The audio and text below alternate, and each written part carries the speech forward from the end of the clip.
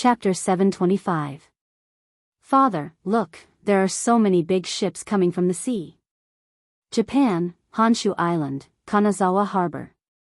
Near noon, the fishermen on the shore began to pack up their boats and prepare to go home. 7 or 8 children with small buns were picking up shells or chasing each other on the beach. One of the children suddenly saw the ships covering the sky and shouted happily as if he had found a treasure. Not far from the child, there was a bare-chested middle-aged fisherman. When he heard his child's shout, he subconsciously smiled and said, "That's just the government's ship." Halfway through his sentence, his voice suddenly stopped. He raised his head and casually swept his gaze around. He caught a glimpse of the endless sea of ships. Clearly, a fleet of this scale was not something that the local government could possess. Is this the imperial court's ship? The other fishermen also noticed the abnormality and began to guess. No. It's not the imperial court's ship, it's not the imperial court's ship. It's the Tang Empire's army is here. Run. After a sharp-eyed fisherman saw the big Tang character on the sail of the ship, his face was suddenly full of horror. He pulled his child and ran back. It should be noted that in ancient times, the Japanese people only had their own national language and did not have their own writing. Later, the Han culture was introduced to Japan, and the cultured Japanese began to write in Han. After the middle of the 5th century AD, the Japanese people created a way to write Japanese using Chinese characters as interlocutory symbols. After the 8th century, this method of using Chinese characters as interlocutory symbols has been widely adopted.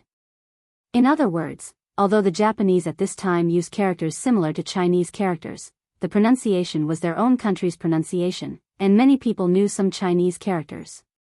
It's really the Tang Empire's army, my God. What did we do wrong? We actually attracted so many Tang Empire's army. Let's run. If you don't run now, you won't be able to run anymore. In the blink of an eye, the crowd on the coast all scattered and fled. Some people didn't even take the fishing gear on their fishing boats and ran away. Woo! With the sound of a horn, the huge fleet began to dock. Li Shao opened the way in front. After Li Shaogong got off the boat, he quickly bowed and said, "Your Highness, we'll reach Feiniao City, the capital of Wu Nation, 80 miles east from here. However, there are so many of us. We'll definitely meet the local armies of Wu Nation on the way." Li Shaogong sneered. "Humph. A mantis trying to stop a chariot, what's the point? How's Wu Di doing?" "Your Highness, I'm fine." Wu Di hurriedly ran over and cupped his fists. I will leave you with 8,000 elites to guard the ships at the harbor. If anything happens to the ships, you will be punished according to military law." Li Shaogong ordered solemnly with a straight face. Other than the possibility that he would be impeached, he was also taking other risks. His fleet was carrying a large amount of supplies, including the Great Tang's future food supplies. If they were stolen, the fleet that had mobilized the entire country to send south would truly end up empty-handed. Li Shaogong could not tolerate such a situation. This general obeys. "Your Highness, please be at ease." This general swears to hand over the goods on the ship. However, this general feels that 5,000 soldiers will be enough. "Your Highness is precious, and you must be careful in Wu Nation." Although Wu Di was somewhat regretful that he had been assigned to guard the fleet, he still cupped his fists and accepted the order. Li Shaogong waved his hand and said, 8,000 it is. Even if this king doesn't bring a single soldier, I'd like to see if the Wu Nation dares to attack this king. All you need to do is lead the army here and guard the supplies. After saying this, he turned to Li Shao and sternly ordered, "Organize the army and set out for Feiniao City." This general obeys. All soldiers of the 3 armies, assemble. The construction of Japan's capital had begun during the Feiniao era. When Emperor Goku was elected, the capital was set at Feiniao City, located in the southern part of the Nara Basin. Emperor Tenzi's capital was moved to Dajin City, located about 40 kilometers north of Feiniao City. When the Chu were burned, the pitiful land was scorched. During the rebellion of Ren and Shen, Dajin City was destroyed in the flames of war. When Emperor Takeda was on the throne, the capital was moved to Fujiwara City, located in the Nara Basin, surrounded by the three mountains of Yamato. Fujiwara City adopted the chessboard-like neighborhood structure of China's ancient cities for the first time. It was considered the first capital city in Japan's history. Many scholars later called Fujiwara City the first capital city of Japan, not because the previous city was surrounded by wilderness, but because Fujiwara City adopted the chessboard-like neighborhood structure of China's cities for the first time. It was the result of Tang Feng's influence. At this time, Japan, one nation, was in the Feinio era, and Emperor Goku was in power. She was the first female emperor of one nation. At the same time, she was the 33rd emperor of one nation.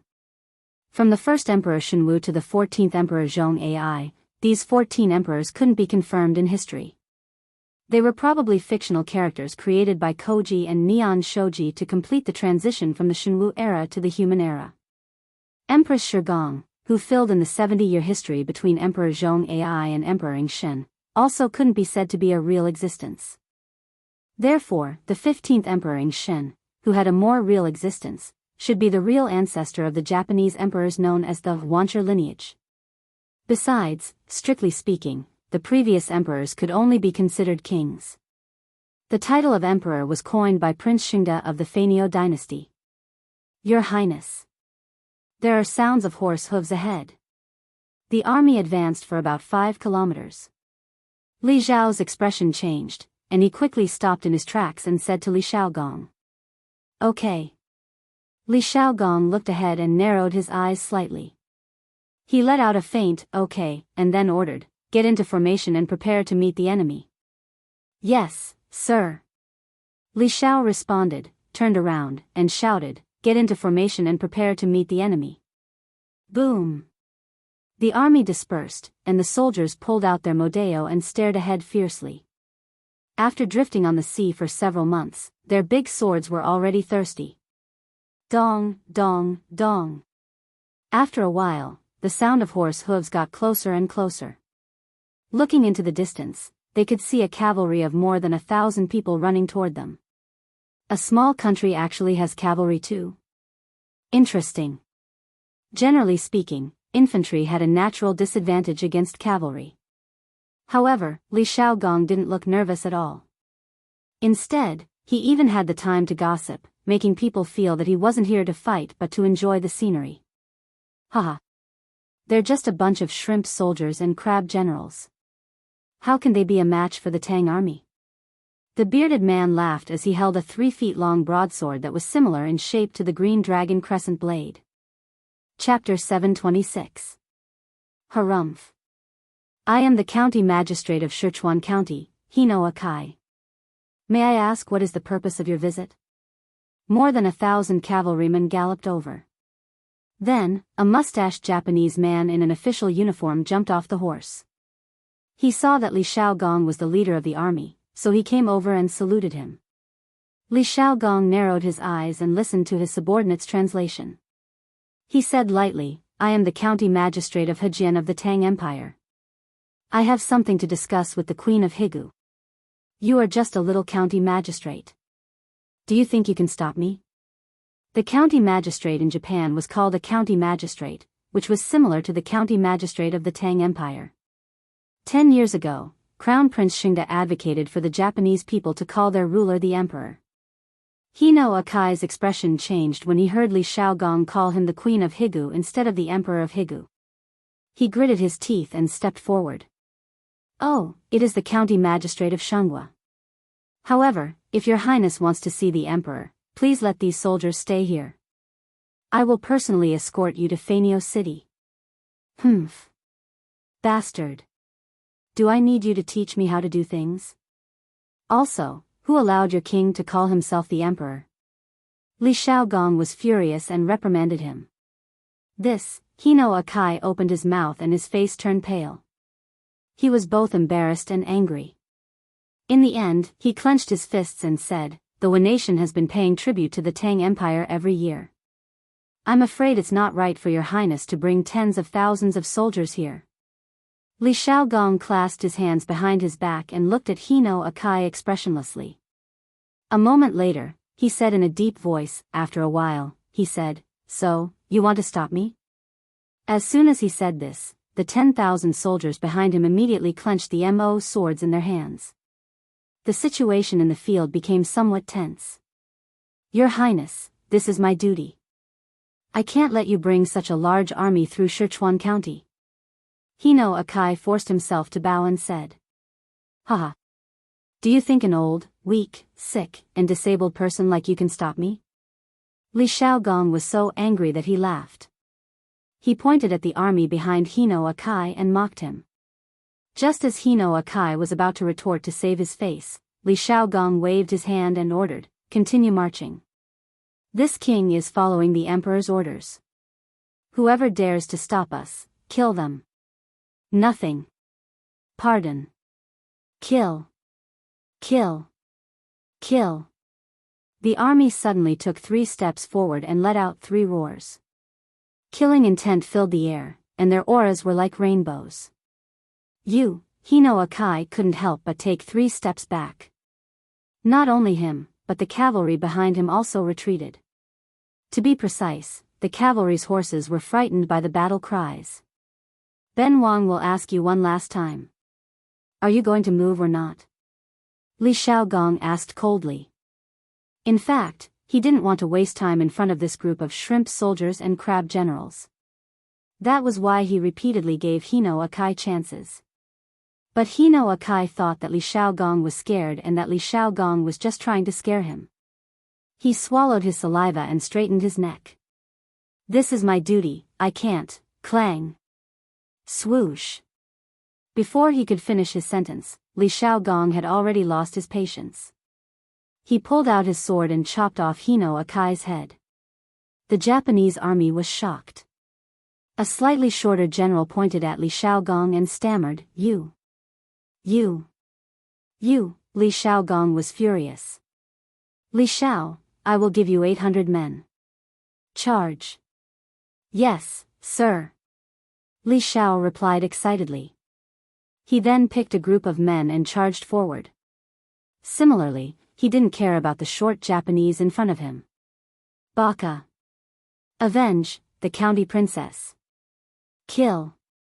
The general pulled out his saber and shouted as he urged his horse to charge towards the Tang army. "Chop the horse's legs." In truth, the cavalry that Hino Akai had brought with him were all old warhorses. In terms of speed and momentum, there was a world of difference between them and the Turkic Khaganate cavalry. Li Shao bellowed as he swung his mo saber at lightning speed toward the warhorse that the general was riding. Hiss! The warhorse let out a whine and fell forward. The general was shocked and quickly got off his horse. Before he could stand firm, Li Zhao's mo saber was already slashing towards his neck. Difference. This was the difference in strength. As soon as the 2 armies clashed, the winner was obvious. Even though the Neon army had the advantage of horses, they were far from a match for the well-trained Tang army. Not to mention 800 Tang soldiers, even if there were only 500 Tang soldiers, they were enough to beat the thousands of Neon soldiers and make them flee. Mercy. Ugh, Hino Akai's general begged for mercy at the critical moment. Unfortunately, Li Shao didn't understand him at all. His sword chopped off his head mercilessly. At the same time, the 800 Tang soldiers behind Li Shao were also swinging their swords and harvesting lives. Compared to infantrymen, cavalry's greatest advantage was their speed and impact when they clashed with each other. If the Neon cavalry charged directly, they might cause some trouble for the Tang army. However, Hino Akai had stopped in front of Li Shaogong and wanted to negotiate.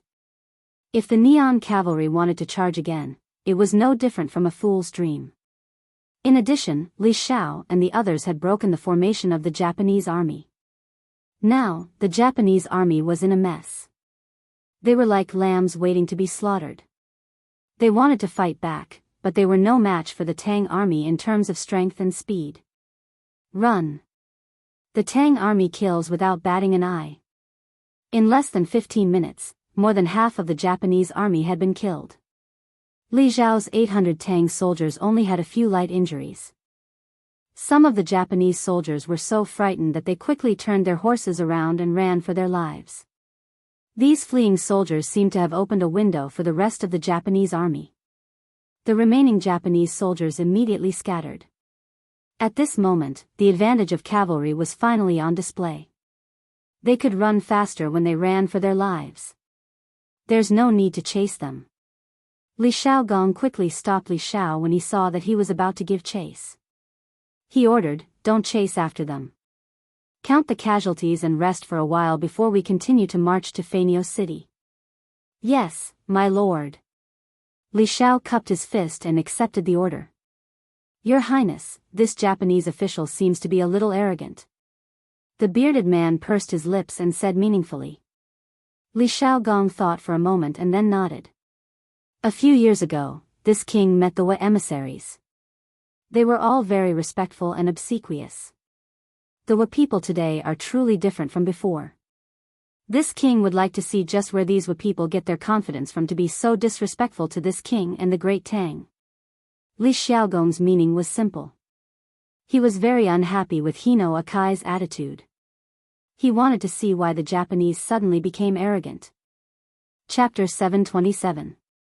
The news of the Tang army defeating Hino Akai in Sichuan County spread quickly because of the deserters. Suddenly, the people in the other counties around Sichuan County were in a state of panic.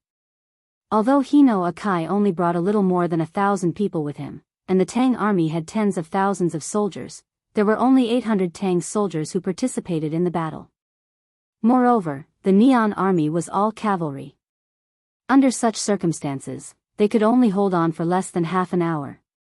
In addition, in order to wash away the crime of desertion, the fleeing soldiers naturally tried their best to exaggerate the fierceness and bravery of the Tang army. Through word of mouth, Li Shaogong became an 8-foot-tall golden-armored general holding a huge sword weighing hundreds of kilograms, while the Tang army became hellish demons clad in iron armor, with infinite strength and invulnerable to swords and spears. The people in the counties along the way all shut their doors and did not come out, and the local officials also fled the county headquarters, not to mention organizing an army to fight against the Tang army. Therefore, the army led by Li Shaogong went all the way without any hindrance. In the evening, they arrived at the capital of Neon, Feiniao City. Don't doubt the marching speed of the army. Li Shaogong and the others used more than half a day to march more than 80 miles. Even in the marching records before the Tang dynasty, this was not the top speed. In the Wei Shu, the biography of Xiahou Yuan, Yuan was a general. He often went to the enemy when he was in a hurry. Therefore, there was a saying in the army, Xiahou Yuan, a military officer, 500 miles in 3 days and 1,000 in 6 days. Xiahou Yuan should be an infantryman. On average, he could travel 167 miles in a day. Of course, the day here referred to the day, not the night.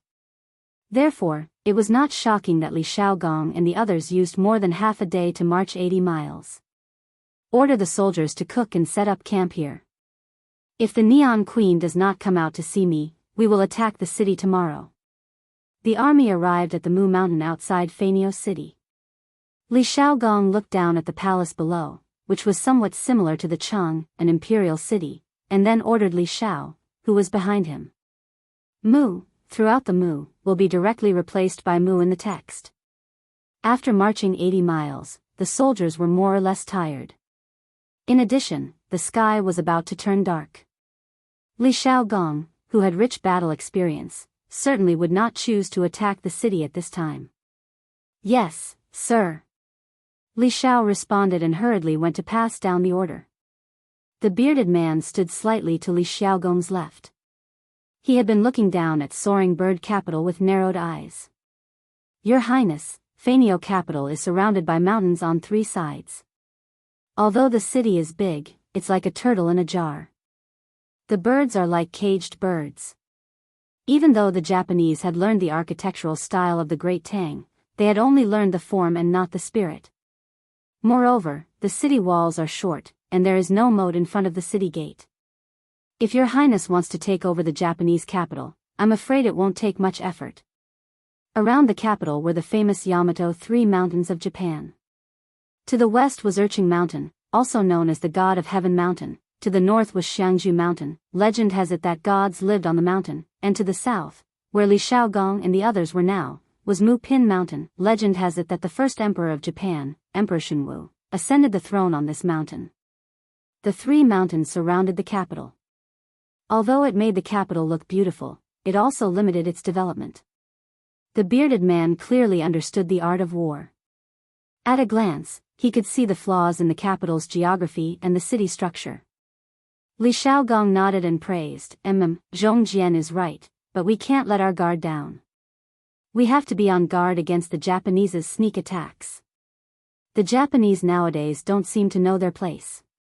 They even dare to call themselves the emperor. The ruler of the Central Plains was called the emperor, while the ruler of Japan called himself the emperor. Li Shaogong felt that this was a humiliation to the great Tang, so he was furious. The bearded man smiled and said, indeed, although I have never been to Wanation, I have heard many things about it. Previously, Prince Xingda of Wanation was the regent and vigorously implemented many new policies, which improved the overall strength of Wanation by a lot. In the imperial palace of Japan, the news that Li Shaogong had led his army into the country had long ago reached this place. The officials gathered in the palace were all panicked and fearful, and the mood in the hall was abnormally oppressive. Reporting. Your Majesty, the Tang army has already reached the outskirts of the city and is setting up camp on Mu Pin Mountain. At this moment, a soldier entered the hall and bowed to the dignified woman in golden attire sitting at the head of the table. Buzz.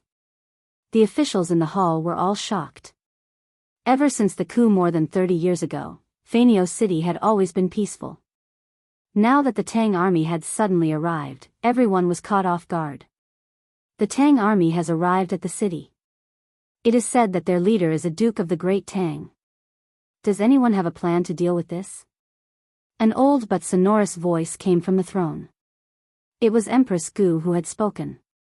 35 years ago, the head of the most powerful family in Japan, the Suo clan, Suo Matsi, although there was the word Matsi in his name, this person was a man, sent an assassin to assassinate Emperor Chongjun, who was supported by him at that time. Then, he supported the 39-year-old Empress Ida as the Empress, who was now the 74-year-old Empress Tugu. In the early days of the Tugu dynasty, the actual rulers of Japan had always been Empress Tugu's nephew, Crown Prince Xingda, and Suo Matsi. 5 years ago, Crown Prince Xingda passed away, and the imperial power gradually began to fall into the hands of Empress Tugu. Last year, Suo Matsi, the head of the Suo clan, also passed away. Now, Empress Tugu completely grasped the imperial power. Your Majesty, I think we should first find out why the Tang Empire has stepped into our country's territory, and then talk about other things. Not long after Empress Tugu finished speaking, a young man in his late 20s came forward and said, well, Big Brother Shanbei's words are reasonable. What do the other officials think? Empress Tugu thought about it and agreed. This young man was Crown Prince Xingda's son, mountain-back elder brother Wang, and Neon people's names are so strange. He was also the successor chosen by the Emperor of Japan. His ability and knowledge were naturally outstanding, quite similar to his father's style. Your Majesty, I don't agree with Big Brother Shanbei's opinion. While the officials looked at each other, a short young official with a mustache walked out with an arrogant expression. He slightly leaned forward to Empress Tugu and then said, I think that Japan has been paying tribute to the Tang Empire before, but the Tang Empire did not abide by the agreement and invaded without authorization. This is not putting us in their eyes. This is a good time for us to contact Beach and Goguryeo to resist the Tang Empire together. If we can destroy more than 10,000 troops from the Tang Empire in one fell swoop, Japan will be the well-deserved king of this sea area. Chapter 728. Fanio City, Wanation Imperial Palace. The person who spoke against it was called Su Wuxia Xianxia. He was the current head of the Su family and also the son of Su Wu's wife. He had always been at odds with his brother, the king of Mountain Back. He was also very arrogant. Of course, as the head of the Su family, the richest family in Japan, he had the right to be arrogant. As soon as Su Wuxia's arrogant words came out, everyone sucked in a breath of cold air. They secretly thought that he was really bold. In the eyes of the Wu nation, the Tang dynasty at this time was the real heavenly empire. The Tang dynasty was also a good race in their eyes. According to historical records, when the Tang dynasty's merchants went to Japan to do business, the local Japanese often warmly entertained the Tang dynasty. At night, they would offer their wives, daughters, and sisters to the Tang dynasty in the hope of giving birth to a son or a daughter. However, this behavior was only done in a small number in the Tang dynasty.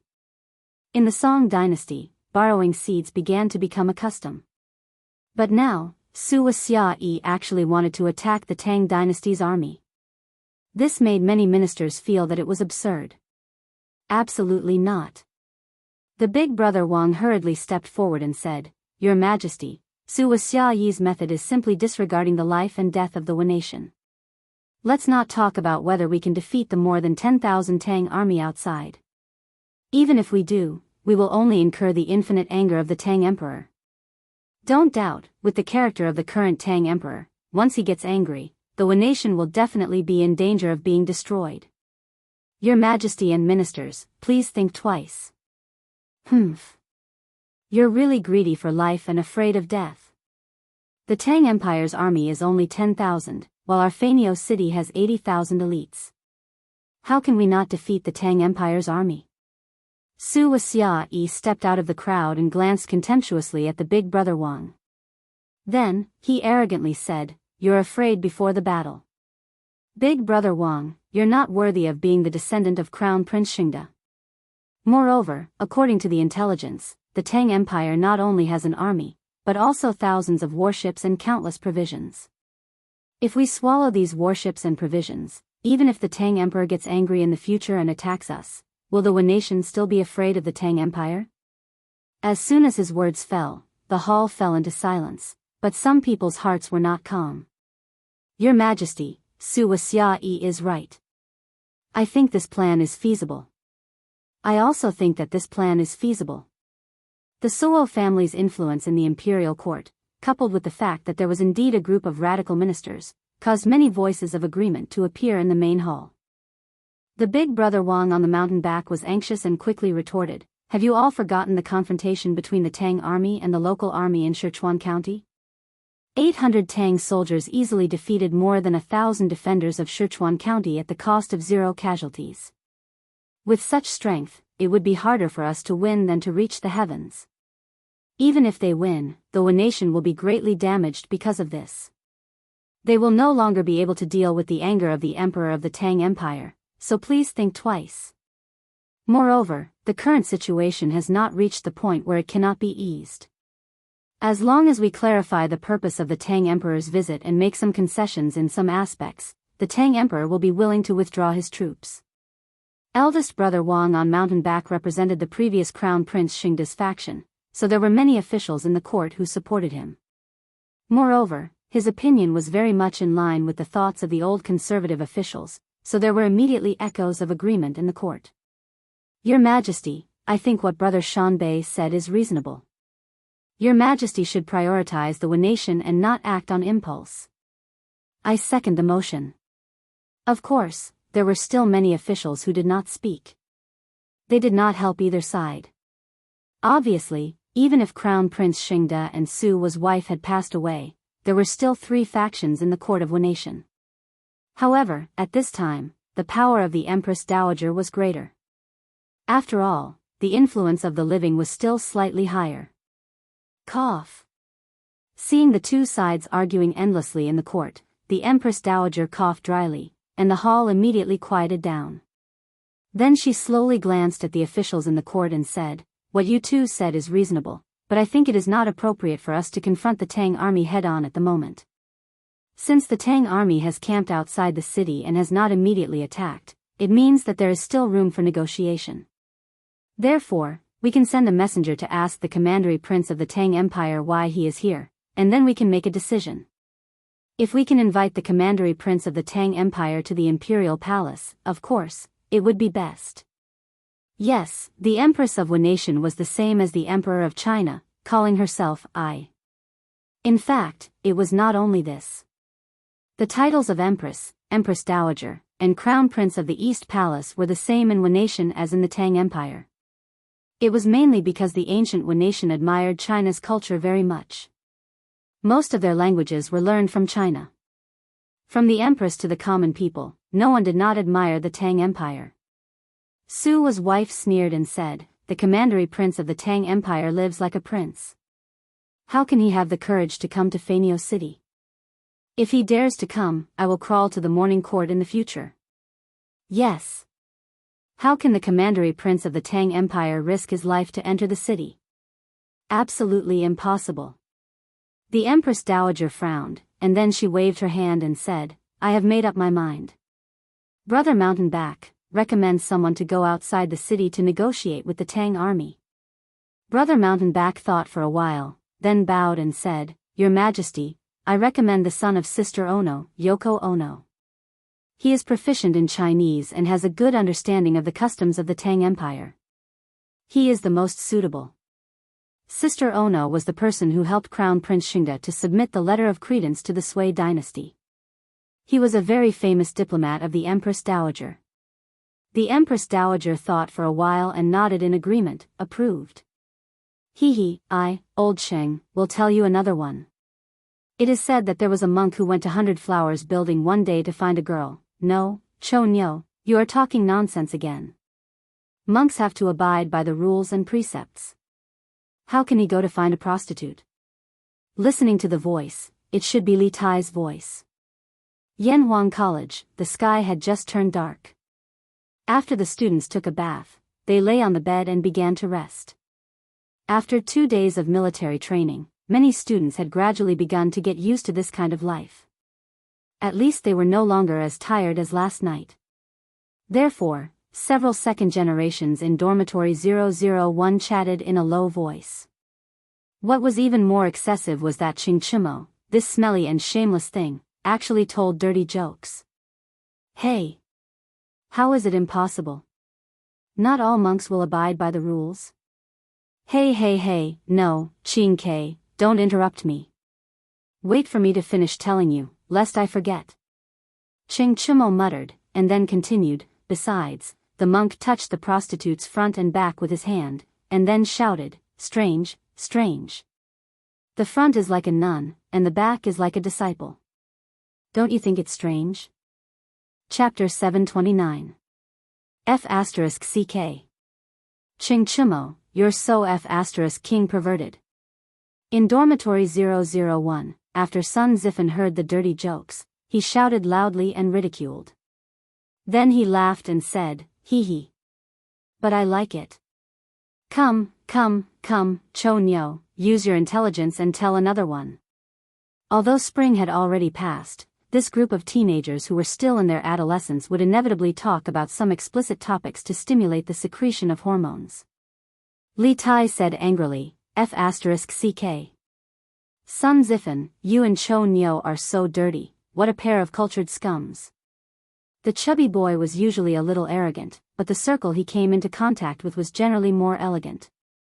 At this moment, hearing the vulgar conversation in the dorm, Li Tai, who was in the dark, couldn't help but blush. Chingchimo smiled wretchedly and said, "Hey! How are we cultured scums? Isn't it natural for a man and a woman to love? Haha. Baolin, don't you think so? Forget it, you won't understand even if I tell you." Yuchi Baolin, who was about to get up and talk, suddenly touched his nose gloomily and then lay back down. In this dorm, he was the most honest person, so Chingchimo could only bully him a little. All right, let's all go to sleep. There's military training tomorrow." Li Qingxian, who was sleeping on the top bunk, obviously sensed Li Tai's embarrassment and spoke up to help him out. Sleep? Who can fall asleep so early?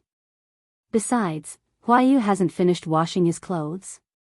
Sun Zifen had just finished listening to the dirty jokes, and his blood was boiling. How could he fall asleep now? Besides, what he said was right. Qin Huayu was still washing his clothes under the moonlight by the sink inside. Speaking of which, Qin Huayu had miscalculated. Usually, he preferred to be quiet at home and only bathed once every 2 to 3 days. Therefore, when school started, he only brought 3 sets of clothes with him.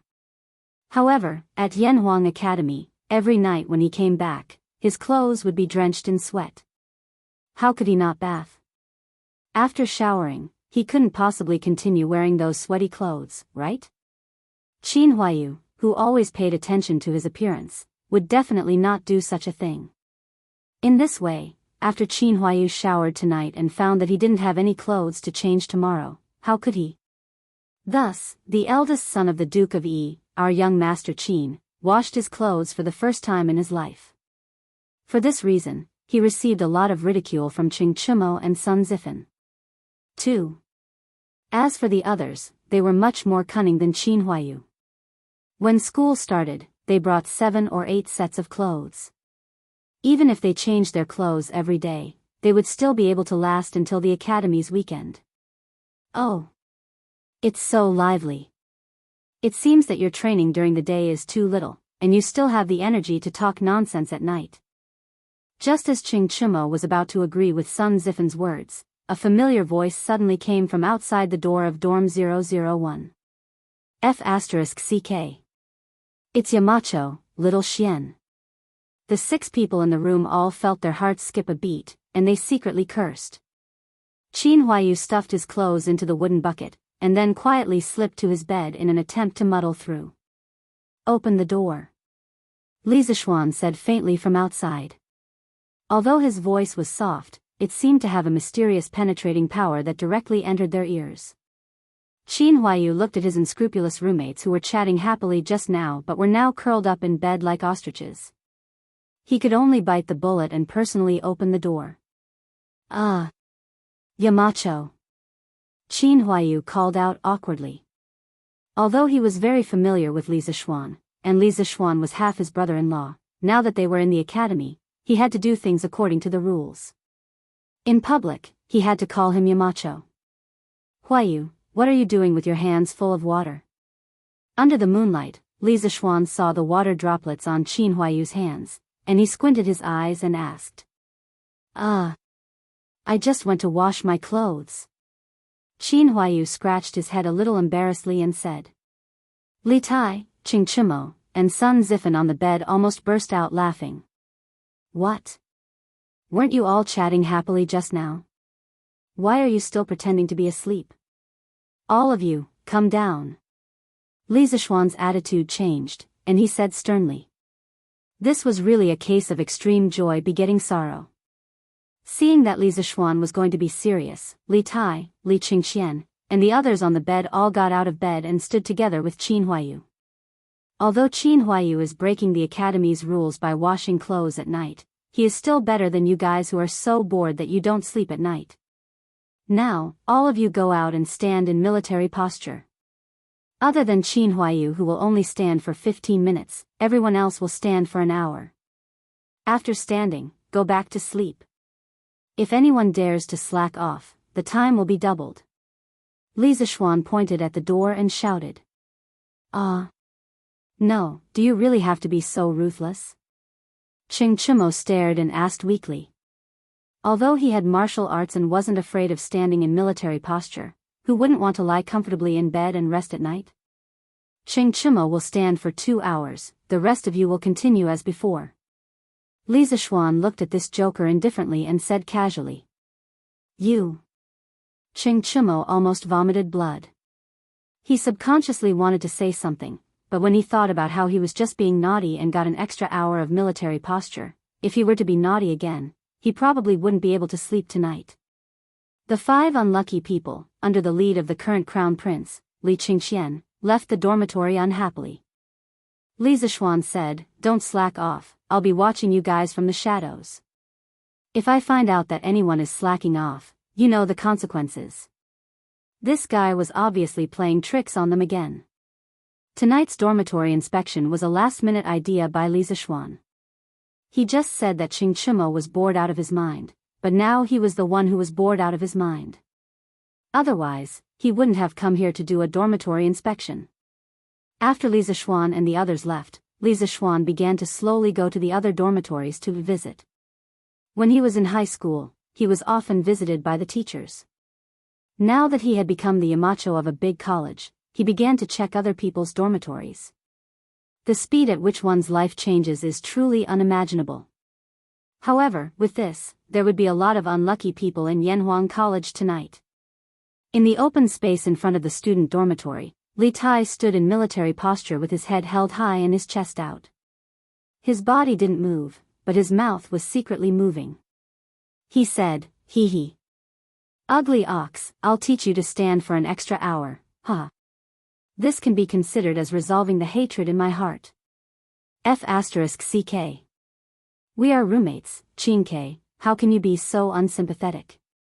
Who the hell is your roommate? If it weren't for you telling such vulgar stories in the middle of the night, would we be standing here now? Hey, hey, hey. Look. You Dong Kai and the others have also been caught, haha. Could it be that they haven't slept yet? Haha. Isn't that Xiaoka? TSK. It's so lively tonight. Chapter 730. Cool. Why are you here? In the open space in front of the dormitory, Li Qingxian asked calmly while keeping an eye out for Li Zishuan's surprise attack. Li Ku, who was standing behind him, said gloomily, I went to bed too early last night and didn't even get to know my roommates. I'm not as sleepy as last night, so I wanted to talk to them a little more and get to know them better. In the end, I was caught by the yamacho. Hee hee. Ku, how long did you guys stand as punishment? Li Tai interrupted. Li Ku said faintly, 1 hour. Oh. So it's only 1 hour. Li Tai was a little disappointed. Haha. Look. Another group is here. What the heck, isn't that Meng Wenhao, Iron Egg, and the others? Why were they caught too? Cheng Chimo saw another group of people in front of him and shouted excitedly. When he saw who it was, he was shocked. Pfft. Maybe some of them are washing clothes like Huayu? Sun Zifen couldn't help but laugh. Qin Huayu looked embarrassed, but Cheng Chimo said happily, hee hee. Why don't we ask them how long they stand as punishment later? If I had known, would have gone to wash clothes just now. Damn it, when you guys leave later, I'll have to stand here for another hour. What a scam. Sun Zifen and Li Tai said disdainfully in unison, useless, I won't wash clothes even if you beat me to death. After a quarter of an hour, Li Zishuan walked out of the dormitory slowly, followed by Pang Feiji. At this time, there were nearly 70 to 80 students standing upright in the open space in front of the dormitory. Li Zishuan thought angrily in his heart. There are quite a lot of students who have nothing better to do. Looks like they're starting to accept the current training volume. I can get Qin Xiong to give them more training tomorrow. Cough cough. Stop talking. Yamacho is here. Li Qingxian's lips moved slightly as he whispered to the people around him. In fact, he didn't need to say anything. The students standing there were always paying attention to the movements at the door of the dormitory. When Li Zishuan came out, basically all the students immediately stopped their little tricks and stood in a standard military posture. At ease. Li Zishuan walked to the front of the line and shouted. Swoosh. The students thought that Li Zishuan was going to show them mercy. One by one, they excitedly took a step forward, but then they heard Li Zishuan's dull voice. Does anyone still remember what the Yanhuang College Student Handbook said? What time do you have to sleep at night? This voice was obviously laced with anger, causing the students to instantly wake up. One by one, they pretended to be listless in order to avoid being called out. Ching Chimo, tell me, what time do you have to sleep? Sometimes, the thing you don't want the most often happens. Ching Chimo kept saying in his heart, don't call me. Don't call me, but in the end, he was called out. It was really fate. I forgot. Ching Chimo scratched his head awkwardly and said weakly. In fact, he didn't forget at all. When the Yanhuang College Student Handbook was given to him, he took it home and never opened it again. Moreover, this guy seemed to be using it to wipe his ass. You forgot? Then you can stand for another 30 minutes later. Li Zishuan said indifferently. You. Ching Chumo was just about to say a few words of acceptance speech, when he saw Li Zishuan's slightly dangerous eyes and decisively shut his mouth. Sun Zifen, you answer for Ching Chumo. Sun Zifen, who was secretly laughing in his heart, immediately felt tragedy. The student handbook had so many pages, how could he spend the time to read it? Yamacho, a student's memory is not very good after leaving the bed. Can you let me go to the dormitory to recall it? After stammering for a long time, this joker finally thought of a perfect answer. Li Zishuan said angrily, you can stand for another hour later. Pfft. Ching Chumo couldn't help but laugh out loud. When he saw Li Zishuan looking over, he quickly pursed his lips and held back his laughter. In an instant, his tanned face turned red. Yamacho, I know what time it is. Just when everyone bowed their heads in silence, a voice suddenly sounded in the crowd. Li Zishuan looked over and found that the person who had just spoken was Jia Jiayin, who ranked 4th in the entrance exam. Well, whether in ancient times or modern times, teachers would have a deeper impression of students with good grades. As for why this little top student was caught, don't ask. If you ask, it would be like doing laundry. Jia Jiayin, then you tell me. Li Zishuan said in a kind tone. He found that he was now more and more immersed in the profession of a teacher. Seeing this, most of the students in the field couldn't help but breathe a sigh of relief. They didn't want to work overtime like Ching Chumo and Sun Zifen, the two unlucky people.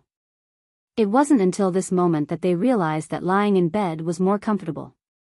Back to Yamacho, the Yanhuang College Student Handbook stipulates that the lights in the dormitory must be turned off at night, and then all students must immediately keep quiet and lie in bed. You are not allowed to walk around at will. That's 9:00 in the evening. For modern people, going to bed at this time may be a little early, but in ancient times, it was abnormal not to go to bed at this time. A prodigy was indeed a prodigy. Jia Jiayin recited the relevant regulations in the student handbook, word for word, and the students couldn't help but look at him in a new light. Well. Very good. Jia Jiayin, you can go back and rest now. Remember, if you want to do laundry next time, you must finish it before night to avoid being punished again. Li Zishuan nodded and said warmly. Yes, Yamacho.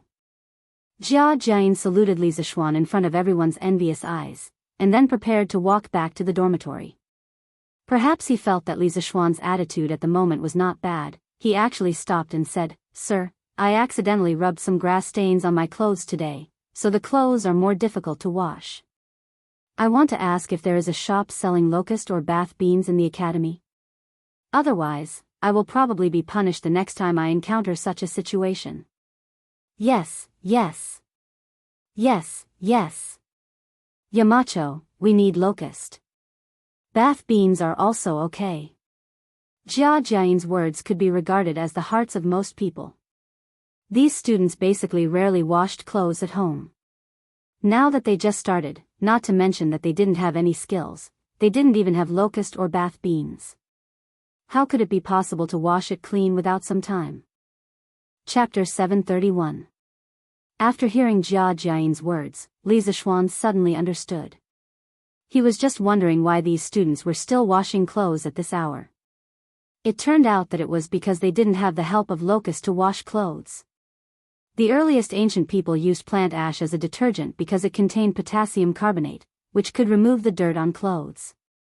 According to Cao Gongji, silk was refined with bars as ash. It was made of pure silk, and it was made of jade. The jade in this sentence was shell ash, which contained calcium hydroxide. When mixed with plant ash, it could produce potassium hydroxide. When it was immersed in water to wash silk fabrics, it had a chemical reaction with the oil attached to the surface of silk fabrics to produce potassium soap, which could wash silk fabrics clean and bright. Later, the ancient people of the Wei and Jin dynasties began to use locust and bath beans to wash clothes. Locust could produce foam in water and had the ability to remove dirt. Later, Sun Simiao invented a new way to wash clothes. It was to wash the dirty blood on the pig's pancreas, tear off the fatty liver on it, grind it into a paste, add soybean powder and spices, mix it evenly, and dry it in a ventilated place to become bath beans that could remove dirt from clothes. Alright, I got it. However, the military training is a special period, and the conditions will naturally be more difficult. You don't have to pay too much attention to it, as long as the clothes don't smell.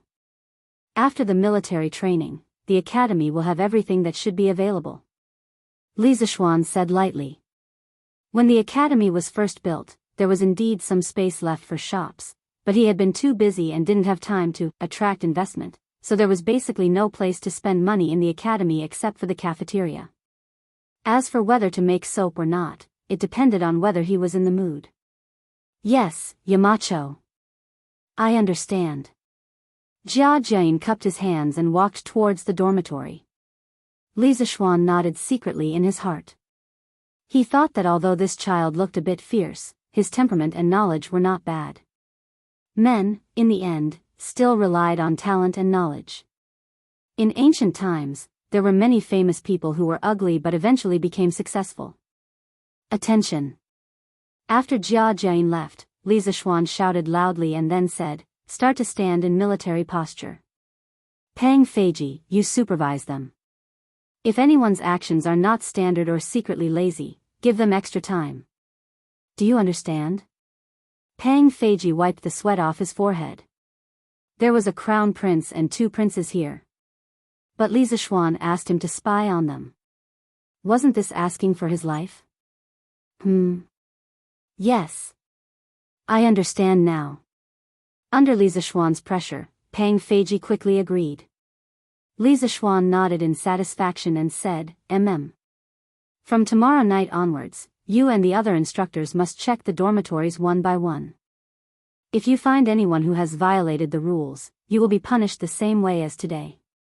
You are not allowed to sleep until midnight, do you understand? Yes. Yamacho. Pang Feiji felt bitter. They were actually quite tired as instructors during the day, but now that they were writing, they had less time to rest. Thousands of miles away, in Wanation, on the Mupan mountain outside Fainio City. Prince, the king of Wanation has sent an envoy. He is now outside the camp. Do you want to see him? In the main tent, Li Xiaogong was looking at the map on the table when a messenger suddenly came in and bowed. Li Xiaogong raised his head and said lightly, "Let him in." Yes. After a while, a short man in Wanation clothes came in and bowed to Li Xiaogong. "Yoko Ono greets your highness." This sentence was spoken in extremely pure Mandarin with a Guangzhong accent. Li Xiaogong raised his eyebrows and said, "You can speak Mandarin?" Yoko Ono bowed slightly and said, "The culture of the Central Plains is extensive and profound. The entire Neon nation admires it. I have studied in the Central Plains for a period of time under the influence of my late father, so I can speak some Chinese." In 607 AD, the first government mission sent by Japan to China's Sui dynasty finally arrived in Luoyang. The leader of the mission was Yoko Ono's father, Yoko Ono. In 609 AD, Yoko Ono came to China again to send the Sui dynasty's envoy back to China.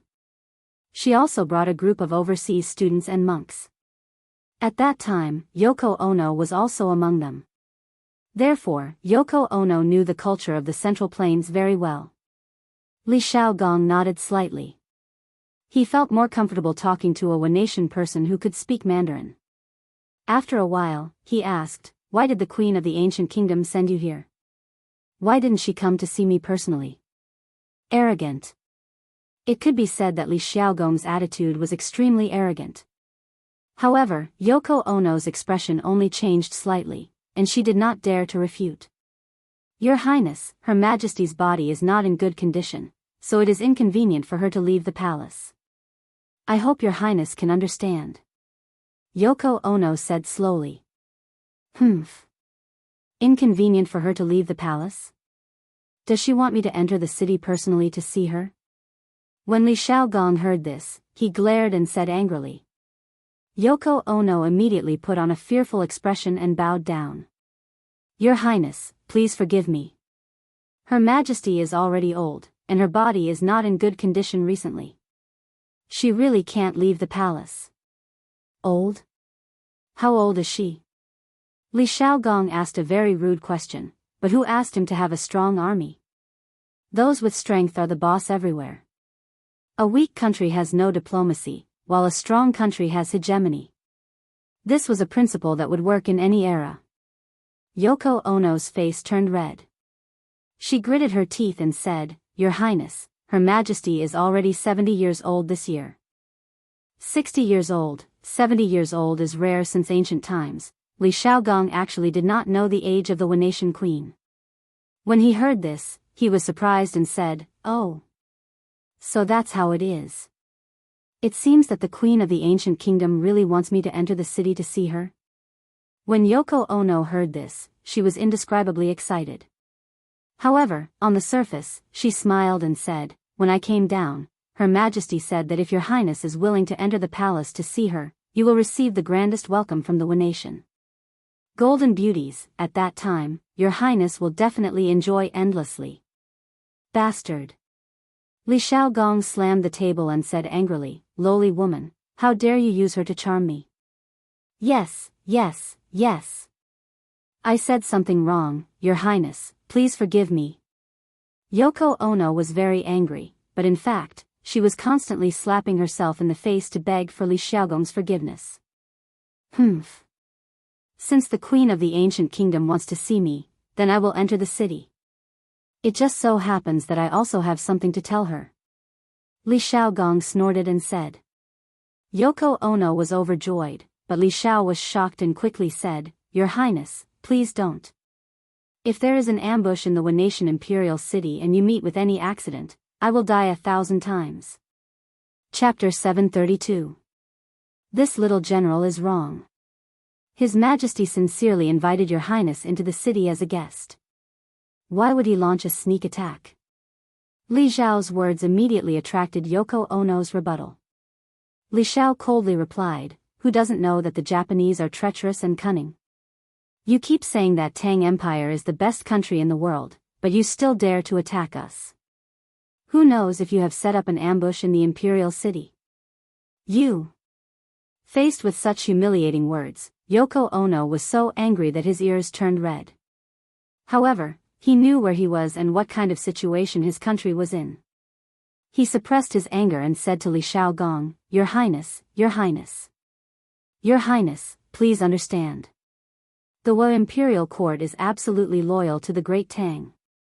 The previous lord of Sichuan County had eyes but failed to recognize Mount Tai. His Majesty has already ordered his family to be imprisoned. My lord only wishes to discuss this with your Highness in person so that your Highness' misunderstanding of the Wu nation can be resolved as soon as possible." What a hypocrite. That's enough. That's enough.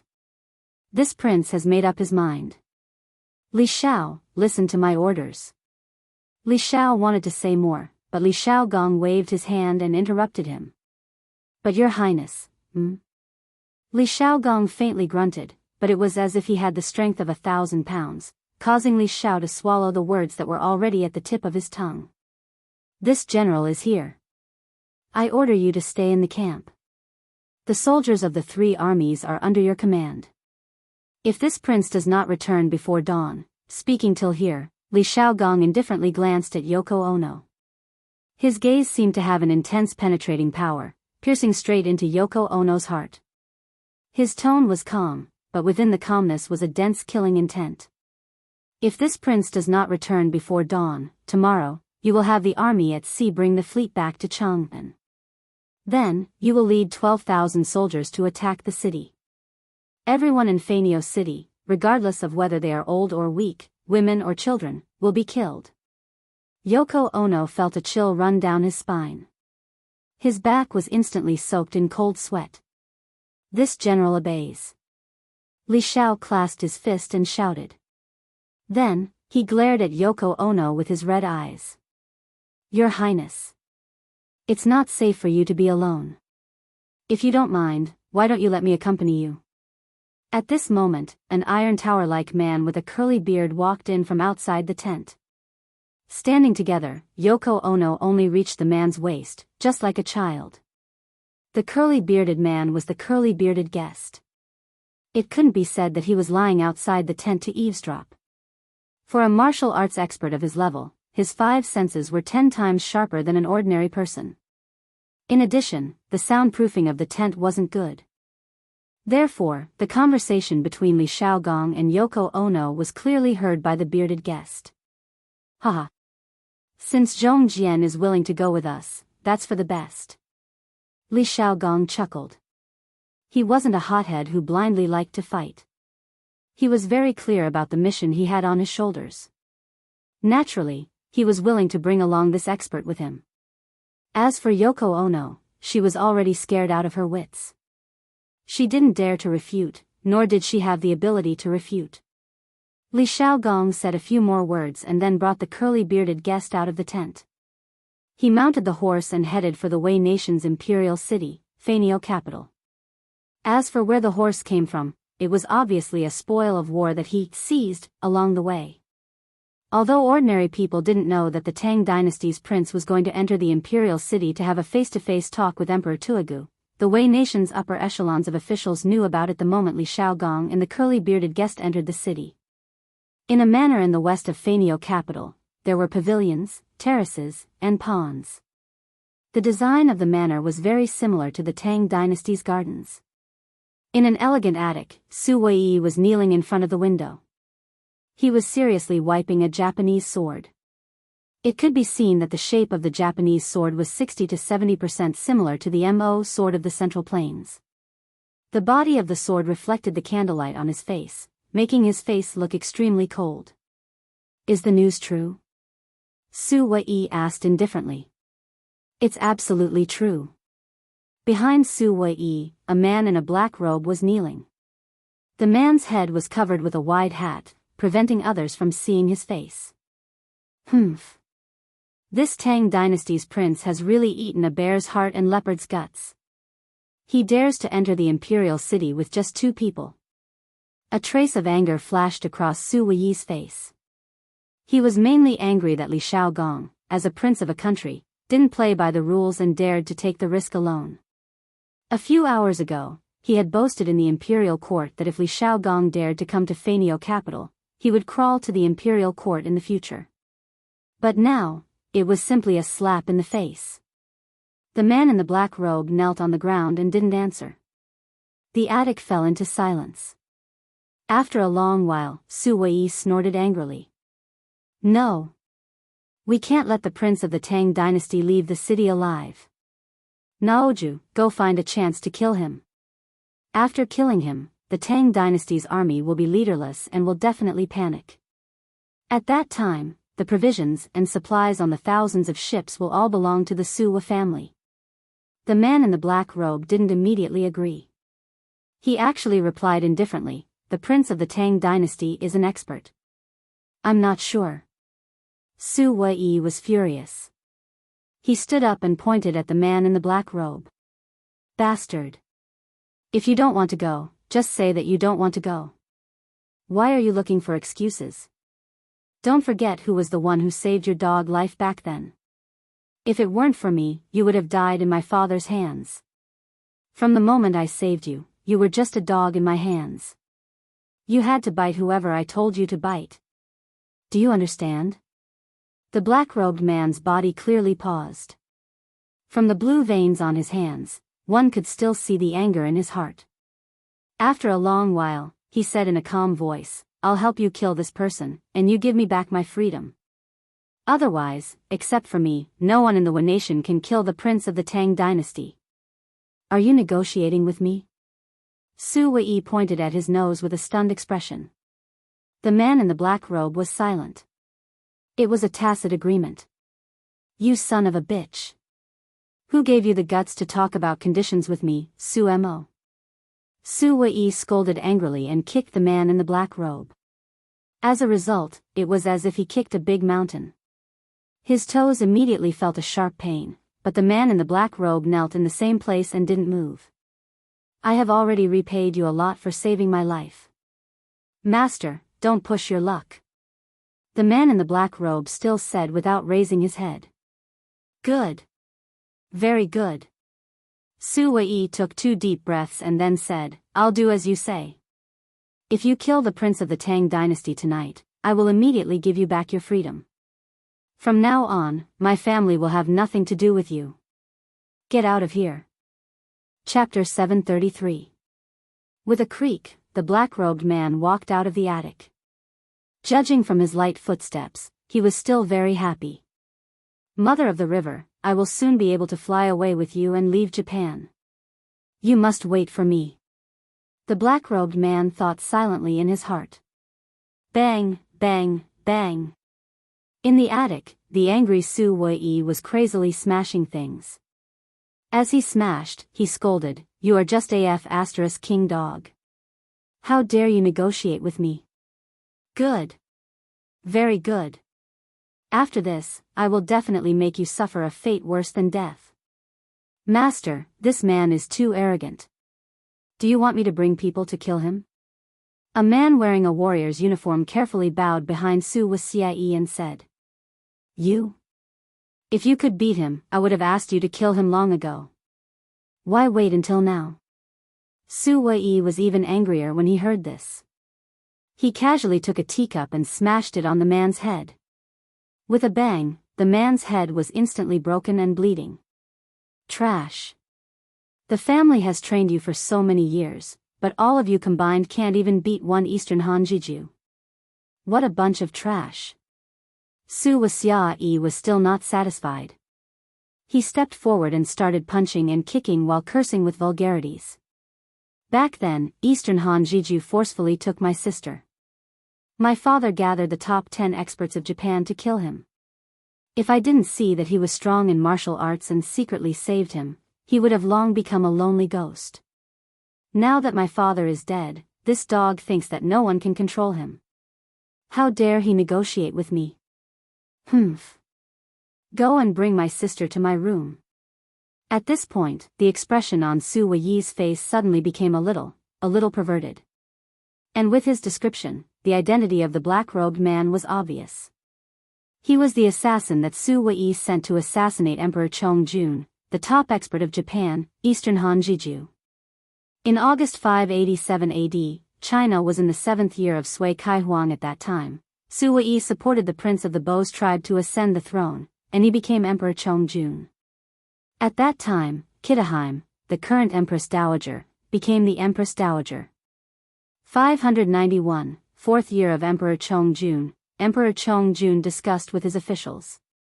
In order to recover the lost land of Ren-Na, he sent 20,000 troops to Zuzi and an envoy to Xinluo. At this moment, all the political power was in the hands of Su Wa, which made Emperor Chongjun unhappy. In 592, 5th year of Emperor Chongjun, in October, someone presented a pig to Emperor Chongjun. Emperor Chongjun pointed at the pig and said, One day, I will chop off the head of the pig and kill the people I hate. He then gathered a large army. From Heavenly Emperor Chongjun's words, Su Wumon knew that Heavenly Emperor Chongjun was determined to kill him. In the 11th month of the same year, Suo Ma Zi sent an assassin to assassinate Emperor Chongjun. After that, Naoju of the Eastern Han raped Suo Ma's daughter, who was as beautiful as a flower and was known as the #1 beauty in Neon. Furious, Su Wuma gathered the top 10 experts to kill East Han Jiju. Everyone thought that East Han Jiju was dead. No one would have thought that Suo Ma's son, Suo Ma's brother, would actually save the enemy of the Suo family. No one would have thought that East Han Jiju would develop true feelings for Suo Ma. However, East Han Jiju would never have expected that his sweetheart had already been killed by someone. At that time, the Neon people were so perverted. In fact, in ancient Neon, marriage between close relatives was very common. From the emperor to the commoners, marriage between brothers and sisters of different mothers was very common. This could be seen in the historical records. There were even cases of brothers and sisters of the same mother marrying each other. At that time, brothers and sisters of different mothers were able to naturally get married or have relations with each other because they did not live in the same family. The sense of closeness between them was very weak or even non-existent. There was also no concept of kinship. It was often difficult to determine the father, and the family system was not perfect. According to the historical records, after the death of the 19th emperor of Neon, according to the rules, the crown prince, Prince Muley no Kei, inherited the throne. However, before he ascended the throne, he fell in love with his sister from the same mother. He had an affair with her. In the dead of the night, he visited his sister and left many romantic and unrestrained love songs. One day, he had the opportunity to sneak into his sister's boudoir. He was so happy that he could not help but sing in a low voice, "If the mountain is too high, the underground pipes will be buried to water it. The sister that I secretly fell in love with, the wife that I secretly cried for behind my back, tonight, let me love to my heart's content." The love songs that the crown prince wrote were spread out and had a very bad influence among the nobles. This young lady was a famous beauty in Neon history. Many Neon history books also called her Queen of Clothing. It was probably because she liked to wear transparent and sexy clothes. In the face of such a sexy beauty, it was no wonder that her brother loved the beauty and not the country. Not to mention others, just look at the current Empress of Nigu. She was the imperial concubine of Emperor Minda, and Emperor Minda was her half-brother. There was also the deceased Crown Prince Xingda. According to the records, Crown Prince Xingda's parents were half-siblings with Emperor Qin Ming as their father. The perverts of the Neon people could be seen from this. As a standard fourth-generation emperor, the eldest brother of the mountain-back naturally had a lot of power in his hands. At this moment, in a house in the east of Fanio City, the eldest brother of the mountain-back was discussing matters with his subordinates. As one of the actual rulers of the Nigu dynasty, Crown Prince Xingda could barely be considered an emperor. "Master. The commandery prince of the Tang kingdom is about to enter the palace. I think the Su family has received the news earlier than us." An old man with a goatee cupped his hands and said to the eldest brother of the mountain-back. The eldest brother of the mountain-back smiled and said, "The commandery prince of the Tang kingdom is really a hero. This time, Su Wani will probably lose face." Obviously, he thought of Su Wani's bold words in the imperial court earlier. The old man shook his head and said with a worried expression, "Master, you can't be too optimistic. We have to be careful of Su Wani's desperate actions and killing people." The eldest brother of the mountain-back was shocked and said in horror, How dare he? That's the commandery prince of the Tang kingdom." "Sir, are you worrying too much?" The old man said earnestly, "The Su family has always liked to take risks. This time, the Tang kingdom has brought a huge amount of supplies. It's hard to guarantee that Su Wani won't be tempted and take risks out of desperation. Moreover, the commandery prince of the Tang kingdom has agreed to the emperor's appointment, which can be considered a loss of face for Su Wani. This person is extremely narrow-minded and is likely to retaliate. Master, you have to be careful." Chapter 734. You're right. I'll go to the palace to meet the emperor. Koizumi Inada. Leave the mansion immediately and guard the palace gate. Once the commandery prince of the Tang kingdom leaves the palace, follow him and protect him secretly. After listening to the old man's analysis, the mountain-back elder brother nodded in agreement and then ordered his men. "Yes. I'll take my men there now." Koizumi Inada responded and then turned to leave. The mountain-back elder brother stood up and saluted the old man, saying, "The emperor's health is deteriorating day by day, and the barbarians of the Su kingdom are ready to make trouble. Even if I can't be the next emperor, I can't let the barbarians of the Su kingdom disturb the court. I'll leave everything in the mansion to you, sir. I have to go to the palace now." The mountain-back elder brother was the most potential candidate for the next emperor in Neon, so he said that. The old man bowed slightly and replied, "Don't worry, master. I'll make sure the mansion is safe." The mountain-back big brother nodded his head in satisfaction and then left with his 2 personal bodyguards. It was late at night, but Fanio capital was obviously different from before. The whole city seemed to be brewing a storm. The palace was in the center of the storm and seemed particularly depressing. The palace maids and bodyguards also seemed to feel this pressure. They all walked with their heads down. Some people didn't dare to look up and talk even if they were familiar with each other. They had been in the palace for many years and were the most sensitive to changes in the atmosphere. Half an hour later, in the Neon Palace. Why did the commandery prince of Xianxia send troops here? In the palace, the Queen of Neon and Li Shaogong sat opposite each other. Although she was a superior existence in Neon, in front of Li Shaogong, the commandery prince of the Tang Kingdom who held real power, she was not stupid enough to treat Li Shaogong the same way she treated the Neon subjects. The bearded man stood behind Li Shaogong. Although his face was expressionless, his five senses and his legs were already in the best state of alert. As long as there was any movement in the room, he was confident that he could protect Li Shaogong and capture the Queen of Tuigu at the first moment. This was the confidence of a master who was half a step away from the great Grandmaster realm. Queen of Neon, you can speak Chinese? That's right, the sentence just now was indeed in Chinese. Although it wasn't accurate, it was enough to make Li Shaogong feel very surprised. Everyone in Wanation admires the culture of the Central Plains. Although I am the Queen of Wanation, I have also yearned for the Tang Empire for a long time. Therefore, if Wanation offends you in any way, I hope your Highness can forgive us on account of our admiration for the Tang Empire. Wanation will be eternally grateful. The Empress Dowager of Gu was very humble. Not only did she not refer to herself as the Empress, she even used her own name to refer to herself. It was clear that she was well aware that with the current strength of the Wa, opposing the Great Tang was no different from striking a rock with an egg. On the side, Yoko Ono's heart was in turmoil. If it weren't for the Empress Dowager asking him to listen, he would have even forgotten the Empress's real name. Li Shaogong was very satisfied with the Empress Dowager's attitude, but he didn't show it on his face. After a while, he said, I will remember the Empress's kindness. But this time, I led the Tang Empire's fleet south for trade. On the way back, I was attacked by a group of pirates. I lost dozens of soldiers because of this. These pirates are from Wanation. What does the Empress have to say?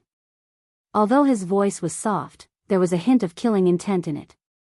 The atmosphere in the hall suddenly dropped to the freezing point. The bearded man also clenched his hands, ready to deal with the Wanations falling out at any time.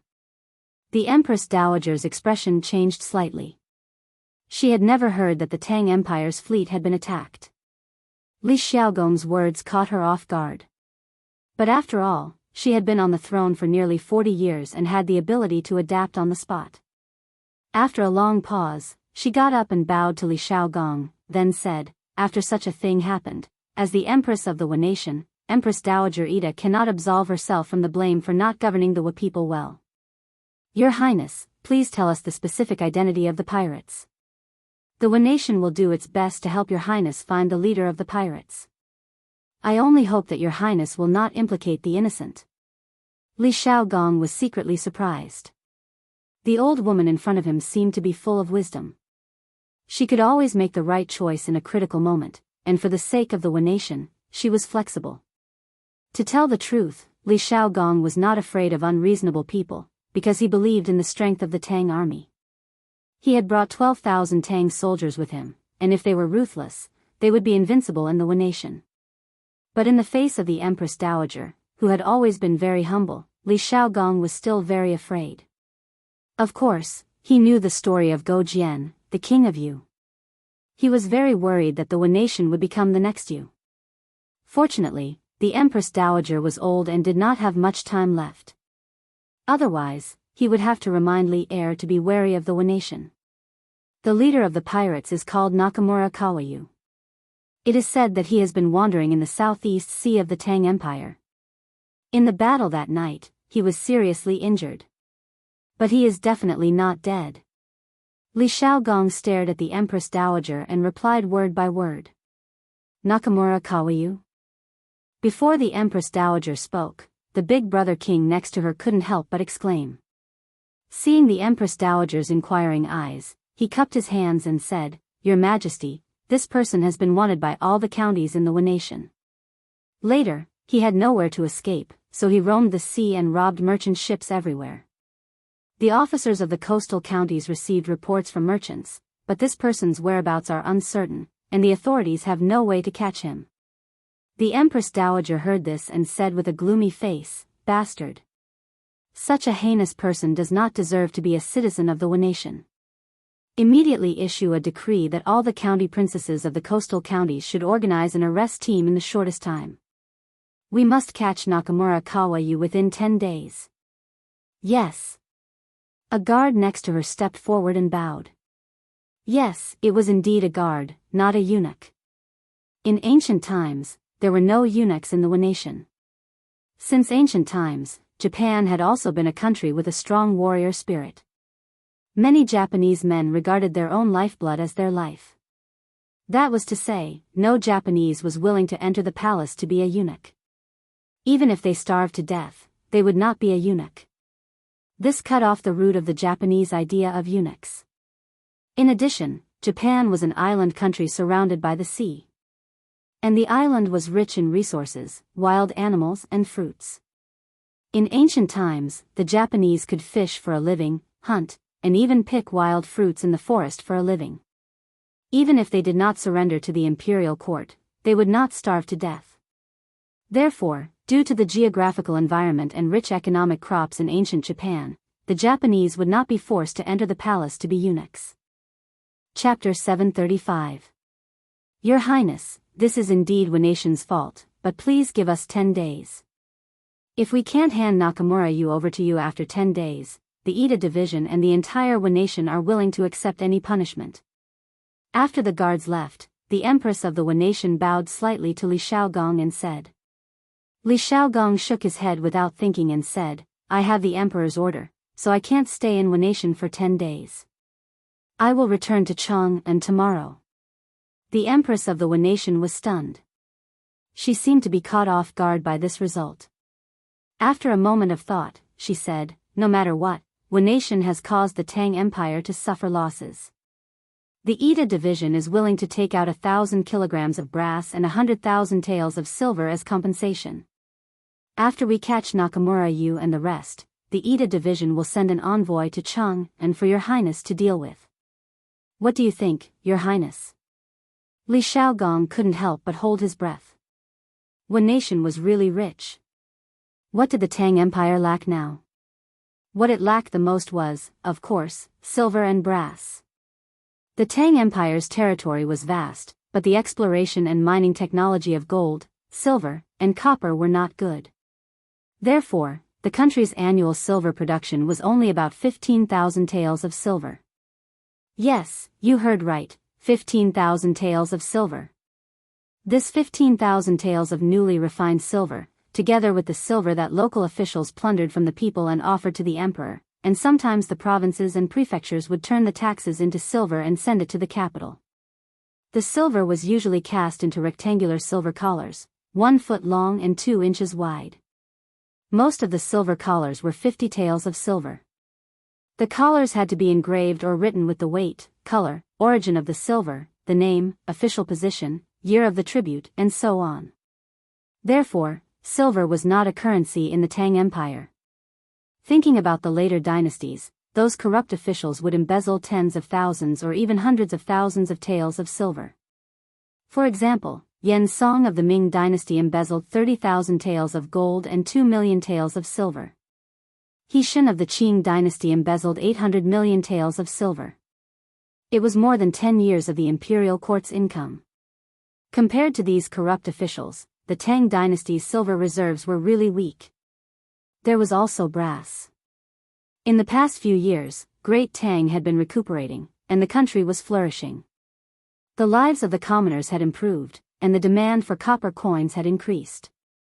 However, there were only so many copper mines that the imperial court had discovered, and there was no such thing as jiaozi or baozi banknotes. Thus, in the past 2 years, Great Tang had already experienced a shortage of money.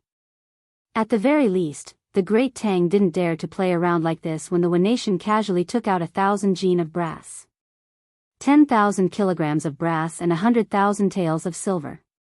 After capturing Nakamura Kawayudo, he must be personally escorted to Chang'an by someone of sufficient status. In this way, I can pretend that nothing happened. Li Shaogong pondered for a moment before looking at the Empress and saying flatly, "Don't worry. How greedy. The bearded man couldn't help but look at Li Xiaogong in surprise. This was what it meant to be greedy. 10,000 kilograms of brass, if brought back to Chang'an, would definitely be enough to solve the current shortage of money in the imperial court. The big brother on the mountain's back pursed his lips and clenched his fists. Even though he belonged to the conservative faction of the Wu nation, he couldn't help but feel a little angry at Li Xiaogong's greedy demand. The Empress's eyes narrowed, and then she clenched her teeth and said, "Your Highness, this 10,000 kilograms of brass is really, say no more." Li Xiaogong waved his hand and interrupted her. "There's no room for discussion. Queen, do you know that the 20 soldiers who died in battle were the bravest soldiers of Great Tang, and those innocent sailors? Now, they are all buried in the sea, and not even their bones are left. Before I set out to sea, His Majesty once told me, if there are any invaders, I will use all my strength to wipe them out. The Wu people have killed the soldiers and people of the Great Tang. Logically speaking, this king should have sent soldiers to attack them, but out of consideration for Her Majesty's devotion to the Great Tang, this king decided to give them a chance.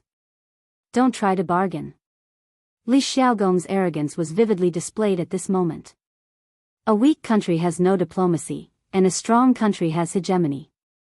This sentence was also vividly displayed at this moment. The Empress closed her eyes. After a long while, she sighed and said, "Okay. I'll do as you say. But the amount of brass and silver is huge. Please give me 2 more days." She weighed and struggled in her heart for a long time before she agreed to this humiliating condition. Li Xiaogong said lightly, 2 days is too long. You must prepare 10,000 kilograms of brass and 100,000 taels of silver by noon tomorrow. The Empress clenched her teeth and said after a while, "Okay. I'll try my best." Li Xiaogong didn't think that she was disobedient. He looked around and said, "Then I wonder who the Empress is going to send to escort Nakamura Kawa?" The Empress thought for a moment and said, "This matter is of great importance. Emida wants to stay until tomorrow's court, Your Majesty. I'm willing to escort Nakamura Kawa to Great Tang." The Empress originally wanted to let the officials discuss this matter in the morning court tomorrow, but before she finished speaking, the eldest brother of the mountain back stepped forward and bowed. "I've admired Great Tang for a long time. This time I go to Great Tang to broaden my knowledge. When I come back, I can serve the Wu nation and share the worries of Your Majesty." The Empress raised her eyebrows, and her face suddenly became ugly. Obviously, she didn't want the eldest brother of the mountain back to Great Tang. Li Xiaogong narrowed his eyes and looked at the eldest brother of the mountain back. Then he said, "Who are you that I mentioned before?" The eldest brother of the mountain back didn't show anger because of Li Xiaogong's contempt. He cupped his hands and replied, "I'm the eldest brother of the mountain back. The current imperial court's purple crown prince is Crown Prince Xianxia. I wonder if the prince can give me this opportunity." Previously, Crown Prince Xianxia divided the officials into 12 ranks and differentiated them by the color of the crown. That is, Great Virtue, Virtue, De Ren, De Li, De Xin, De Yi, De Ji, De Ji, De Ji, etc. Each rank uses the same color to make the crown. The purple crown is the first rank. Crown Prince Xianxia. Li Xiaogong whispered in his heart. He had heard a lot about Crown Prince Xianxia's deeds from the bearded man on the ship. He knew that this person's reputation in Wu nation was great. It was basically equivalent to Li Er's reputation in Great Tang. So, he nodded and said, "Haha. Good. It's you. Since the matter has been discussed, then the prince will leave." After that, he stood up and prepared to leave with the bearded man without hesitation. The Empress and the eldest brother of the mountain back cupped their hands and said goodbye. Out of the palace gate, Yoko Ono stepped forward and smiled flatteringly. "Prince, this way please. His Majesty has prepared a carriage for you. It's late now. You too must be tired. You can rest in the carriage for a while." Li Xiaogong thought for a moment and nodded. Lead the way." Yes, yes. Chapter 736. In front of the Wenatian Imperial Palace. Li Xiaogong and the bearded man boarded the carriage. Yoko Ono signaled the coachman to speed up the carriage while she rode a horse and followed behind Li Xiaogong and the others. At the same time, dozens of black shadows rushed out from the bushes outside the palace gate and carefully followed behind the carriage. The undercurrent was turbulent. The power hidden in the deepest part of Fainio capital finally began to surge. All the forces began to appear. In the carriage, Li Xiaogong, who had been resting with his eyes closed, suddenly opened his eyes without warning. He felt that something was wrong, mainly because it was too quiet outside. It was so quiet that only the sound of the carriage wheels rubbing against the ground could be heard. When things reach an extreme, they will move in the opposite direction. There must be something wrong. Li Xiaogong, who had experienced many battles, first felt that he was ambushed. However, when he opened the curtains and looked outside, he was surrounded by wide and open streets. There was no way for an ambush in this kind of terrain. Moreover, this place was close to the Wenatian Imperial Palace. Unless it was the Wenatian Queen's order, who would dare to touch him here? All the facts proved that he was overthinking things. There was no ambush within a radius of 100 meters, and no one would dare to ambush him in this place. However, Li Xiaogong did not let down his guard. This was because in his many years of battle experience, this faintly discernible sense of danger had pulled him back from the brink of death countless times. Although this feeling had been wrong many times, when it came to matters of life and death, he could not afford to be careless. Therefore, at this moment, Li Xiaogong had already picked up the sword that was leaning against the carriage wall. Then, he closed his eyes and began to use his keen perception to sense the hidden danger around him. Hey! Gentlemen, please make way. Make way, ah. This is the night incense I just collected. At this moment, a handcart came in front of the carriage. There were wooden buckets on the cart, and the stench could be smelled from afar. The man pulling the cart shouted loudly as he pulled the cart over.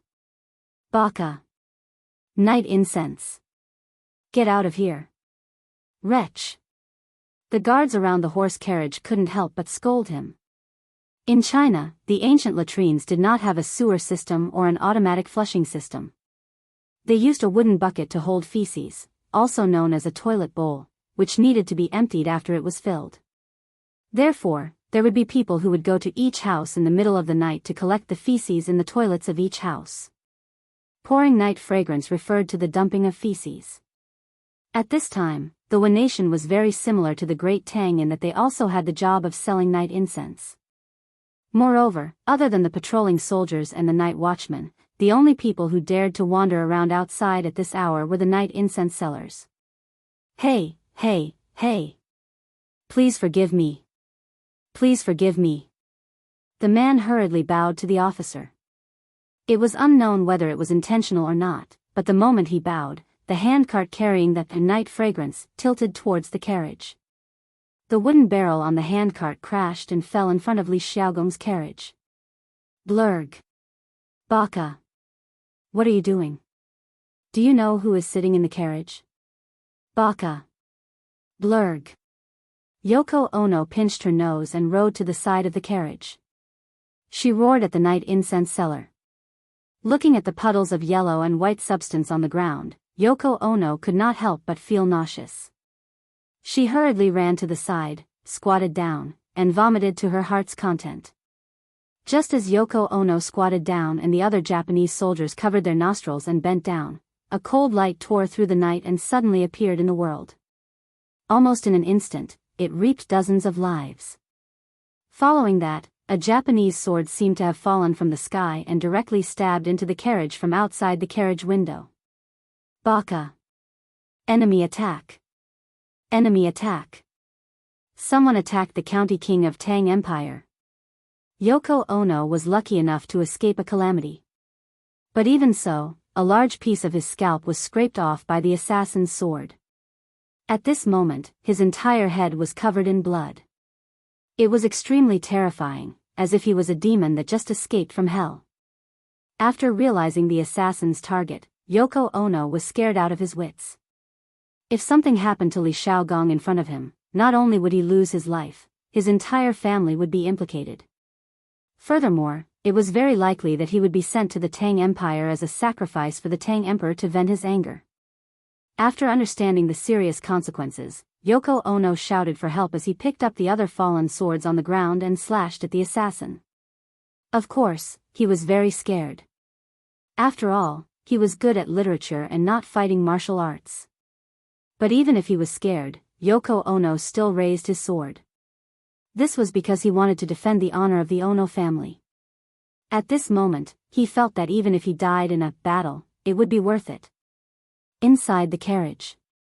When Li Xiaogong heard the sound of the sword piercing into flesh, he was already on full alert. At this moment, 2/3 of the sword had already entered the carriage, and Li Xiaogong's neck was less than 2 inches away from the sword. The crisis at that time could be seen from this. Haha! How dare you! This king has been waiting for you for a long time. Li Xiaogong was not afraid at all. After all, he was a general who had experienced hundreds of battles. He laughed loudly and then pulled out the long sword beside him. The sword chi caused the carriage to become unstable. Then, Li Xiaogong shouted loudly and the sealed carriage suddenly broke apart. Li Xiaogong was like a god. He stood at the bottom of the carriage.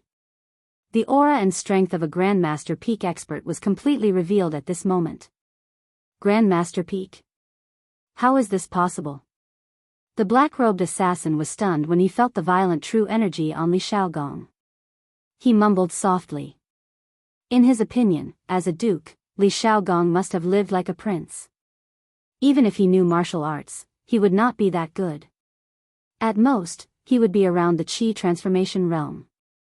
Even if he had entered the Grandmaster realm, he would have a way to deal with him. But at this moment, the black-robed assassin realized that he was wrong. In fact, he was very wrong because he realized that Li Xiaogong was actually a martial Dao expert who was above him. Clang! After Li Xiaogong saw the black-robed assassin's figure clearly, he raised his sword and slashed at the black-robed assassin without hesitation.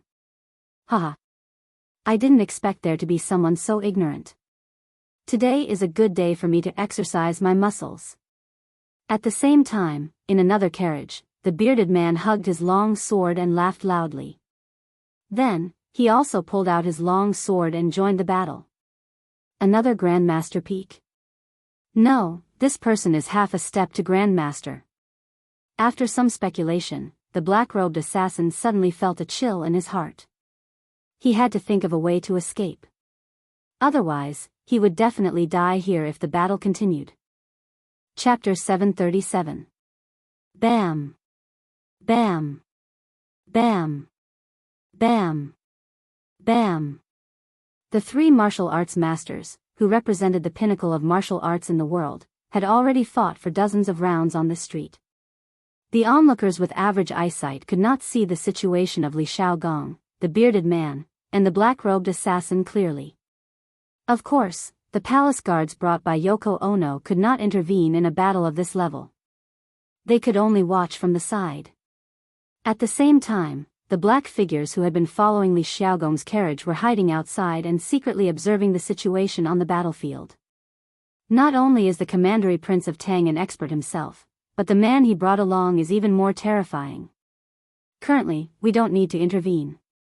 We only need to observe the situation and wait for a good opportunity. Among the group of black figures, a voice full of energy spoke in a low voice. Yes, boss is right. I wonder who sent this black-robed assassin. His martial arts skills are so high. His strength can be ranked in the top 10 in Japan, right? Haha. I don't even need to think to know that he must have been sent by Suo Yi. But why did he only send one person over? The previous leader paused for a while and replied, under normal circumstances, with this assassin's martial arts skills, he could have done it perfectly.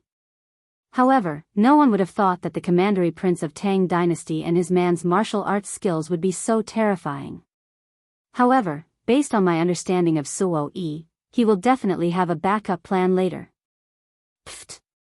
On the battlefield, the black-robed assassin was sent flying for more than 10 steps by the bearded man's powerful stab. After stabilizing himself, he spat out a mouthful of blood and felt slightly better. Li Xiaogong and the bearded man, two experts, chased after him with their swords. The black-robed assassin sighed in his heart. Then, without thinking, he immediately flew into the distance. Ha! Want to leave? You'll have to ask the sword in my hand if it agrees.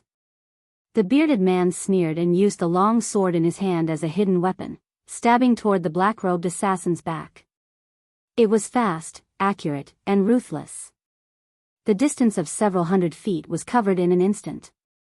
The black-robed assassin felt a strong wind behind him and hurriedly turned his body to dodge. However, he couldn't dodge in time because this attack was thrown by the half-step grandmaster-level bearded man with all his strength. With a "pu" sound, the bearded man's sword shot at the black-robed assassin's back finally pierced through the assassin's right shoulder blade. Ugh! The black-robed assassin let out a muffled groan, sounding extremely pained. How could Li Xiaogong and the bearded man let go of such an opportunity to capture the enemy alive? The two of them used their qinggong and approached the heavily injured black-robed assassin. Suddenly, a series of footsteps came from the east side of the street. Then, a group of black-clothed masked warriors rushed towards Li Xiaogong. There were about 50 of them. When they got close to Li Xiaogong, they all drew their swords. Obviously, they didn't come with good intentions. Yoko Ono, what do you mean? Could it be that your queen wants me to stay in Neon? Li Xiaogong looked at Yoko Ono, whose head was covered in blood, and asked calmly. Yoko Ono's face was sullen as she hurriedly said, Your Highness, this is definitely not Her Majesty's intention. Her Majesty is absolutely clear to you and the Tang Empire. Please understand. Li Xiaogong's face darkened as he pointed at the group of black-clothed warriors who were only 10 steps away from them. He said angrily, Then who are they? Neon two-faced people, I will remember this. One day, I will make you suffer the consequences of your own actions. Yoko Ono hurriedly said, Your Highness, if Her Majesty really had ill intentions towards you, she would have taken action when you were in the palace. Why wait until now? Your Highness, you might not know this, but the Neon Imperial Court is currently not united, so these people might be. In order to clear his name, this fellow didn't hesitate to expose his family's dirty linen. He even dared to say things like, the Neon Imperial Court is currently not united. Kill. Just as the two of them were talking, the black-clothed warriors from the east had already surrounded them. Without saying anything, they directly drew their swords and slashed. At this time, Li Xiaogong didn't have the time to care about the black-clothed assassin's life or death. In the face of more than 50 well-trained and uniformed warriors, even if he tried his best, he wasn't confident of winning. Fortunately, there was still the bearded man beside him. The two of them picked up their weapons and took the initiative to fight. The black-clothed assassin, who was severely injured earlier, couldn't help but heave a sigh of relief when he saw this situation. Then, he prepared to take the opportunity to slip away. Li Xiaogong saw this and was anxious, but he didn't have a way to satisfy both sides. In a corner not far away, Su Wei said with a gloomy face, What a piece of trash. I thought he would be very powerful, but in the end, he couldn't even withstand a single blow. In the end, you still have to rely on me to clean up the mess for you. If it weren't for the fact that you still have some use, I would definitely kill you today. And this county king of Tang, you must also die tonight. Bang, bang, bang. Just as Li Xiaogong was in a dilemma and didn't know who to deal with first, a series of footsteps came from the west behind them. Then, he saw a group of guards in black walking towards them. Your Highness, I have been ordered to help you. I hope you won't refuse. The leading guard bowed slightly to Li Xiaogong. After listening to the translation, Li Xiaogong nodded and thought to himself, At least I came in time. Then, he flew towards the black-clothed assassin from before. You want to leave so soon? Didn't you want to kill me? I'm right in front of you now. Come on. Kill me. Li Xiaogong said calmly as he looked at the bloodied assassin in front of him with his hands behind his back.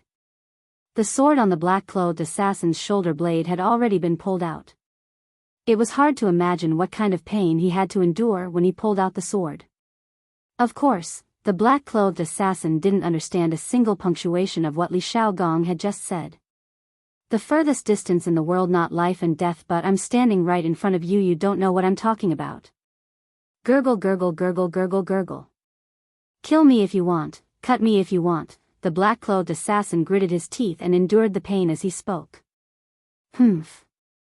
I won't kill you. But I want you to live. Li Xiaogong narrowed his eyes. He definitely didn't have a good impression of people who wanted to kill him.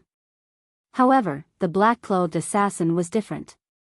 Li Xiaogong still wanted to get some information about the mastermind behind this assassination from him.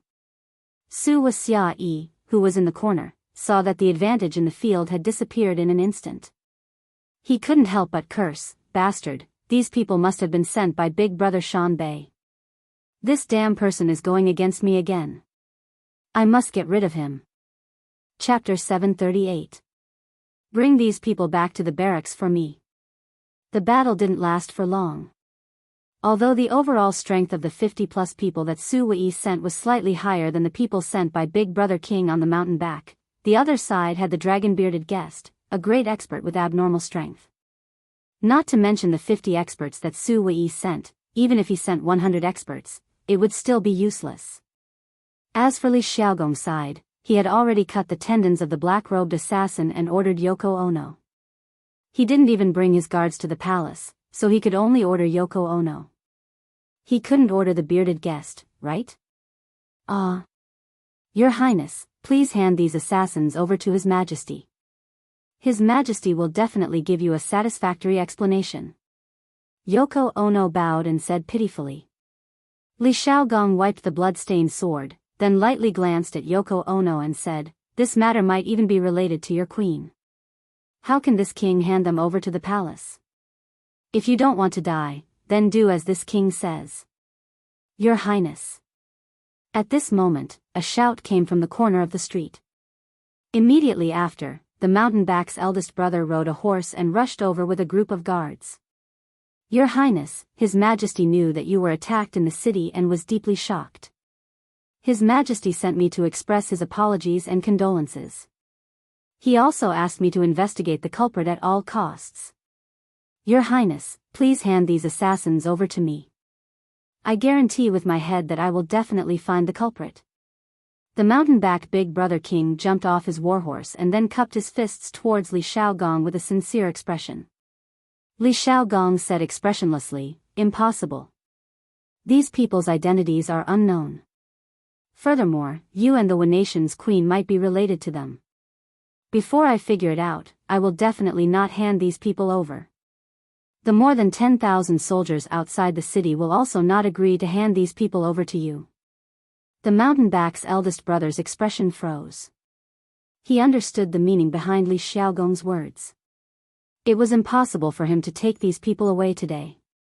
Otherwise, what awaited the Wu Nation would be an all-out war with the Tang Empire. He couldn't bear the responsibility. Your Highness, these assassins definitely have nothing to do with me or His Majesty. You shouldn't suspect us.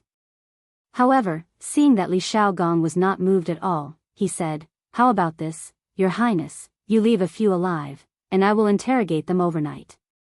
As for the rest of the assassins, you can take them away and deal with them as you wish. If we investigate together, it will be faster than if you investigate alone, don't you think so?"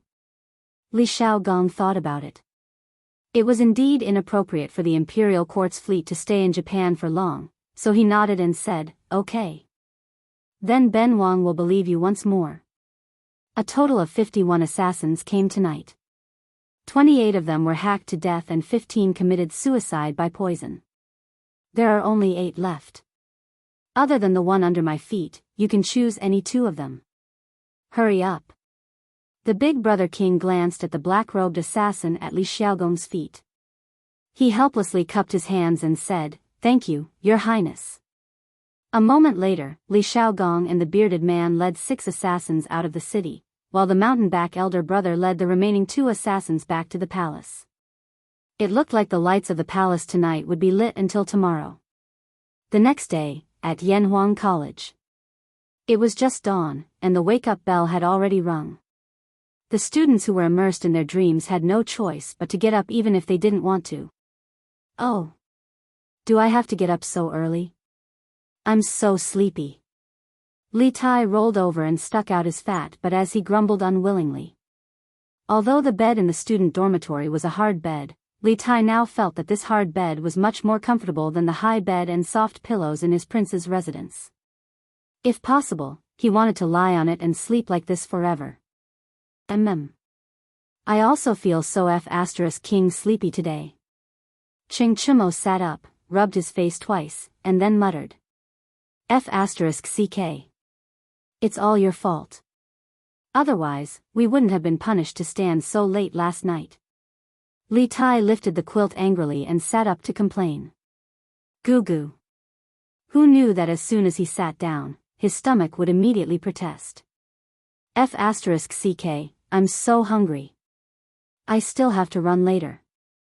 Oh my god, what should I do? Why can't I have breakfast before running? The academy's system is too unreasonable. For the past 2 days, the little fatty hadn't eaten any meat. Those vegetables and whatnot weren't enough to satisfy his hunger at all. In addition, he had been punished to stand for so long last night and used up so much of his physical strength. It would be strange if he wasn't hungry in the morning. Chinke, it's not good to exercise after eating. Let's get up quickly and wash up. Otherwise, we'll be punished again if we're late. Li Qingxian, who was sleeping on the upper bunk, leaned on the bed railing and said. I'll get up now. 1 2 1, 1 2 1, 1 2 3 4, 1 2 3 4. Yanhuang College was located at the peak of the Cloud Mountain. There were no peddlers or pawns who woke up early, nor were there noisy pedestrians or merchants. In the early morning, there were only the neat and loud slogans of the students running here. Compared to the messy team at the beginning, they're starting to look more like it now. Li Zishuan had been waking up early recently. Firstly, he often came to the academy to check on the situation. Secondly, he had been waking up early to practice martial arts recently. He had been practicing the Lonely Wind swordsmanship that Dugu Xian had taught him last time. Because he didn't deliberately pursue progress, he had only practiced to the 3rd level until now.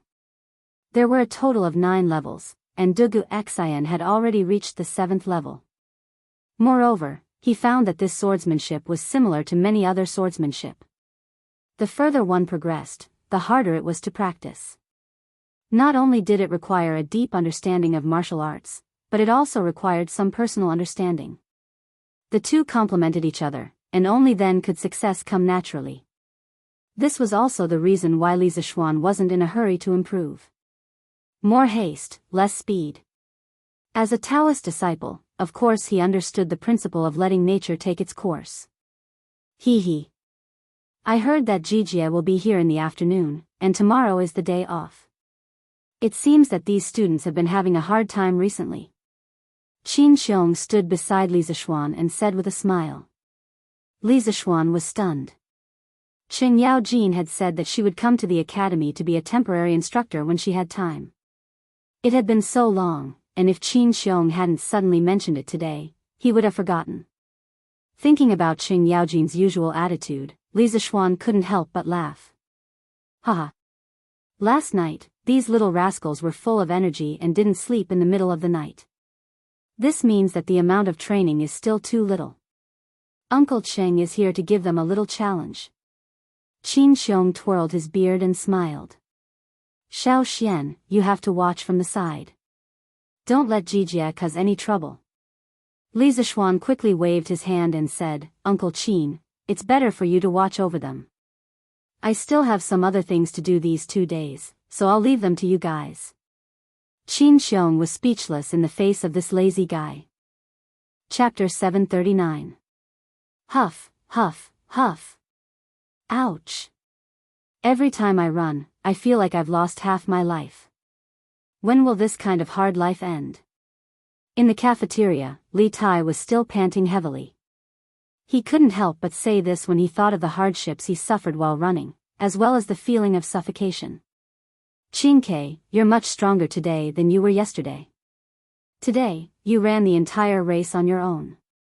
Maybe in a few days, running 5 laps around the field will be as easy as blowing off dust for you. Li Qingxian smiled. Qing Chimo curled his lips and mocked, Qingxian, don't be delusional. I'm afraid we'll never be able to wait for this day. Huff, huff. After saying that, Qing Chimo took a bite of the pancake and slurped 2 mouthfuls of porridge. He was simply elated. F*CK. Qing Chimo, you bastard. Your mouth is really F*King mean. Li Tai originally didn't want to become the kind of athlete that Qing Chimo spoke of.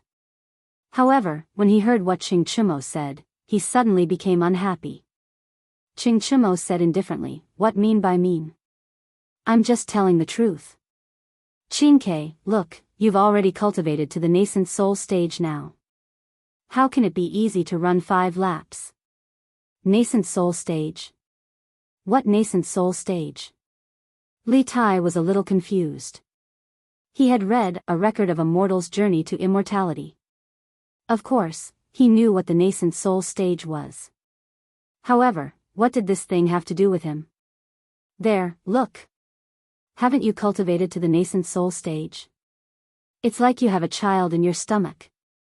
Qing Chimo swallowed the food in his mouth, pointed at Li Tai's bulging belly with his chopsticks, and said seriously.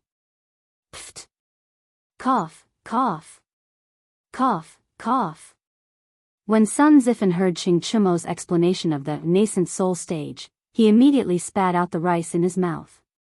After coughing for a while, Sun Zifan didn't notice Li Tai's murderous gaze.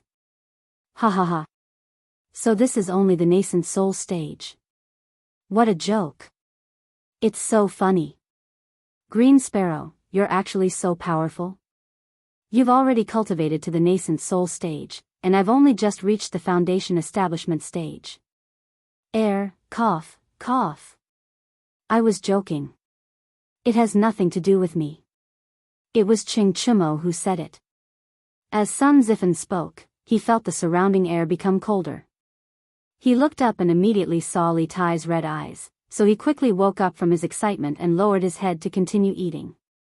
Qing Chimo, just you wait. Don't let me have anything on you, or I'll kill you. Li Tai glared at Qing Chimo bitterly, and then turned his grief into appetite and ate heartily. Late in the morning, on the playground of Yanhuang College, the students were still sweating profusely.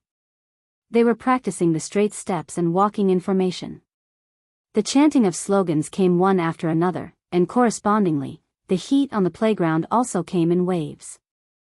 The scorching sun baked not only the ground, but also the students on the ground.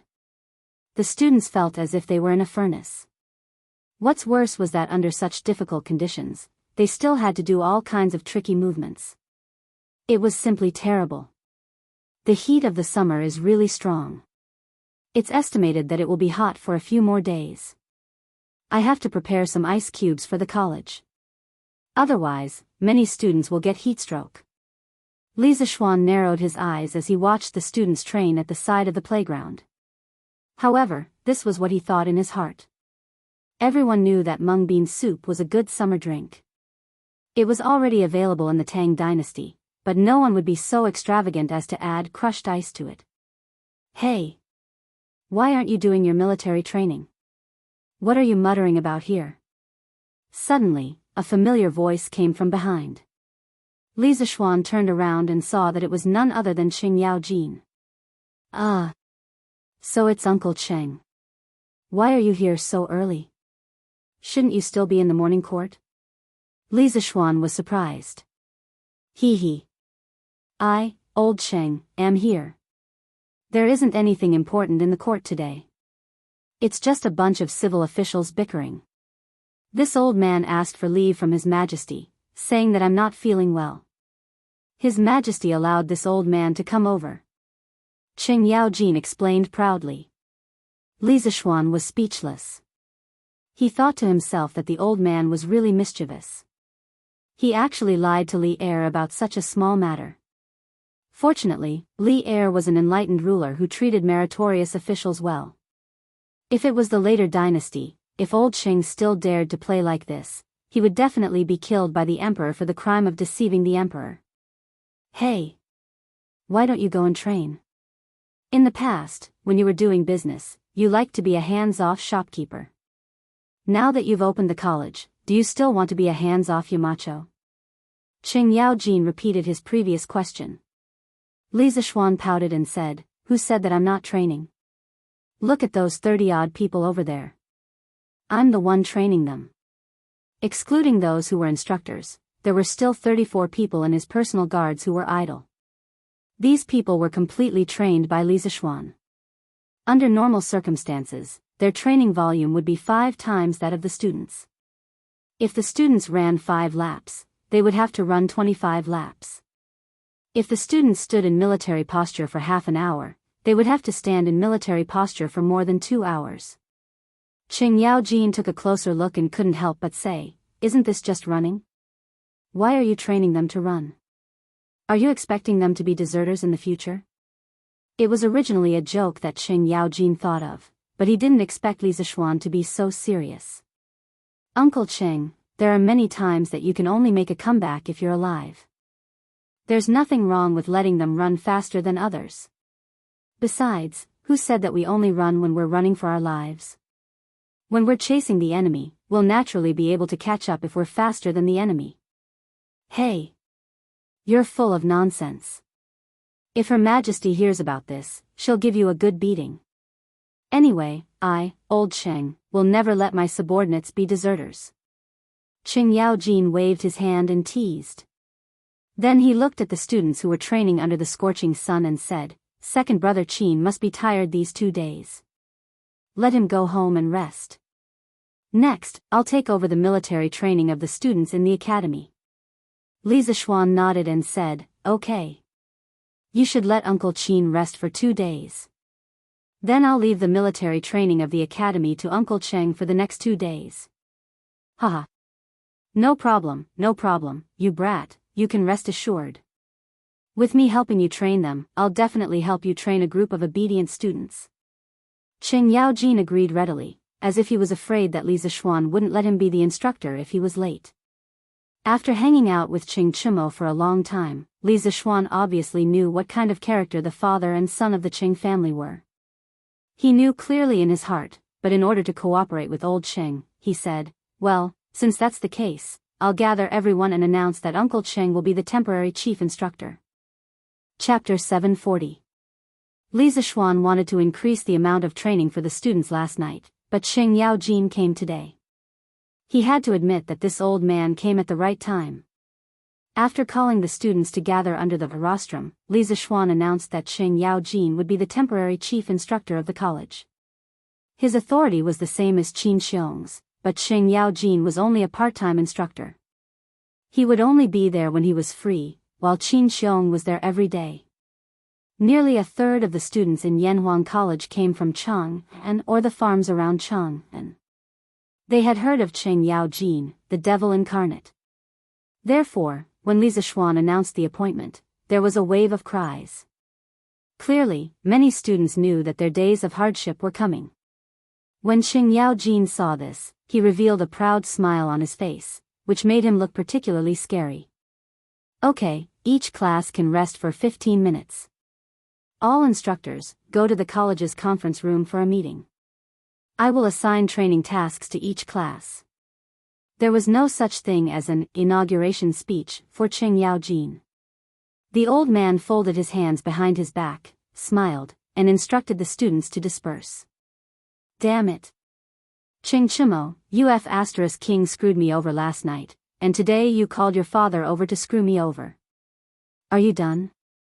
On the field, Li Tai stood on top of Qing Chimo's head and said angrily. Qing Chimo was now lying on the grass. "Qingke, you're wrong. I didn't want my father to come, but he wanted to come himself. What can I do?" Speaking of this, Qing Chimo was still depressed. He knew better than anyone else about his father's temperament. Once old Qing arrived, little Qing would be done for. This was because his father had personally said that he would take advantage of the military training period to raise his martial arts realm to the Qi transformation stage. The Qi transformation realm. It was not that Qing Chimo had never thought about it, but he thought that he would be satisfied if he could reach the Qi transformation realm by the age of 30. Now it seemed that he would be the most miserable one in the academy in the following days. TSK. Who are you trying to fool? With your father here, your life will definitely be better, but the rest of us will be miserable. Li Tai, who did not know the inside story, curled his lips and sat down beside Qing Chimo.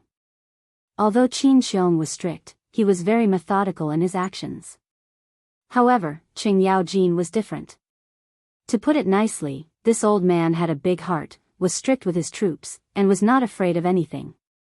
To put it bluntly, this old man was heartless and had no sense of severity. When he trained people, it was as if he was playing with their lives. Cough cough, of course, he was playing with the lives of others. Ha! Qingke, you'll know when the time comes. Qing Chimo was too lazy to explain. He felt like he had nothing left to live for. Little Xian, can you help me prepare a batch of 6 feet tall wooden barrels? Qing Yaojin asked on the way to the conference room. Li Zishuan looked at him strangely and asked curiously, 6 feet tall? Uncle Qing, what do you need such a big wooden barrel for? 6 feet was close to 2 meters. Li Zishuan could not figure out what this old man was up to. Qing Yaojin laughed and said softly, of course, it's for the students who don't listen to me. If anyone doesn't listen to me, I won't beat them with the military rod or make them run. I'll just put them in the barrel and close the lid for 3 days. I'll leave 2 small holes for them to breathe. I'll get someone to deliver food to them. Li Zishuan did not expect Qing Yaojin to be so playful. He could not help but ask, isn't this just a small black room? Qing Yaojin smacked his lips and thought for a while before saying, small black room? That's a good name. Whoever doesn't listen to me in the future will be locked in a small black room. Otherwise, if I beat them with the military rod, these soft and tender students will definitely not be able to take it. Hee hee. You really have a lot of ideas. These students will have to thank you properly in the future. Li Zishuan was speechless. He thought to himself, you were the one who came up with this idea. Why are you putting the blame on me? All right. I'll send someone to get the craftsmen in the workshop to make a batch of large wooden barrels. Although old Chang's idea was a little harmful, it was still a good idea. After all, the military rod was not suitable for the academy. However, where did old Qing get such a rotten idea? In fact, this kind of punishment method of locking people in small black rooms had been circulating in the army for a long time. The specific origin was unknown. During the period of Emperor Gaozong of the Tang dynasty, Wu Meinyang introduced this method into the palace to deal with disobedient women in the palace. At that time, Li Ji's original Empress, Empress Wang, had suffered such a punishment. Oh. By the way, Xiao Xian, I have another idea. Listen to it. Qing Yaojin seemed to have suddenly thought of something and hurriedly shouted. Li Zishuan's heart skipped a beat. He had another idea? This old demon was eating people. He really began to mourn for these students in his heart. Uncle Qing, please speak first. Ahem. This is just a preliminary idea of mine. Xiao Xian, you're smart. Help me perfect it. Qing Yaojin coughed dryly and began to introduce his detailed plan. I want to select the students in the academy who have a foundation in martial arts. In addition to the usual military training with the other students, they also need to undergo additional weapons training. After all, they have a good foundation. Li Zishuan's eyebrows twitched and he asked, weapons training? If they get hurt, it won't be a small matter. He did not object to Qing Yaojin training the students who knew martial arts alone, but if they fought with real weapons, it was still very easy to get hurt. After all, weapons had no eyes. Qing Yaojin waved his hand indifferently and said, what's a small injury to a martial artist? Xiao Xian, don't think too highly of these students. It's not good for them. Hearing old Cheng's words, Li Zixuan came to a realization. This was ancient times. In this era, students were usually willing to endure any hardship in order to learn knowledge and skills. They were not like the students in the modern era. If the teacher said a few harsh words, the children's parents would come to the school and fight the teacher to the death. Indeed, students should not be too delicate. Thinking of this, Li Zixuan nodded and said, "Yes. That's good. I agree with your plan. But in terms of weapons, I'll have to rely on Uncle Cheng to think of a way." Qing Yaojin laughed and said, "Heh. This is a small matter. Zhuo Wei happens to have a batch of weapons that can't be cut and are about to be eliminated. I'll send someone to get some later. I'm looking for you because I have another problem. I'd like you to help me perfect it. Please speak." The old demon wanted to eat people. Li Zixuan thought for a while and decided to cooperate. Chapter 741. I'm thinking about how to pick out the students with Kung Fu background. If they know that I am going to give extra training to the students with Kung Fu background, they will definitely hide their Kung Fu. Qing Yaojin's logic was quite clear. He had actually thought of this. This old man is really meticulous. About this? Li Zixuan rolled his eyes and an idea came to his mind. He whispered, "Uncle Cheng, I have an idea." Qing Yaojin's eyes lit up and said, "Oh? What is it? Hurry up and tell this old man about it." "It's like this, Uncle Cheng." In a while, 15 minutes later, all the instructors came out of the meeting room and returned to the field. All the students received a strange order almost at the same time. In order to teach students according to their aptitude, the academy has decided to select students with Kung Fu background and give them special treatment. They will be able to eat meat for every meal. Now, students with Kung Fu background can take the initiative to register and enjoy the special treatment after passing the assessment. When the students of each class heard this order, they all burst into an uproar. What? Those with Kung Fu background can eat meat for every meal? This is not fair. This is not fair. We are going to look for the Yamacho. Yes. This is not fair. Why can those with Kung Fu have meat for every meal while we can only eat vegetables? Among the students of the academy, only a small number of them knew Kung Fu. After all, they were scholars and there were not many people like Li Zixuan who knew both Kung Fu and Kung Fu at the same time. This is an order from the Yamacho. Those who are not convinced can go to the Yamacho's office after school. Now, listen to me obediently. With Li Zixuan supporting them from behind, the instructors were very confident. They all shouted at the students in their classes. As for Class 1, it was even simpler and more violent. What? Who is not convinced? Come out if you are not convinced. I will reason with you. Qing Yaojin put his hands behind his back and smiled maliciously. The students in Class 1 shrunk their necks. Only idiots would be willing to stand out and fight with Qing Yaojin. Haha. Good. Since no one had any objections, then from now on, those who had a foundation in Kung Fu should take the initiative to step forward and accept that award. I'm just testing you. If you pass, you'll be able to eat meat for every meal every day. Seeing that no one objected, Qing Yaojin said. Hey. Me. Chief Instructor, do you think I can do it? Hearing that he could have meat for every meal, Sun Zifen immediately became excited. He had been eating vegetables for the past 2 days. Sun Zifen felt that even his feces had turned green. He wanted to eat meat. You are Sun Fujia's son, right? You stinking brat, you already know how to visit brothels at the age of 6. Do you think this old man doesn't know martial arts? If there's another person like him, I'll have to punish him for lying about military intelligence. Qing Yaojin narrowed his eyes and glared at Sun Zifen. Pfft. Haha. Sun Zifen, so you started visiting brothels when you were 6. Amazing. I'm ashamed of my inferiority. Qing Yaojin's words caused the students to burst into laughter. Sun Zifen's face turned red and he did not dare to speak anymore. Humph. How is it? What I said just now was right, right? Cho Nyo, your good days are here. Isn't this rule specially prepared for you? It's a pity that we can only eat vegetables for every meal. Li Tai nudged Ching Chimo with his elbow and said angrily. Ching Chimo rolled his eyes and said, What? Qingke, you want to go? If you want to go, I'll exchange places with you. Li Tai said angrily, I've never practiced kung fu before. How can I go? I think you're purposely trying to piss me off. Sigh, there's no way to communicate. Ching Chimo shook his head. If it was someone else who announced this order, he would definitely believe that it was a good thing.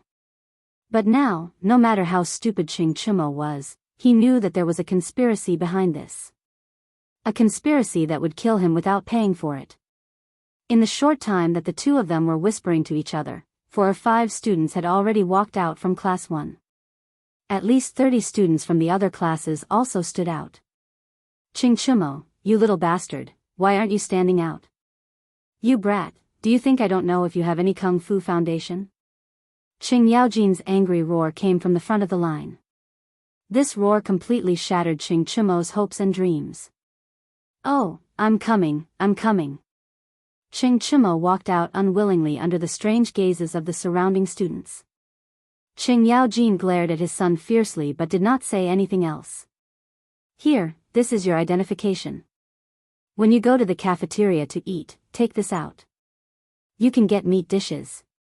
You're not allowed to borrow it, or it will be confiscated forever. Ching Yaojin gave each of them a small token and explained. Li Tai and Sun Zifen, the 2 gluttons behind, were about to drool.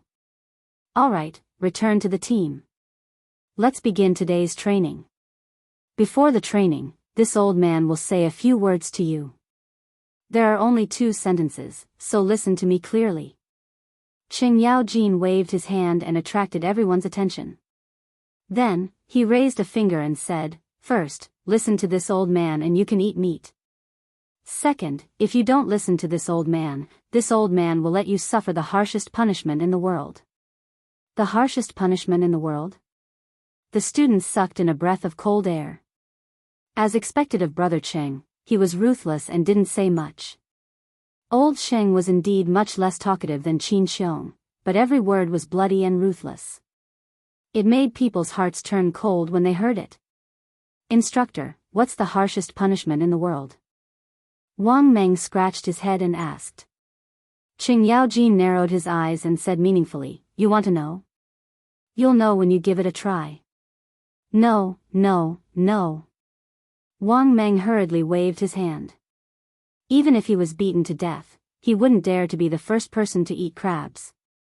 Someone would die. All right. These 2 days, the main training is running and formation change. Within 2 days, you must be neat and tidy. Run 5 laps first. If your steps are not in sync, we'll continue to run. After Ching Yaojin said that, he looked around with his eyes. Then, without giving the students any time to react, he directly shouted, Attention! Look to the right. Look forward. Turn right. Start running. 1, 2, 1, 2, 1. Bang, bang, bang, bang. Throughout the entire process, the students were like machines. Whatever instructions Ching Yaojin gave, they would respond accordingly. Of course, in order to avoid running another 5 laps, everyone was concentrating to avoid making a mistake. Li Tai was especially serious. Right now, he could only run 5 laps at most. If he were to be punished, he wouldn't be able to run anymore even if he was beaten to death. Chapter 742. With Ching Yaojin here, Qin Xiong was no longer in charge of the training. Li Zishuan had some matters to attend to, so Pang Feiji and the rest of the guards' training was handed over to Qin Xiong. Li Zishuan himself slipped away. Hee. Young master, you're here. Young master, come to my house for lunch. I just hunted a pheasant yesterday. The meat is very fresh. Young master, come to my house. I hunted 2 rabbits yesterday. Come to my house. I have fish. Tisk, fish is nothing. I bought 2 caddies of wild boar meat in Jianghu and yesterday. Young master, why don't you try it? That's right. After Li Zishuan left the academy, he went straight to the Han family village. As soon as he entered the village, he was greeted by a group of villagers. It was less than an hour before noon, so the villagers warmly invited Li Zishuan to their houses for lunch. Haha. I appreciate everyone's good intentions. Today, I came to the manor to look for my father-in-law for some matters. I'll be having lunch there. Looking at the enthusiastic villagers, Li Zishuan smiled and rejected them one by one. All right. Disperse. With me, Han Tianhu, here, Xiao Xian will have nothing to eat in our village. Disperse. I appreciate everyone's good intentions. Unknowingly, Han Tianhu had also arrived at the entrance of the village. He smiled and persuaded the villagers around Li Zishuan. Ha! Since Han Lijing is here, let's disperse. We'll invite young master another day. Young master, you must do us the honor. My wife's cooking is very delicious. That's right. Young master, you must do us the honor. Seeing that Han Tianhu had arrived, the villagers knew that they would not be able to invite Li Zishuan today. They said a few words and dispersed.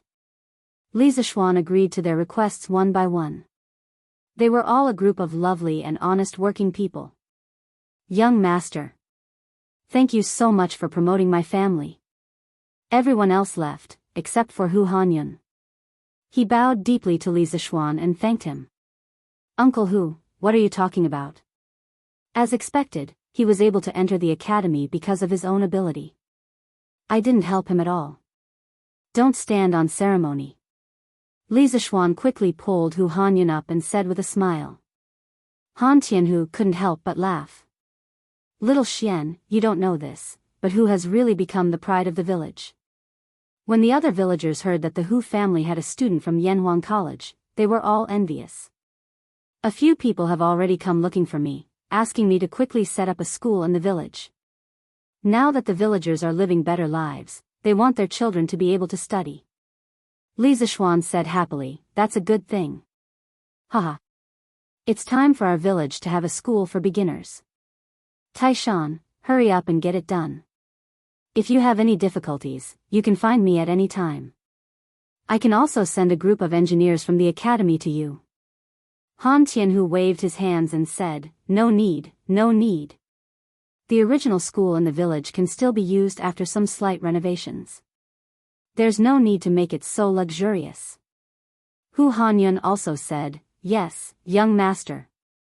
We're used to living a hard life. We can't be fussy about that. To us villagers, it's already a blessing for our children to have a place to study. All right then. Li Zishuan saw that and didn't insist. He let them be. Hanyun, do you want to have a drink with little Xian in the afternoon? After talking about the school in the village, Han Li looked at Hu Hanyun and invited him.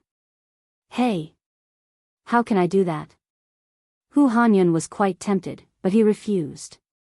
What's there to be embarrassed about? Let's go. The sun is really hot. Han Tianhu said casually. Now that his son and daughter were no longer by his side, he was usually the only one at home. He was a proper, lonely old man. It was rare for Li Zishuan to visit him, so he was happy from the bottom of his heart to be able to gather a table for a feast. Hu Hanyun could see that Han Tianhu was sincerely inviting him and wasn't just being polite. He said, okay. You guys go first. I'll call my wife to help cook. Han Tianhu smiled and said, that's great. Otherwise, my cooking skills won't be good. At noon, the Han family held a big banquet. Lu Yue also put in a lot of effort in cooking this meal. One had to know that Li Zishuan was not only the young master of the village, but also her son's Yamacho. She also wanted to do something to repay him. Come. Little Xian, Han Yun, let's drink. Han Tianhu raised a cup of wine and laughed heartily. Okay. Haha. To Li Zheng, to young master. The three of them raised their heads and drank the wine in their cups. Li Zishuan smiled and said, Father-in-law, I heard from Yushi that the village's harvest this year wasn't good. Recently, I've been busy with the academy. Today, I happened to have some time, so I came personally to see how the villagers are doing. Han Tianhu put down his cup and nodded solemnly. This year's harvest is indeed not good. Our village is better. First, little Xian, you've reduced the rent. Second, the villagers have other sources of income other than grain, such as the mountain fruit wine previously and eggs now. So, even if there's a decrease in grain production, it won't affect the villagers. However, the other villages aren't so lucky. Sigh, I think many poor people will starve to death in winter. The good atmosphere suddenly became a little gloomy after being said like that. Hu Hanyan comforted him and said, that can't be helped. How can young master take care of the world's citizens alone? This is something His Majesty should worry about.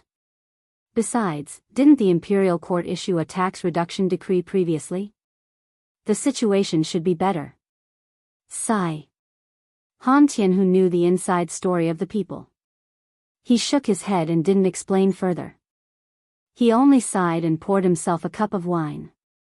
Li Zishuan said, His Majesty is a rare wise ruler. The lives of the world's citizens will definitely get better and better. Father-in-law, you don't have to be discouraged. Forget it. Let's not talk about this anymore. Eat, eat. Little Xian, eat more. Han Tianhu waved his hand and pointed at the dishes on the plate. Li Zishuan quickly agreed. Then, he realized that the dishes for lunch were a little strange. Scrambled eggs with cucumber, egg and tofu soup, fried eggs, stewed eggs, onions, which should be called onions at this time, scrambled eggs. The dishes on the table were most likely related to eggs. Li Zishuan wanted to ask, Father-in-law, can't you sell your eggs? Father-in-law, just make some vegetables. Why did you make so many eggs? Shouldn't you leave them for iron egg to nourish the body? Some words could be said in his heart, but he couldn't say it out loud. Li Zishuan hesitated for a moment, then pointed at the dishes on the plate and smiled bitterly at Han Tianhu. Chapter 743. Ahem. This. Han Tianhu's face turned red as he coughed dryly. Xiao Xian, don't worry about it. Eggs are the most abundant thing in the farmstead. Iron Egg has been eating a lot of eggs recently. Li Zishuan paused for a moment before asking, Father-in-law, the chickens in the village have grown up and started laying eggs, right? Generally speaking, it would only take 3 to 7 months for a hen to mature and lay eggs. Counting the days, the hundreds of thousands of chicks should have started laying eggs by now. That's right. They started laying eggs a month ago. Now, every household can get hundreds of eggs every day. Han Tianhu nodded. Li Zishuan thought for a moment before asking curiously, that's a good thing. The farmers can sell their eggs in Chang'an City. That way, they can subsidize their families. Generating income for his own farmstead was something Li Zishuan had always wanted to do. Hu Hanyan interrupted, young master, you don't know. Previously, eggs were selling quite well. At its most expensive, it could be sold for 6 copper coins each. But now, it's not easy to sell them for 2 copper coins each. The farmers are selling them for 1 copper coin each. Even so, there are still many that haven't been sold. Seeing these things spoil, everyone's heart aches. We couldn't bear to eat them before, but now, we can only eat them like vegetables. In this era, eggs were worth money to the farmers. They would sell them in the market. But now, with the Han family farmstead situation, they had to eat them even if they didn't want to. Because the eggs were stored for too long, the bacteria would invade the shell and cause it to spoil. Eggs stored at temperatures higher than 25 degrees had a higher chance of spoilage. In the summer, they could be stored at normal temperatures for 7 to 10 days.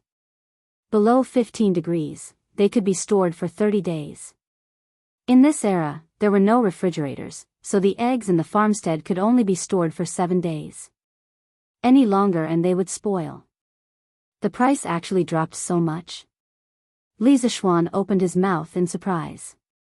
He had a lot of things to do all day long, so he definitely didn't have the time to understand these trivial matters of daily necessities.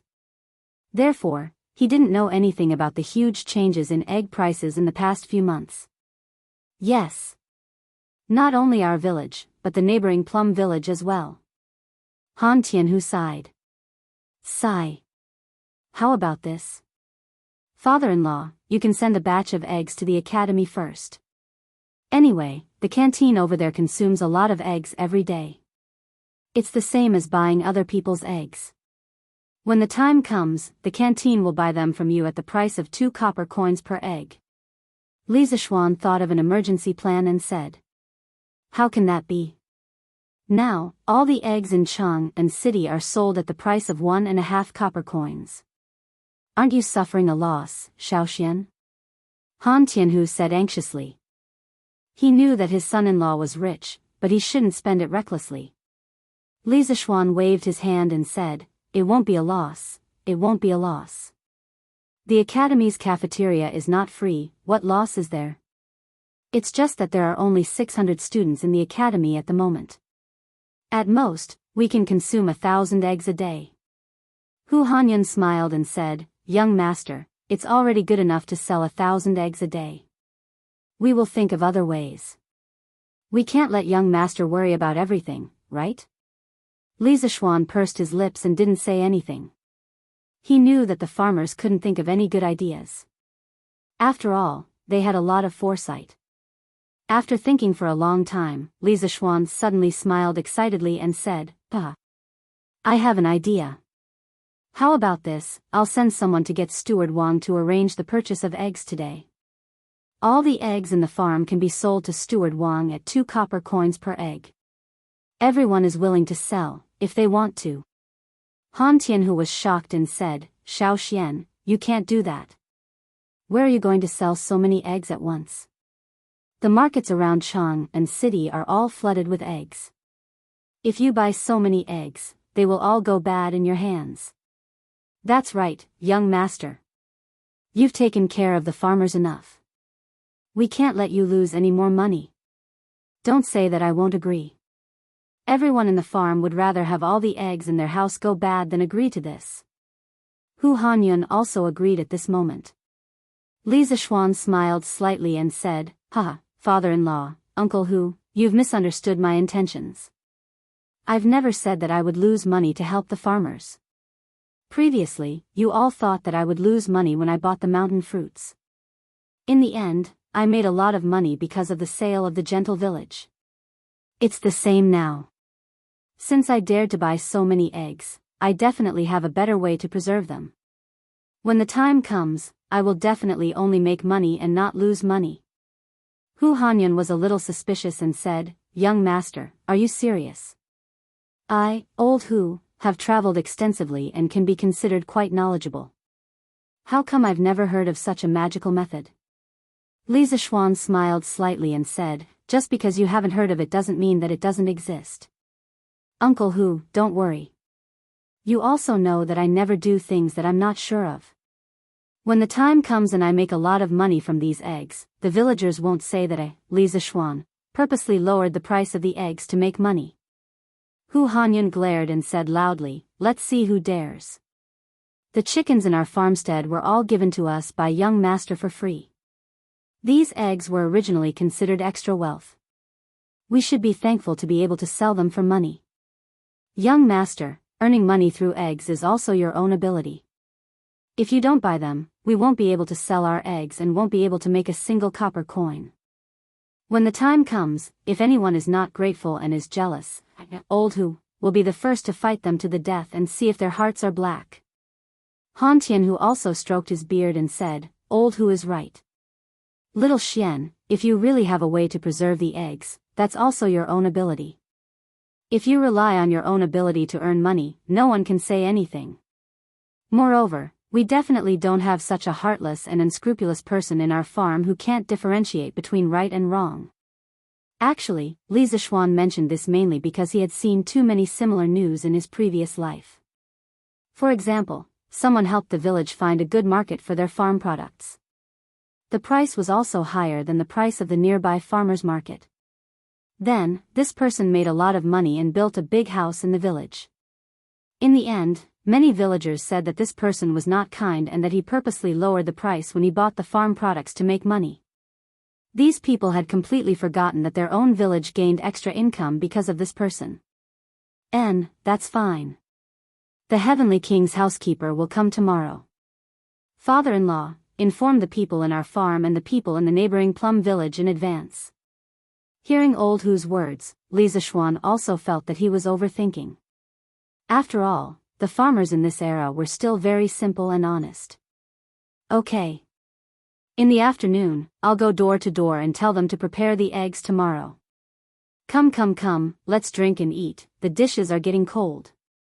Chapter 744.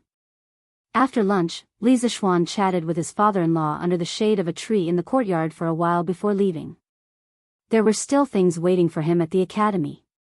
He had recently discovered a strange thing. As a shut-in, he could no longer stay at home. If there was nothing going on, he would not be able to stay at home for long periods of time.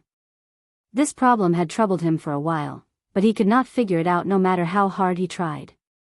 He blamed it on the fact that there were no electronic products in this era, causing him to be unable to stay at home. Electronics and chemical engineering were the most important things for the academy in the future. His ultimate goal was to establish the basic science of Tang Dynasty.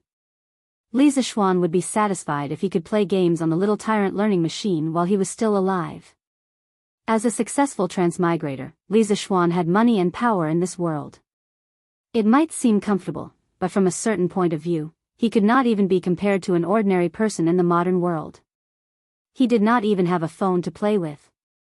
He could only blame himself for not bringing a phone with him when he transmigrated here. Hey! There's a huge grasshopper here. Haha. You guys are finished. Wow. Such a huge grasshopper. I don't want to compete with you anymore.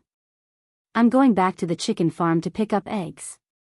When he reached the entrance of the village, Li Zixuan saw Dinyo and Ernyo playing with a group of children from the same village in the fields. From what they were talking about, it seemed like they were fighting grasshoppers. He smiled and walked over. The lifespan of a grasshopper was around 2 to 3 months.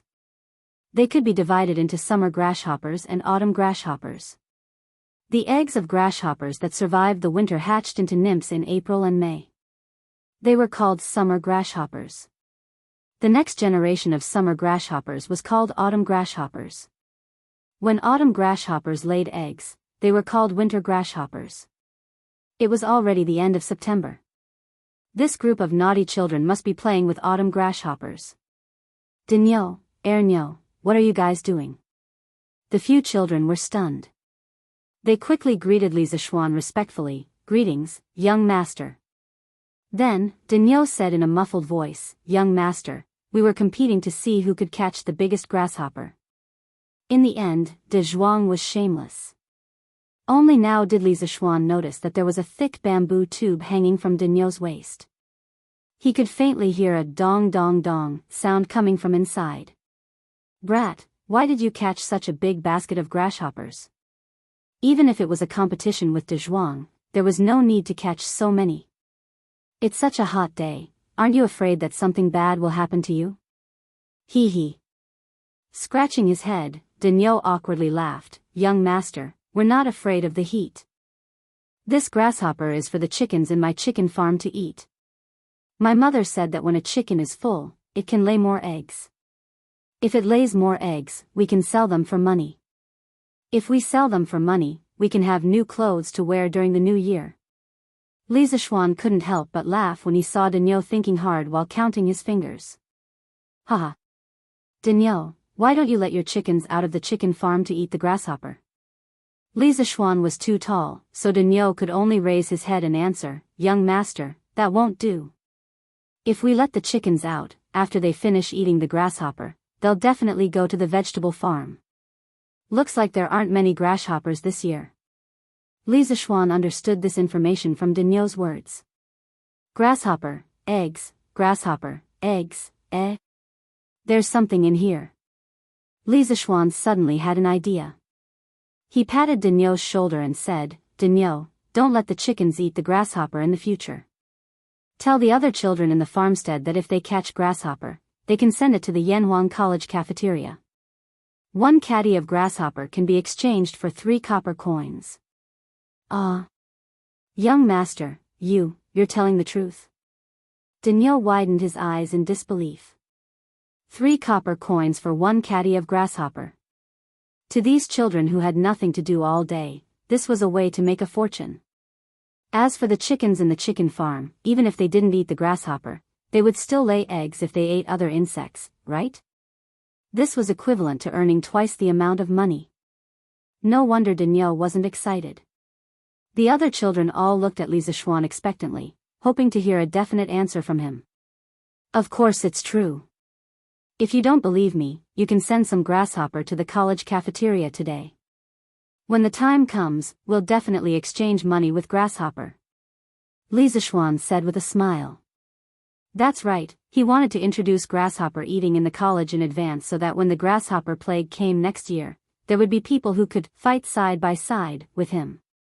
Moreover, the grasshopper was rich in protein, which was also very beneficial to the human body. As for how to make the students willing to eat the grasshopper, he already had a plan in mind. Wow! Thank you, young master. The group of children cheered and immediately scattered. It seemed like they went back to call their friends to get tools to catch the grasshopper. Hey! Dinyo, come here. Li Zixuan quickly pressed on Dinyo's shoulder to prevent him from moving. Young master. Dinyo was confused. He didn't know why Li Zixuan called him. Here, I'll give you 5 copper coins. Give me your basket of grasshopper.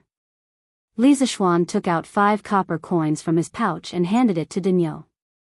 He also didn't know why there were copper coins in his pouch. He guessed that Han Yushi put them there before he left in the morning. It's good to have a considerate wife. Dinyo looked at the bamboo basket in his hand and reacted. He quickly waved his hand and said, Young master, take the bamboo basket. I don't want your money. After saying that, he ran away like a wisp of smoke. Hey! This kid. Li Zixuan shook his head, then took the basket of grasshopper and walked towards Yanhuang College.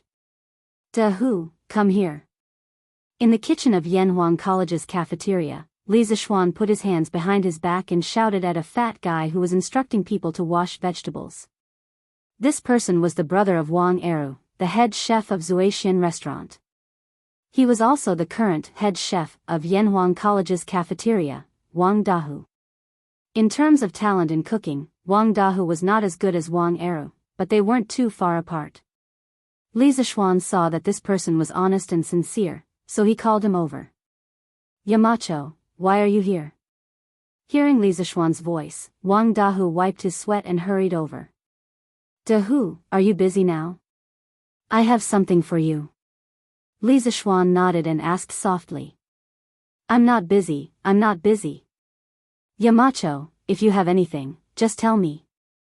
There were still more than 2 hours before the students' dinner time, so he wasn't very busy now. Okay, come with me. I'll teach you how to cook a dish. Li Zixuan squeezed the bamboo basket in his sleeve and said to Wang Dahu. After saying that, he took the lead and walked towards a small cubicle on the side. A dish? Did Yamacho invent a new dish? Wang Dahu, who was behind him, thought to himself. Chapter 745. Dahu, go boil these locusts with boiling water. Once they're dead, wash them clean and soak them in the water. Sprinkle some salt and marinate them. Li Zixuan passed the bamboo tube to Wang Dahu and instructed him as he came to the small kitchen.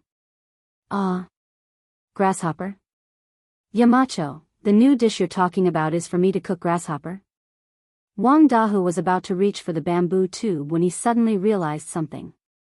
He shuddered and said with a face full of fear. Li Zixuan rolled his eyes and said with annoyance, That's right. This dish is deep-fried grasshopper. What's wrong? You're making a fuss over nothing. Wang Dahu was tongue-tied.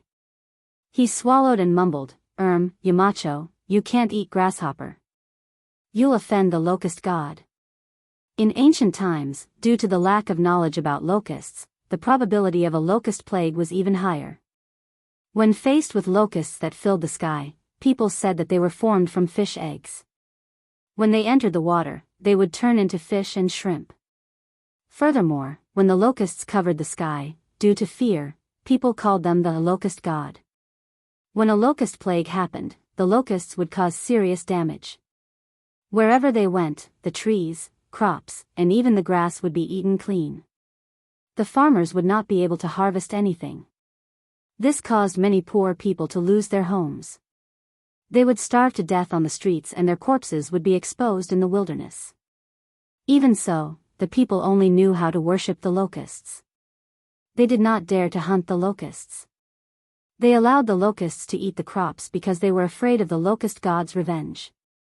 When he heard that Li Zishuan wanted to deep-fry locusts, Wang Dahu did not dare to accept Li Zishuan's order, not to mention whether these things could be eaten as a dish or not.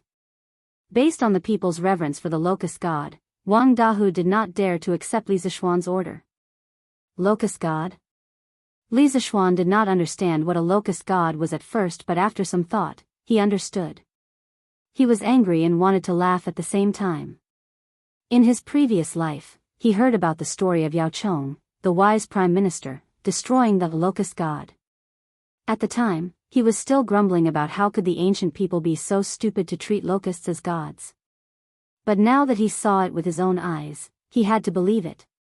What kind of bullshit locust god is this? This is just a little grasshopper that will die if you step on it. Li Zishuan casually took out a grasshopper from the bamboo tube. With a pa-ji sound, the green grasshopper was immediately flattened, and yellow liquid flowed out of its body. Did you see that? If this thing was the locust god, how could it have been stomped to death by me? Have you ever seen such a weak god? Li Zishuan pointed at the crushed locusts on the ground and shouted. Wang Dahu was dumbfounded. He knew that many children liked to catch locusts for fun. Even if they died, no one would care. After all, they were children. The gods probably wouldn't blame them, but Li Zishuan wasn't a child. Seeing that Wang Dahu was still in a daze, Li Zishuan said earnestly, Dahu, although you are not a student of Yanhuang College, you are considered half a student of Yanhuang College. As a student of Yanhuang College, you must understand that there is no god in this world. These locusts are a disaster to the crops, how can they be called gods? This is ridiculous. These things are only fit to be boiled in oil, do you understand? Wang Dahu was stunned for a long time before he nodded and said, I understand. Very good. Then go and do as I say. Li Zishuan could see that Wang Dahu had not completely changed his mind. He did not force him. After all, those old ideas were deeply ingrained in his heart. Without some time to digest them, he would not be able to completely abandon those old ideas. Yes. Yamacho. On the field, with Qing Yaojin as the temporary chief instructor, the students of Yanhuang College had a particularly heavy training schedule. The students felt that today was several times more tiring than the first day of military training. Run. Run. 1-2-1, 1-2-1, 1-2-3-4. 1-2-3-4. The instructors of Yanhuang College were like shepherds with whips today, and the students were like a flock of sheep. Under the shepherds' whips, they had no choice but to run with all their might, even though they did not know when this kind of running would end. Clang, clang, clang, clang, clang. When people were in pain, time would pass very slowly. However, no matter how slow it passed, the time that should pass would always pass. Just when everyone felt that a year had passed, the sound of the drums and gongs finally rang for the end of Yanhuang College. All the students could not help but heave a sigh of relief. They felt that if they were to train for a while longer, their entire lives would be gone. Beep beep. Gather. Qing Yaojin whistled and roared with his strength in the Grandmaster realm. Speaking of which, this bamboo whistle was almost broken by him this afternoon. It had to be said that old Cheng's lung capacity was really big. After blowing the bamboo whistle for an entire afternoon, the students of Class 1 still felt that their eardrums were buzzing. In a dozen breaths of time, all 16 classes of Yanhuang College had gathered. This speed definitely would not have happened a few days ago. Okay, for most of the students, today's training is over, but, as soon as Qing Yaojin said this, many students realized that something was wrong. What did he mean by most of the students? Didn't all the students' training end? Qing Chimo's heart skipped a beat. It's coming, it's coming. The trap that the old man had set for everyone from the beginning was finally going to be revealed. The batch of students who have a foundation in martial arts that were selected in the morning, don't go eat first. Go eat after 2 hours of additional training. From now on, you will be called the special training class. In the morning, Qing Yaojin had selected a total of 36 students who had a foundation in martial arts from more than 600 students. During lunch, these students did indeed enjoy meat that they had not eaten for a long time. Therefore, in the afternoon, except for Qing Chimo, they were secretly glad that they had been selected by Qing Yaojin in the morning. This way, they would be able to eat meat every meal in the future. It was really a blessing. But now, after Qing Yaojin's words, they finally understood why there was a saying that there was no free lunch in the world. Tricks, it was all king trick. The academy's tricks are deep. We are going back to Chang'an City. There's actually additional training? Why? In the morning, High Duke Lu did not mention anything about additional training. Some students could not help but talk about it below. Pfft. Haha. Ugly ox, it seems that I have really wronged you. It turns out that High Duke Lu is not targeting me. Haha. The happiest person was none other than Li Tai. When the little fatty saw Qing Chimo and Li Ku's bowls filled with meat in the afternoon, he was filled with envy, jealousy, and hatred. But now, our Prince of Wei expressed that if he wanted to eat vegetables, then so be it. At least it was better than having to train for 2 hours. Chapter 746. Raise your hand. You can't hold the MO sword like that. Use more strength. You're so soft. Can you chop someone to death? Think about it. What you see in front of you isn't a wooden stake, but the wolf cavalry of the north. If you don't chop them to death, they'll kill you. Look at how weak and listless you are right now. You're just like a Motherf * King Softy. You're a disgrace to our Tang Empire on the battlefield. On the sports field of Yanhuang College, most of the students had gone to eat. Only the 36 students of the special training class and Qing Yaojin, the initiator of the special training, remained. You'll practice chopping for the next 2 days. When you can chop the wooden stake in front of you in one stroke, you can end the first phase of the special training in advance. Chop for 2 hours every day. You'll have to chop at least 500 times. Qing Yaojin instructed the students while instructing them on how to hold the sword. Qing Chimo and Yuchi Baolin looked at the thick wooden stake and the chipped and rusty Mo sword in their hands. They couldn't help but gulp. They suddenly felt that their future was bleak. Hey! What's wrong? Do you think that the task this old man assigned to you can't be done by ordinary people? Then watch carefully. Qing Yaojin knew what the students were thinking when he saw the look in their eyes. Thus, he stepped forward and took the Mo sword from Qing Chimo's hand. He twirled the Mo sword with one hand, and then the Mo sword slashed at the thick wooden stake with lightning speed. Bam! Under the stunned gazes of the students, the rusty Mo sword in Qing Yaojin's hand was like a peerless divine weapon that could cut through iron like mud. It easily cut through the wooden stake from the middle. With a pang sound, the wooden stake that was cut off fell to the ground. The students could clearly see that the surface was as smooth as a mirror. This time, they were completely silent. They stole admiring gazes at Qing Yaojin. People who practice martial arts have always worshipped the strong. In the past, they had heard of Qing Yaojin's bravery on the battlefield. Today, they knew that Qing Yaojin's martial arts were equally shocking. Ching Chimo chuckled proudly because his father had shown his face in front of his classmates. As his son, he felt honored. Did you see it clearly? This old man doesn't expect you to be like me just now.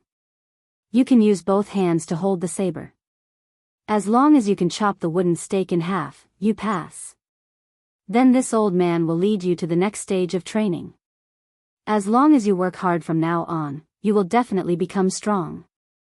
After mingling in the imperial court for so many years, Qing Yaojin still knew how to say a few words. In just a few words, he had made the group of youngsters in front of him agitated and their faces flushed red. I heard it. Instructor, we will definitely train well. Qing Yaojin smiled with satisfaction and said, then let's start now. Practice chopping for 2 hours before you can go eat. Of course, the students obeyed. For a moment, the field was filled with the sound of blunt sabers colliding with wooden stakes. Qing Yaojin held his hands behind his back and guided the students on how to hold the saber. Okay, today's special training is over. Let's go eat. Oh, right, put the saber aside. Don't take it with you. After 2 hours, the sky had gradually darkened. Qing Yaojin hurriedly said to the students in the special training class.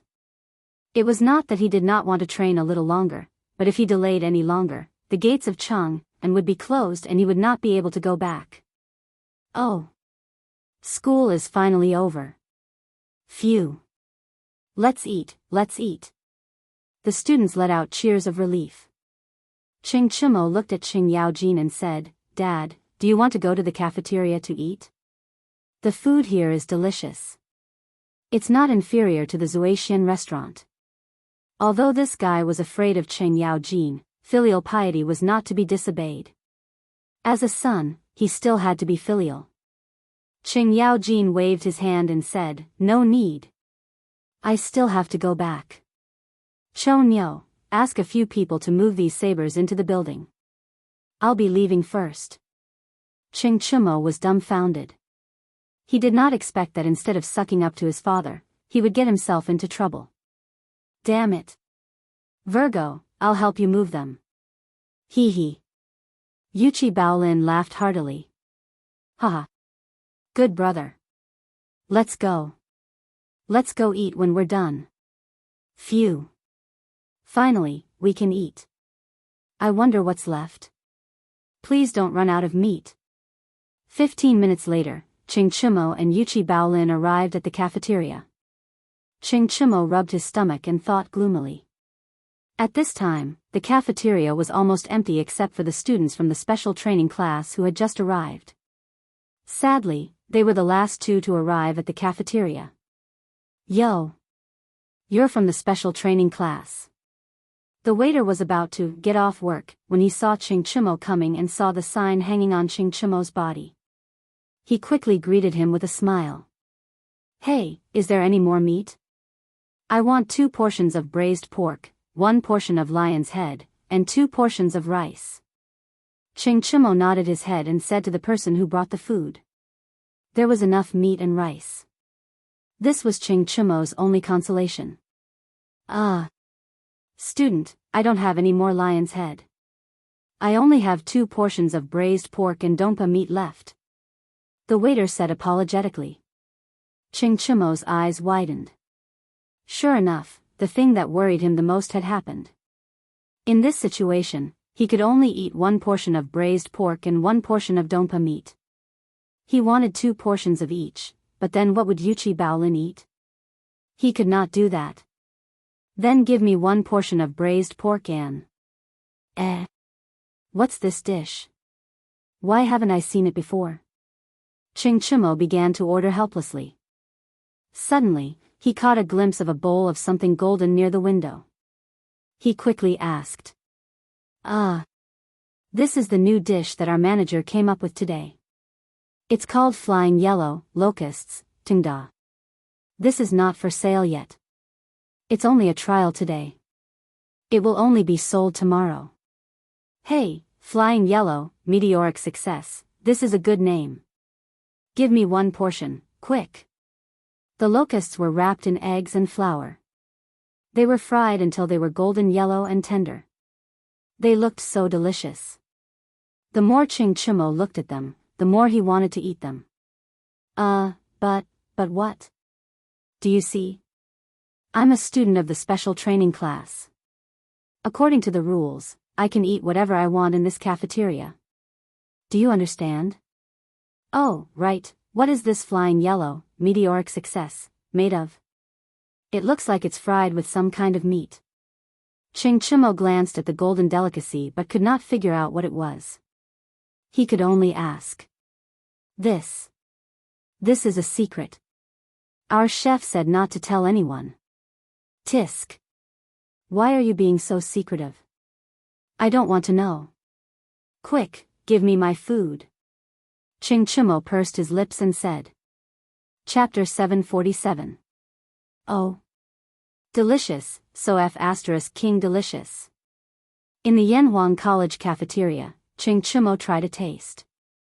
As soon as the crisp and soft, meteoric success entered his mouth was instantly filled with the aroma of eggs and meat, as well as a tinge of numbness. This was the effect of the Sichuan pepper. Ching Chimo couldn't help but open his eyes wide and exclaim how delicious it was. He couldn't stop at all.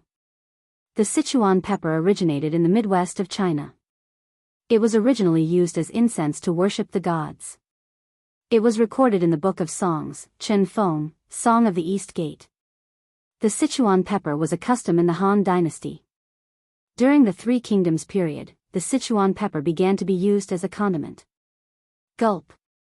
Seeing how much Ching Chimo enjoyed it, Yuchi Baolin couldn't help but gulp and say, Ugly ox, is this meteoric success really that delicious? Yes, of course. I think this thing tastes better than gnawing chicken. Ching Chimo stuffed his mouth with oil as he spoke. Then what does this meteoric success taste like? What's it made of? Ugly ox, have you tasted it yet? Yuchi Baolin really wanted to eat it, but he was too embarrassed to ask.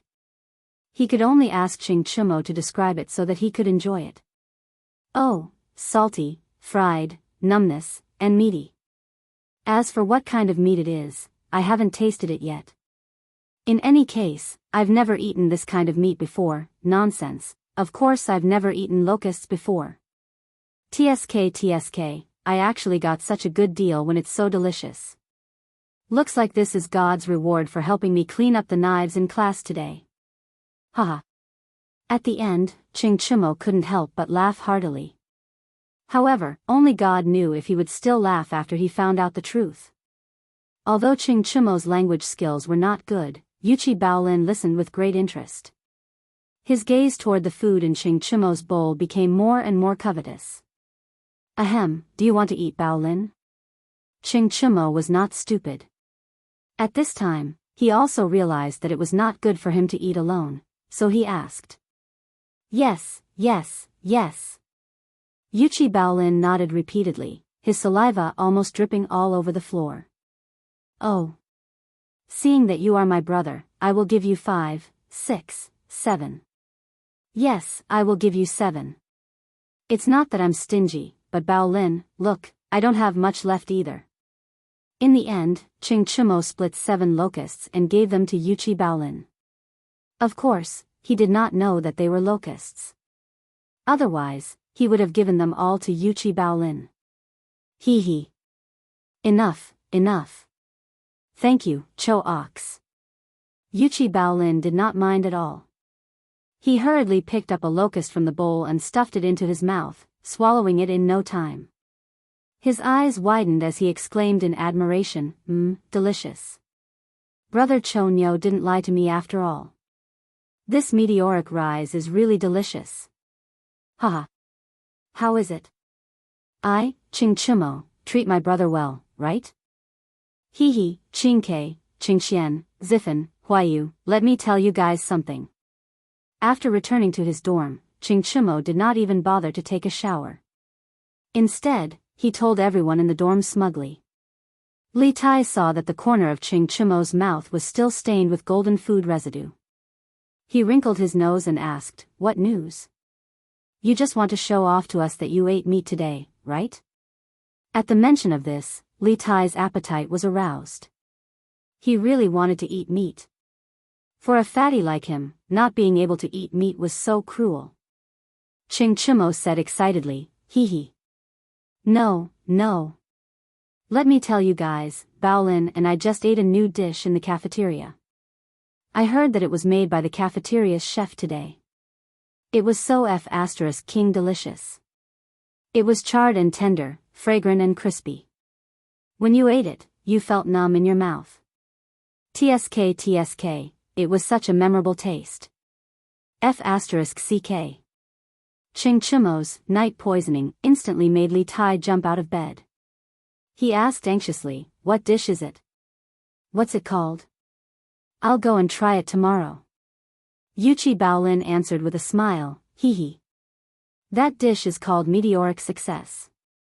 It's delicious. Meteoric Success? Li Tai muttered it twice. He felt that this name was too domineering. He secretly decided that he must try this dish tomorrow. However, Ching Chimo's next sentence immediately poured cold water on the little fatty. Chingke, don't even think about it. Meteoric Success is a meat dish. Only people in the special training class can eat it. Huh? CK. This is so King unfair. Li Tai was dumbfounded. Sun Zifen, who was beside him, was also disappointed. Hee hee. Baolin, come here. I have something to discuss with you. After a while, Li Tai rolled his eyes and pulled Yuchi Baolin out of the room. Yo, Lord Zhu, you're here. The next morning, Li Zishuan arrived at the entrance of the academy. He saw Chao Wendong waiting for him. There were 3 horse carriages behind him. He had no idea what was in them. Hey, Boss Chao. What are you doing here? Li Zishuan went up to greet him. He suddenly realized that Chao Wendong might have ordered the military training camouflage uniforms in the carriage. Hee hee. The 700 sets of uniforms that Lord Zhu asked me to make have all been completed. I'm here to deliver the goods today. Lord Zhu, please take a look. If there's anything wrong, feel free to tell me. I'll ask my subordinates to change it. Chao Wendong's smile was so wide that creases appeared on his face. He had received many envious looks from the academy. After all, Yanhuang College was in the limelight. If he could build a relationship with Yanhuang College, it meant that he had unlimited potential in the future. Haha. Let's talk inside. What's the point of standing here? Li Zishuan laughed and invited Chao Wendong into the academy. Chao Wendong's subordinates lifted the curtains of the horse carriages. Chao Wendong extended his hand and said, please take a look, Lord Zhu. Li Zishuan nodded and walked forward. A pile of green camouflage uniforms entered his eyes. They weren't made of cotton, but were made of silk. These things were more breathable and cooler on the body. He casually took out a piece of clothing, and suddenly a familiar feeling surfaced in his heart. He had also worn this kind of clothing in his previous life. Lord Zhu, what do you think? Are they okay? Chao Wendong saw that Li Zishuan was silent for a long time and thought that there were flaws in the clothes. He could not help but ask worriedly. Yes, yes. Not bad, not bad. The craftsmanship and quality are very good. Li Zishuan came back to his senses and praised. He then put down the clothes and said to Mo Zhong, get someone to move these clothes to the warehouse of Guanghua building. Then, let Mr. Yen gather the students to collect them. Yes, Yamacho. Li Zishuan then said to Chao Wendong, Mr. Chao, come with me. I have something to tell you. Chao Wendong was delighted and quickly nodded. Okay. After you, Lord Zhu. Chapter 748. Lord Zhu, do you have any instructions for me? In the principal's office in Guanghua building, Chao Wendong cupped his fists at Li Zishuan as he leaned against the sofa. I wouldn't dare to give you any instructions, but I have some small matters to discuss with you, Mr. Chao. Li Zishuan took a sip of water, then put down the teacup and smiled. Oh. Lord Ju, you're being too serious. What's there to discuss? Feel free to tell me what you need. Qiao Wendong stood up, flattered, and cupped his fists. Li Zishuan didn't bother with pleasantries and asked directly, "What do you think of Plum Village in Yunshan, Mr. Qiao?" Qiao Wendong was stunned. He didn't understand why Li Zishuan would bring this up out of the blue. He thought for a moment and answered. Plum Village is surrounded by mountains and rivers. The scenery of Cloud Mountain is unique and beautiful. It is a paradise. Yanhuang Academy is located on Cloud Mountain. In a few years, this place will definitely be a gathering place for talents. In addition, I heard that the Curious Pavilion has opened a branch in Plum Village. Soon, Plum Village will attract a large number of merchants to gather here.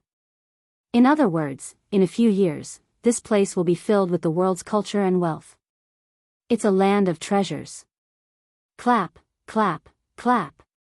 Li Zishuan clapped and laughed. Huh, Mr. Qiao, you have good taste. No wonder you can become the biggest cloth merchant in Beijing.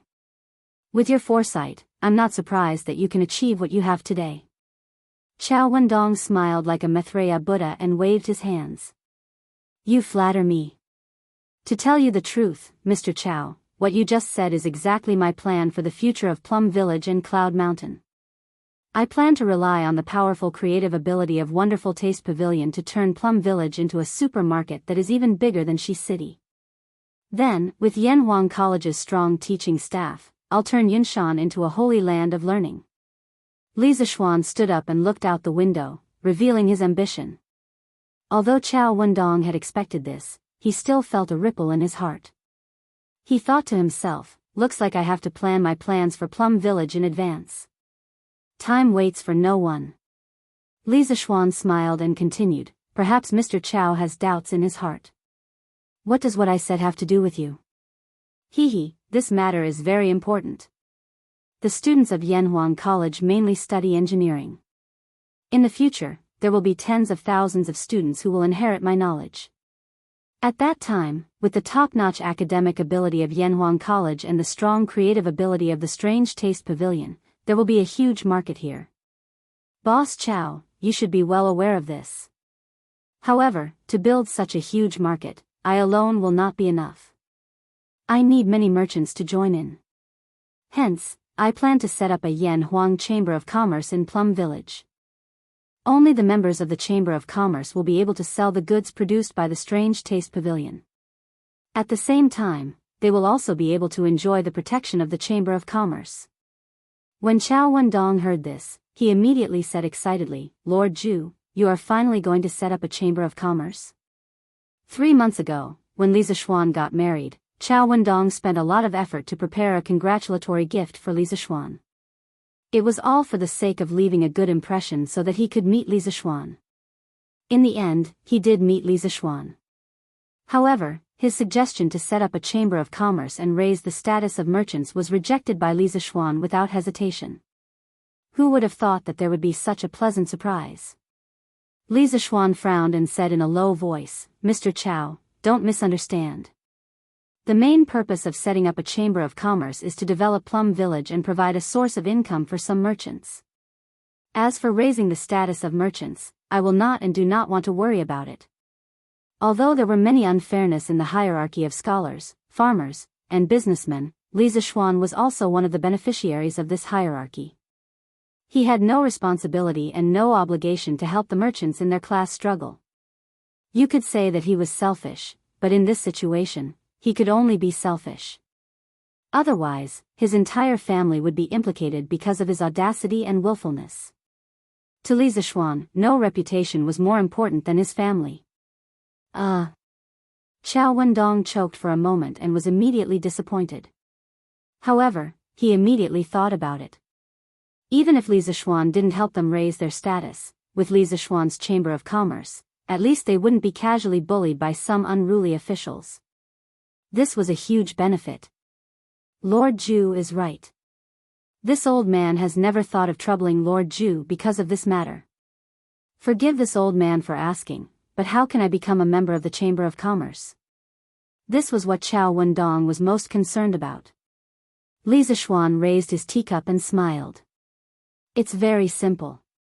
To become a member of the Chamber of Commerce, you must first contribute to the development of the Chamber of Commerce.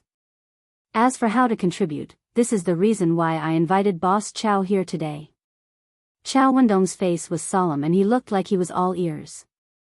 Boss Chow, you have already foreseen the future of Plum Village and Yinshan. This is very good. However, you did not see their current limitations. I would like to hear the details. Chow Wendong cupped his hands and said. Road. The main problem that Plum Village and Yinshan are facing now is the road. When I was traveling the world with my master, I once heard a county official say, if you want to be rich, you must first build the road. I think it is very reasonable. From the official road outside Chang'an City to Plum Village, the road is not only narrow but also bumpy. How can such a road carry the future of Plum Village and Yinshan? Therefore, the road from Chang'an City to Plum Village must be built. Li Zishuan said solemnly. Chow Wendong nodded and said, what Lord Zhu said is very reasonable. The road in Plum Village should indeed be repaired. However, it will only be paved with some green stone slabs. I don't think it will cost much, right? Li Zishuan shook his head and said, I did not say that I want to repair the road with green stone slabs. I want to repair the road with cement. Seeing the confusion on Chow Wendong's face, he explained, it's the road in Yanhuang Academy. Chow Wendong's mouth was wide open. He did not expect Li Zishuan to be so serious. To be honest, after coming to Yanhuang College a few times, he had always been envious of the road and architectural style here. However, envy was not enough. Even if he was rich, there was no place where he could buy cement and the architecture in Yanhuang College. Although he did not know the cost of cement, he thought that it would be more expensive than green stone slabs. May I ask how much does Lord Zhu need? Li Zishuan stretched out 2 fingers and said, about 200,000 strings of cash. The first batch of members to join the Chamber of Commerce will depend on the amount of money they donate to determine the weight of their words in the flaming yellow Chamber of Commerce. Chapter 749. In 3 days, I will hold a bidding meeting at the Drunken Immortal Inn. All 200,000 strings of cash will be up for grabs. Of course, if the final number is less than 200,000 strings of cash, no matter how much it is, I will personally fill it up. The road in Plum Village must be repaired. In the office, Li Zishuan explained his plan. Chow Wendong rolled his eyes and asked tentatively, Lord Zhu, I wonder if this old man can buy all of the 200,000 strings of cash by himself. Taking out 200,000 strings of cash at once was a little painful for Chow Wendong, but he felt that it was completely worth it. It all depended on whether Li Zishuan was willing or not. Li Zishuan looked at Chow Wendong in surprise. He probably did not expect this ordinary-looking businessman to be so bold. But after thinking about it, he shook his head and said, Boss Chow, doing business is about making money peacefully. It's not good to eat alone. Take the matter of repairing the road as an example. I can still take out a mere 200,000 strings of cash. But I didn't do that and left the opportunity to you, so. I understand. You are right, Lord Zhu. I'm just too narrow-minded. Chow Wendong said quickly. Li Zishuan shook his head and smiled. I understand Boss Chow's intentions. But I don't intend to publicize the matter of the Chamber of Commerce. So, I'll have to trouble Boss Chow to inform some wealthy businessmen in Chang'an City to participate. In the end, I will choose 5 people to be the first batch of members. He was a founding baron and a rank 3 crown prince, Jianghu. Establishing a chamber of commerce was not a pleasant thing to say. If word got out and everyone knew about it, it would be quite troublesome. So, he did not think of using Datong Daily to publicize the Yanhuang Chamber of Commerce from the start. 5 people? Chow Wendong calculated in his heart. When the time came, each person would have an average subscription quota of 40,000 strings of cash. But it was rare to see people willing to fork out so much money for repairing the road. In this way, he had an opportunity. Don't worry, Lord Zhu. In less than a day, all the wealthy businessmen in Jianghu and city who are qualified to participate in this bidding will definitely know about it. Qiao Wendong quickly promised. That's great. Then, I'll have to trouble Boss Qiao. After sending Qiao Wendong off, Li Zixuan came to the field and saw green military uniforms. Obviously, Yan Silu had already distributed the camouflage uniforms to the students. But why did it look so weird? Li Zixuan rubbed his eyes and took another look.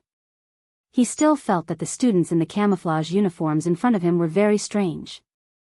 Hey! Although it looks like a hooligan, it's really cool to wear. That's right, that's right. Moreover, this shirt doesn't have sleeves. It'll be much easier to move around like this. However, Mr. Yen only gave each of us one set of these clothes. Be content. I heard that these clothes were specially made for us by the Yamacho. They didn't even charge us for it. It's like giving it to us for free. But how can I change into only one set of clothes? Then I can only wash it every night and wear it the next day. Hey, this dress is quite comfortable, but the hair doesn't match the dress. It's in the way. Oh right, it's the hair. When Li Zixuan heard the students talking about his clothes, he suddenly felt that something was wrong. If the camouflage uniform and long hair does not look weird, then something must be wrong. Hey! Little Xian, after the students put on this kind of clothes, they all look quite spirited. If they train later, I guarantee that they will look better than before. You really have a lot of ideas. When Qing Yaojin saw Li Zixuan coming over, he went up to him and patted him on the shoulder. Li Zixuan was speechless. What do you mean by ideas? Young master's idea was clearly a serious one, all right? Uncle Cheng, don't you think that these clothes and their hair don't match? Qing Yaojin thought for a while and nodded. Indeed, they don't match. The style of your clothes is cool, but most of the students' hairstyles are the opposite of this style. Li Zixuan agreed. Uncle Cheng, you have a good eye. That is indeed the case. The only thing we can do now is to let the students tie up their hair and put it in a bun. Qing Yaojin laughed. That's great, that's great. After the two of them finished their discussion, they arranged for the people below to get the hair tie. After a while, every student was given a hair tie. According to Li Zixuan's idea, everyone tied up their hair. Now, regardless of hairstyle or clothes, all the students looked neat and tidy. Although it's still a little weird, it looks much better overall. Li Zixuan thought in his heart. Haha. Not bad, not bad. Then I'll start the training. Qing Yaojin squinted his eyes, looked around, and said. Okay. Li Zixuan nodded and then retreated to the rostrum. All instructors, listen up. Today's military training begins. All classes will train separately. As soon as he retreated, Qing Yaojin's loud voice rang throughout the entire field. Li Zixuan was secretly surprised. Good heavens, he didn't even have to use the loudspeaker this way. Everyone in the first class, stand at attention. Look to the right. Look to the front. Turn to the right. Run. Bang, bang, bang, bang. Under Qing Yaojin's command, the students of Class 1 took the lead to start a new day of military training. With neat and powerful steps, the cadence of the whistles, coupled with the students' neatly dressed camouflage uniforms, today's team was very different from usual. This bunch of rascals. I haven't seen them for a few days, and they're actually so obedient. Indeed, there's always something to conquer something. Just as the students were running hard, a few uninvited guests arrived at the edge of the field. It was Li Er, who had brought Zhang Sun and Chang'e to Yanhuang College to visit the inmates. They were mainly there to check on Li Tai and Li Qingqian. They all knew that Li Ku was skilled in martial arts, so there was no need to worry about such a small military training. As soon as he arrived, Li Er saw such a group of uniformed students walking in neat steps. Moreover, there were also his two sons in the team, as well as some of the second-generation hedonists of Chang and city that he had seen before. This made him very surprised. Since when did those hedonists who only knew how to walk chickens and fight dogs become like a well-trained army? Imperial father, look. That's Brother Qin. He doesn't seem to be running very strenuously. Ah. Brother Qin has become thinner, and he seems to have become darker. Chapter 750. Qin Qingxian. When Empress Jianghu saw her two sons sweating profusely on the field, her heart instantly ached. After all, these two children were her flesh and blood. Don't worry, Guanyin. Li Er squeezed Empress Jianghu's small hand and squinted his eyes. Guanyin, don't you see that Qingxian and Qin have changed? Empress Jianghu frowned and asked directly, what's different? Right now, she only cared about her two sons. How could she have the time to think about anything else? Li Er smiled, then pointed his other finger at Li Qingxian and Li Tai, who were running, and said indifferently, spirit, energy, spirit, they're all different. The most direct manifestation is, look at Qingxian and Qin. Aren't their waists straighter? Aren't their legs more explosive? And they can even cooperate with others. Haha. Who would have thought? Who would have thought that in just a few days, Qingxian and Qin have changed so much? Li Zishuan's military training is indeed something. Father, Brother Crown Prince and Brother Qin are working so hard. Why does Brother Xiaoxian insist on making them run? Tranquil tugged at Li Er's wide sleeve and asked with her small face raised. The naive little girl found it hard to understand this kind of strange behavior of running in circles around the field. Li Er rubbed Tranquil's small head and smiled. This is military training. It trains people's physical strength, endurance, and ability to cooperate with team members. Although it's hard, it's still very necessary to mold young people's personalities. Tranquil nodded as if she understood. The little girl looked at the long green line on the field and smiled. Although Tranquil's heart aches for Brother Crown Prince and Brother Qin, they're really pretty when they run. They're very imposing. Li Er laughed loudly. Haha. Father also thinks so. Then let them run 2 more laps later. This sentence was mostly a joke. After all, Li Er wouldn't trick his own children. However, Empress Jianghu took it seriously.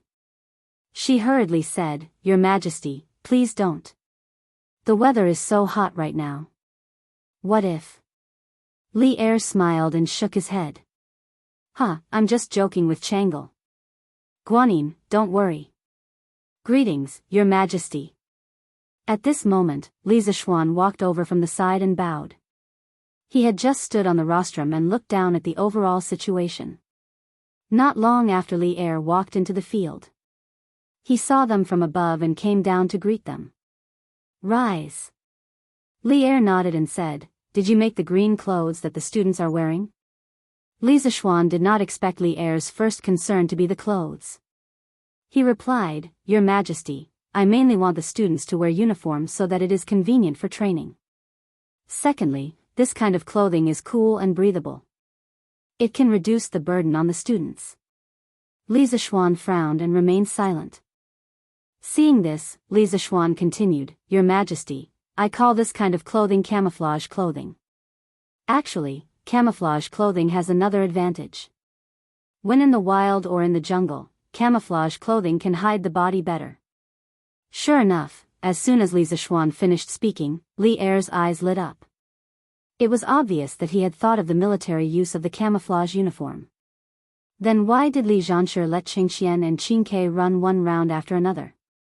Suddenly, Empress Jianghu's unfriendly voice came from the side. Li Zishuan was stunned. He did not understand why the usually gentle and kind Empress suddenly became so difficult to talk to today. However, he thought about it and understood. He cupped his hands and said, I understand your love for your son. However, as the saying goes, jade cannot be made into useful without being carved. Qin and the others will bear the heavy responsibility of developing engineering in the future. If they do not have a good body, how can they carry on until the end? Moreover, as far as I know, people like Qin who are overly obese will easily have headaches, dizziness, tinnitus, and other symptoms once they reach middle age. It is very difficult to treat. In serious cases, it can be life-threatening. Therefore, I also plan to use this military training to help Qingke lose weight. I am doing this for his own good. Empress Jianghu's expression changed. She asked in a low voice, "Is this true?" Li Zishuan nodded solemnly and said, "Absolutely true." Empress Jianghu's face was ghastly pale. Li Zishuan was rather famous in the field of medicine. This time, he spoke with such certainty. She had no choice but to believe him. Seeing this, Li Zishuan glared fiercely at Li Zishuan. Then, he comforted, "Don't worry too much, Empress. Qingke is still young. I have plenty of time to invite all the famous doctors in the world to help him lose weight." Empress Jiangsun shook her head and did not say anything. Li Zishuan also realized that what he had said just now was a bit too much, so he spoke up. Cough, cough. What I said just now was only a certain probability of happening. I did not say that it would definitely happen. Moreover, as long as Qingke can persevere through the military training, there will naturally not be such problems in the future. Empress Jiangsun breathed a sigh of relief. She looked at Li Zishuan with a complicated expression and said, "Then I will have to trouble Li Zishuan to take care of Qingke." After saying this, she felt that it was a bit absurd. She had sent her son to be tortured in the hands of others, and instead, she had to thank others. No matter how she thought about it, this matter was awkward. All right. Let's go somewhere else to have a look. Li Zishuan looked at the time and said. Come. Your Highness, try this. It's very good for your asthma. As noon approached, Zhang Sun wanted to see the cafeteria of Yanhuang College. After all, she was still worried that her son would not eat well here. After seeing that the environment of the cafeteria was not bad, Zhang Sun wanted to have lunch here. Li Zishuan naturally agreed. The family of 3 ordered 4 dishes. Li Zishuan walked over with a plate of golden yellow dishes and said, "Let's go." Li Zishuan and Empress Jiangsun were both present. Of course, Li Zishuan would not directly call Li Lizzie as Sister Changle. Brother Xiao, what is this dish? Li Zishuan had scruples, but Changle did not. The little girl looked at the golden food on the plate and asked doubtfully. Li Zishuan stared blankly. Staring at Li Zishuan, he asked in a deep voice, "You just said that this food can treat asthma. Is this true?" Li Zishuan felt that these words were very familiar. Previously, Zhang Sun had asked him similar questions. Was he here today to treat old Li's illness? Autumn locusts were high in protein and low in fat. In particular, the female locusts had many eggs, which were rich in lecithin. After being digested, the lecithin released choline.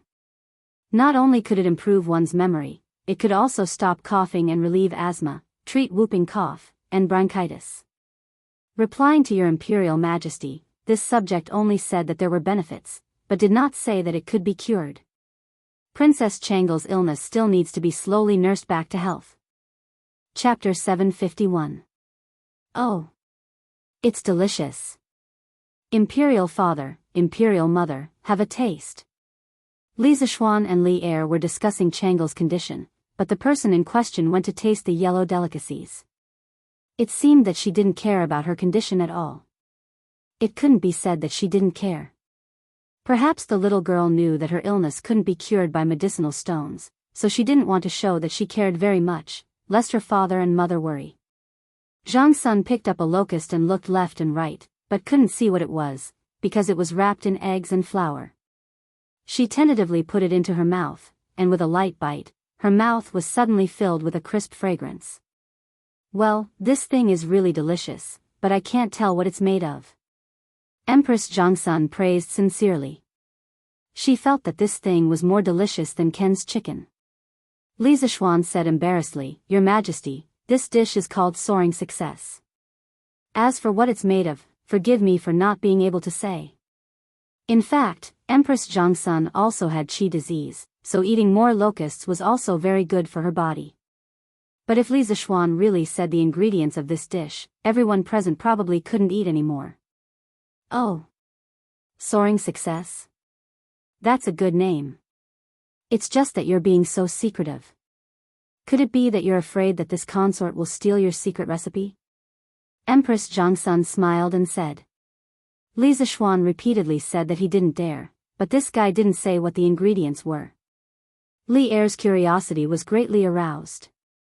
He picked up a piece of Soaring Success into his bowl, and then quietly poked the egg on the surface with chopsticks. A cute locust head suddenly popped out, and Li Er's face suddenly became very interesting. Li Zishuan, come with me.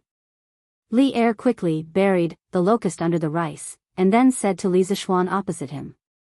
Empress Jianghu and Tranquil looked at each other. Li Zishuan's heart thumped, and he felt that something was wrong. He braced himself and stood up, saying, "Yes, Your Majesty." Bastard. How dare you feed locusts to the Empress and Tranquil? I see that you are getting bolder and bolder. Walking to a nearby pillar, Li Er shouted in a low voice with a gloomy face. Li Zishuan did not expect Li Er to find out so quickly that Soaring Success was made from locusts. However, he was not unprepared. His Majesty is angry because he thinks locusts cannot be eaten by humans. In fact, not only could locusts be used as food, they could also be used to detoxify, stop coughing, and stop asthma. They had extremely high medicinal value. Your Majesty, if you don't believe me, you can ask the doctors of the Imperial Physician Bureau. Li Er was stunned when he heard that. This was the first time he had heard that locusts had so many effects. Your Majesty, as long as you don't think that it's a locust when you eat it, the taste is still very good. Moreover, who knew how many locusts there would be next year? When the time comes, if this method of eating locusts becomes popular, coupled with the many chickens raised by the people, there will be no need to worry about the locusts not being wiped out. Li Zishuan added. Li Er was greatly moved, but he still hesitated and said, "But there is a saying among the people that there is a locust god."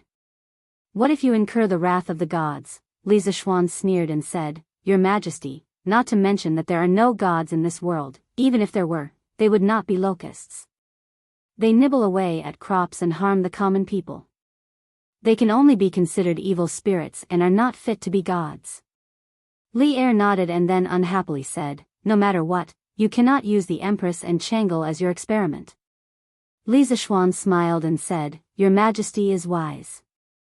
This subject cannot bear the responsibility of this crime. In fact, before this, there were already people who tried this dish. This subject saw that the response was not bad. In addition, these locusts were indeed beneficial to the Empress and Princess Tranquil's illness.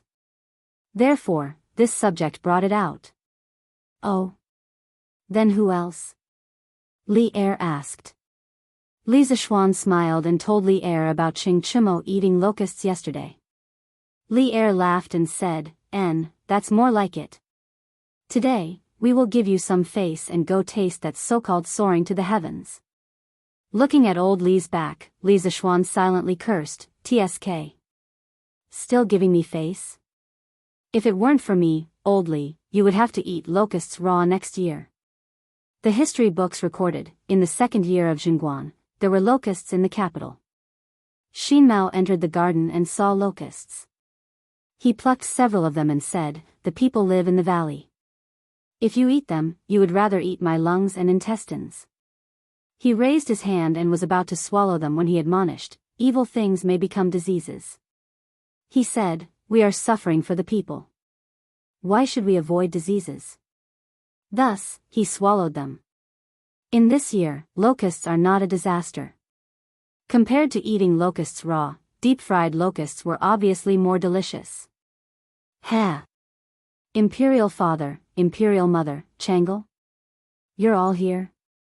When Li Zishuan and Li Er were talking, the gongs and drums of the academy had already sounded. Li Tai, who was always very enthusiastic about eating, was naturally the first to arrive at the cafeteria. After seeing the table of people inside, the little fatty was stunned, as if he had suddenly found his backbone. He hurriedly complained to Li Er and Empress Jianghu, "Imperial Father, Imperial Mother. Xiaoxian. Yamacho deliberately abuses people. He punishes students every day and doesn't let us eat meat. He only lets us eat vegetables. You see, in just a few days, I've lost weight. Li Zishuan widened his eyes and secretly thought that this little fatty was arrogant enough. He actually complained in front of him. It seemed that he would have to make things difficult for this fellow in the future. Li Er frowned. It was true that he doted on Li Tai, but Li Tai's behavior of complaining still made him a little unhappy. In his opinion, he was Li Shimon's son. If he was bullied outside, he should be bullied back. What was the difference between crying and complaining to him like this and a girl? Qingke, Li Zhanshi is also doing it for your own good. Although it's a little bitter, it's only for a month. Just bear with it and it'll be over. Li Tai was instantly dumbfounded. What was wrong with this scene? Why was Imperial Mother, who used to be obedient to him, speaking up for an outsider today? Also, why was his tried and tested method of complaining and acting pitiful not working today? What this fellow didn't know was that he had the method of complaining and acting pitiful, and Li Zishuan had the knack of public relations in advance. Now, Li Er and Empress Jiangsun had already been public relations by him. Hee. Brother Qingke is so embarrassing. You actually came to Imperial Father and Imperial Mother to complain about Brother Xiaoxian. Shame on you. Changle, who was eating happily at the side, raised her head at this moment and made a funny face at Li Tai and giggled. Actually, her words more or less had the intention of helping Li Zishuan out of the predicament. Just as Li Tai was about to quibble, he noticed the golden and dazzling delicacies on the plate. He quickly ran over and sat beside Changle, saying, "Meteoric rise, this must be meteoric rise. Changle, you leave some for me. Let me try it." Chapter 752. Qingke, have you forgotten the rules of the academy? Li Tai picked up a large locust and put it into his mouth, but Li Zishuan reminded him in a deep voice. Li Tai's action of putting the meat into his mouth immediately stopped, and his face showed both annoyance and reluctance. Your Majesty, the students have finished school. Let's go back to the palace. Empress Jiangsun looked outside through the glass door of the canteen, and then said to Li Er. Well, Changle, let's go back to the palace. Father will bring you here to play another day. Li Er looked at Changle and said in a gentle voice. Empress Jiangsun smiled at Li Zishuan at this moment and said, Li Zhanshi, His Majesty, and I can't finish these things, so let Qingke do it for us so as not to waste it. What do you think? Li Tai immediately laughed, and at the same time, he gave his mother 32 thumbs up in his heart. Li Zishuan was speechless. Empress Jiangsun had always been wise, but she still had a heavy selfishness when it came to the problem of children. But this was just a small matter, and he didn't need to be unhappy with Empress Jiangsun because of it. Besides, the main ingredient of locust meat was protein, and Li Tai wouldn't gain weight even if he ate some. In this case, I respectfully send Your Majesty and Your Majesty off. Li Zishuan cupped his hands and bowed. Empress Jiangsun smiled and walked out of the door with Li Er and Changle. Before Changle left, she quietly turned around and waved goodbye to Li Zishuan. Li Zishuan smiled and waved back. Hey. Fragrant. So fragrant. I haven't eaten meat for a long time. I came at the right time today. After old Li left, Li Tai greedily sniffed the 5 dishes on the table, and then laughed very proudly.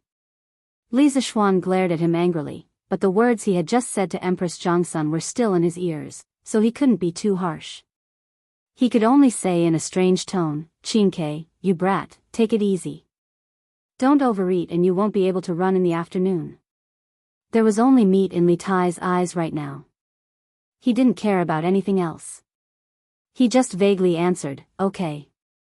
Then, he buried his head in the food. Wow. Qingke, where did you get this meat from? Didn't they say that students in the regular class can't eat meat?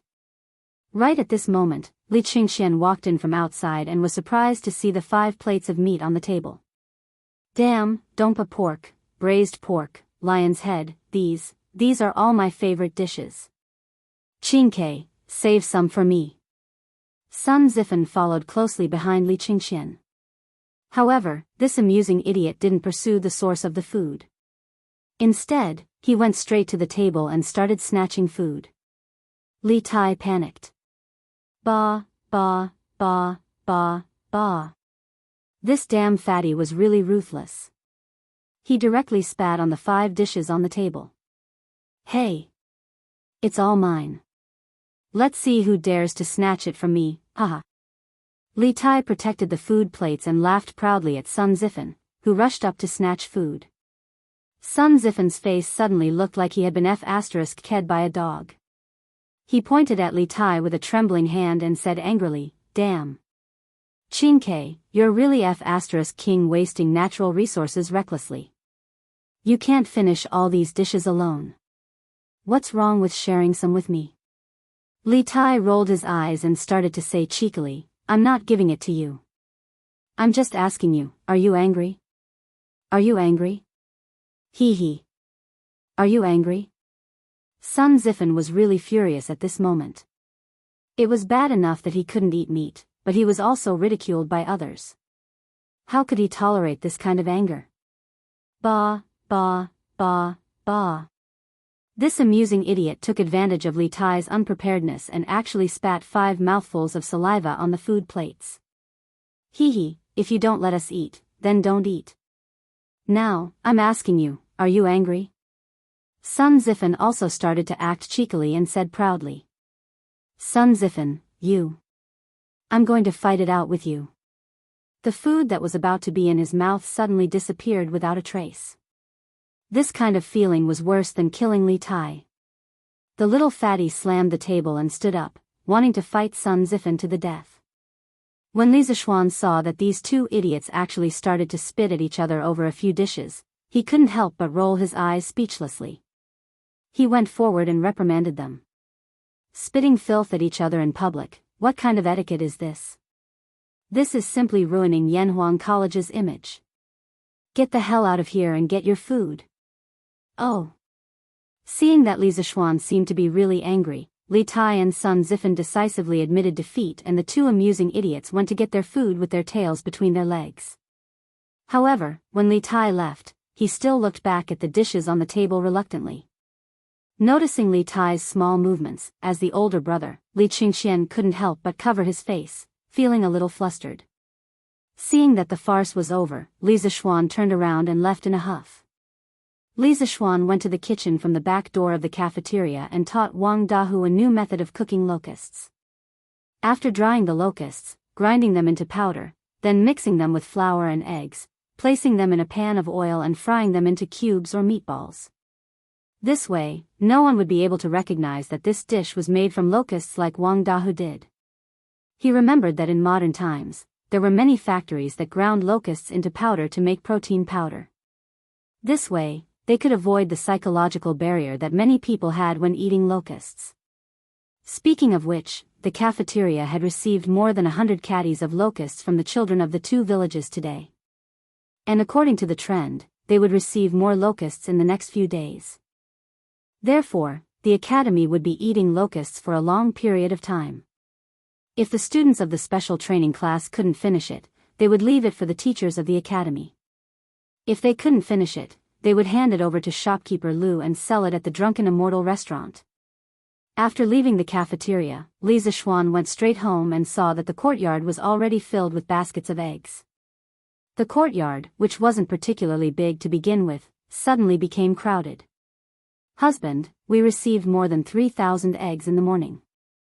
The farmers of the other villages heard the news and wanted to sell their eggs to us, but I saw that the Han village and Plum village had already sent over a lot of eggs, so I didn't take theirs. Han Yushi came up and said softly. She didn't look worried at all after receiving so many eggs. Obviously, she was very confident in her husband's methods. Li Zishuan nodded and said in agreement, we should pay close attention to the farmers in our village. By the way, wife, have you prepared the ingredients that I asked you to prepare for me yesterday?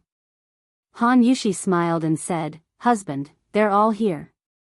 Do you want to start now? Li Zishuan thought for a while and said, let's start now. The weather has been too hot recently, and the eggs aren't easy to preserve. It's better to do it early rather than late. Otherwise, many of the eggs will spoil. Didn't I ask housekeeper Wang to bring a group of servants over yesterday? Why don't I see them? Han Yushi hesitated for a moment. Just as she was about to speak, she saw Madame Li walk out of the house and say, I didn't let them come. The century eggs you're going to make are a family's secret recipe. The fewer people who know about it, the better. Chapter 753. Yunshan, Courtyard Number 1. When Li Zishuan heard his mother's words, he couldn't help but be speechless. He really didn't expect his mother to have the awareness of protecting intellectual property. Her thinking was simply too advanced. Mother, if we don't ask the servants to come and help us, how can we finish these thousands of eggs? Li Zishuan looked at Madame Li and smiled bitterly. Why is it impossible?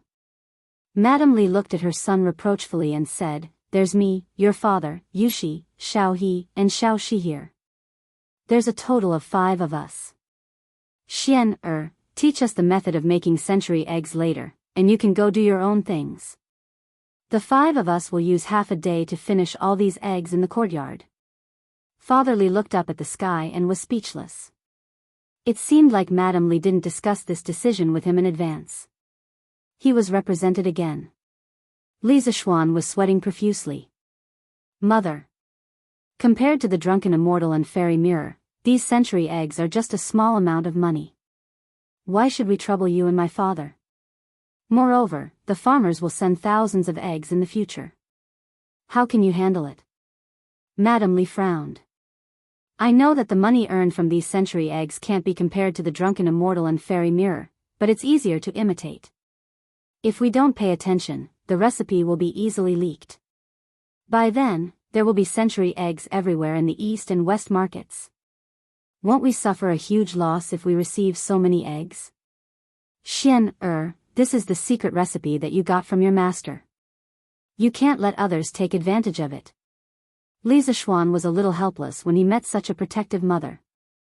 He sighed and said, Mother, the servants in our residence are all loyal.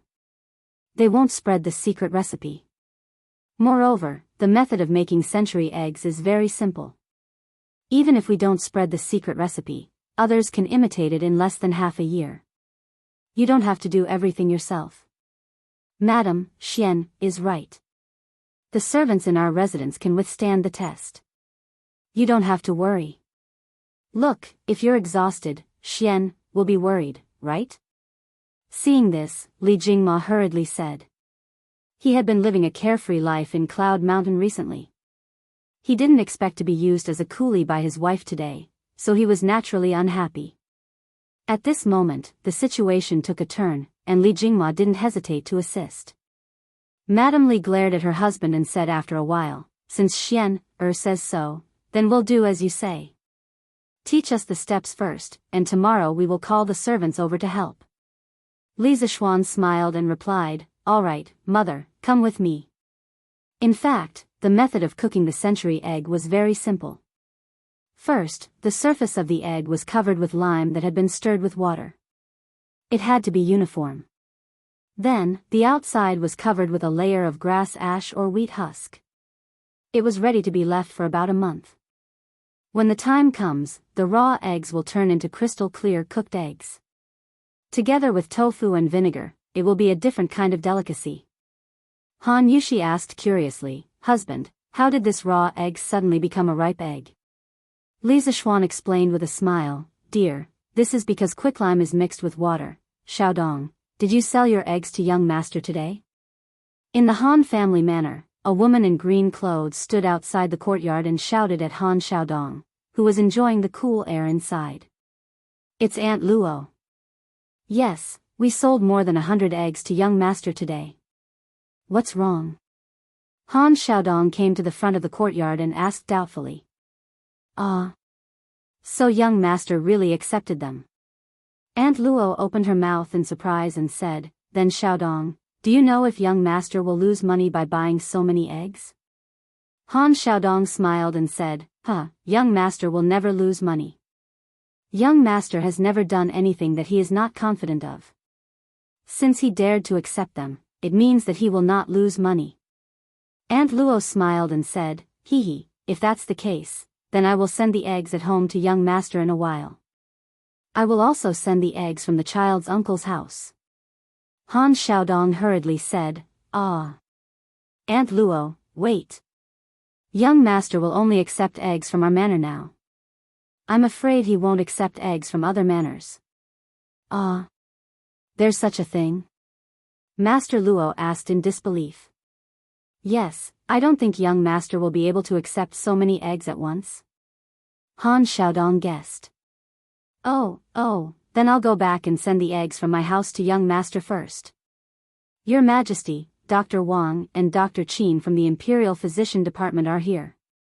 In Gamla Palace, Li Er was bent over the table and reading memorials.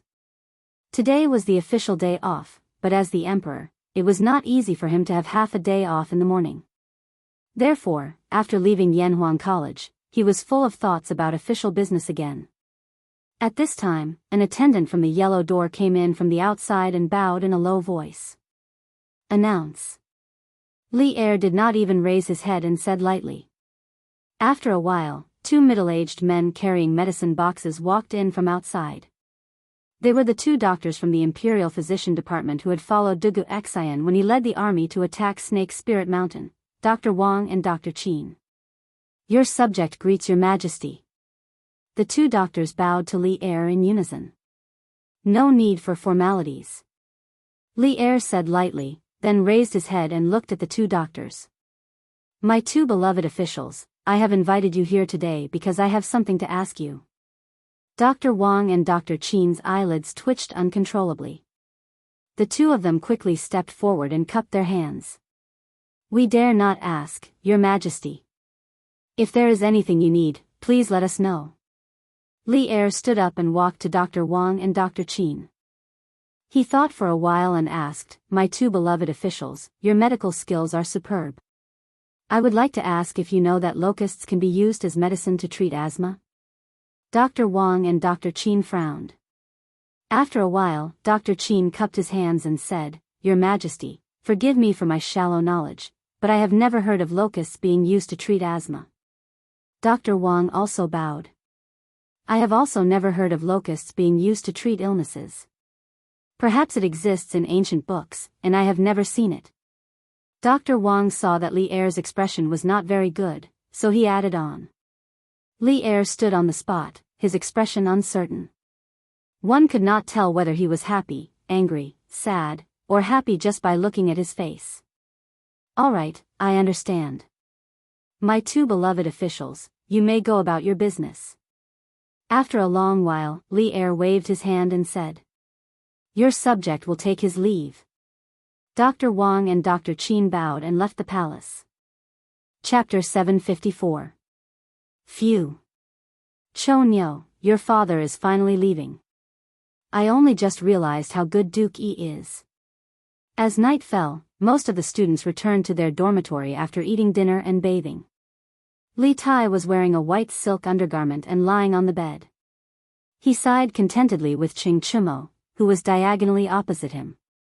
Although Li Tai's words more or less had the intention of making up stories about his father, Ching Chumo didn't feel offended at all. Instead, he nodded in agreement. I also don't want my father to be the chief instructor of the academy. Not only are you tired, but our special training class is even more tired. Our hands are sore from practicing the Modeo for the past 2 days. Uncle Qin's training is still easier for us. Sigh. I hope your father won't come in the future. Your hands are sore from practicing the Modeo, but our legs are about to break from running these past 2 days. Li Tai rubbed his knees. The little fatty clearly still had a lingering fear from what he had experienced in the past 2 days. He felt that the distance he had run in the past 2 days was almost equal to the distance he had run in the past 10 years. Hee, Qingke, you don't have to run. You're a prince, and Duke Lu won't eat you. Sun Zifen chuckled eccentrically.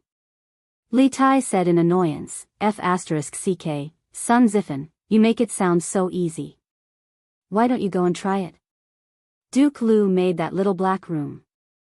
Once you go in, you can't come out for 3 days. You have to eat, drink, go to the toilet, and sleep in there. I can't stand it. There's an unlucky guy in class 10. What's his name again? Yes, he's called Chen Yi. I remember that his father is the assistant minister of the Ministry of Works. This unlucky guy was found slacking off by Duke Lu when he was patrolling this morning, so he was directly thrown into the little black room. I went to take a look during dinner and found that this guy was almost dead. He was crying for his father and mother inside.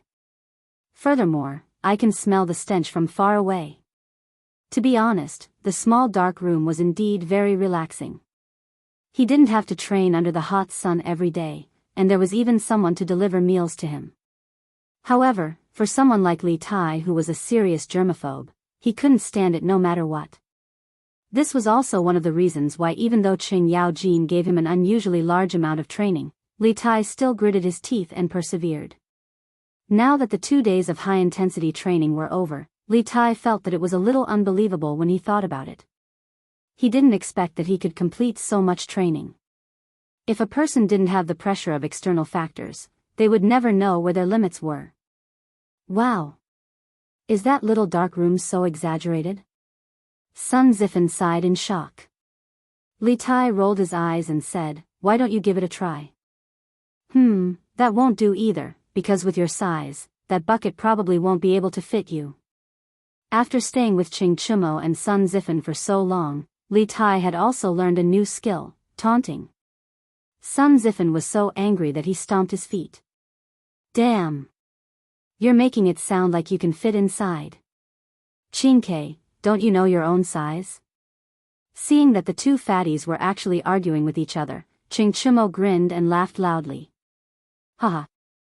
If it were up to me, the two of you should stop arguing.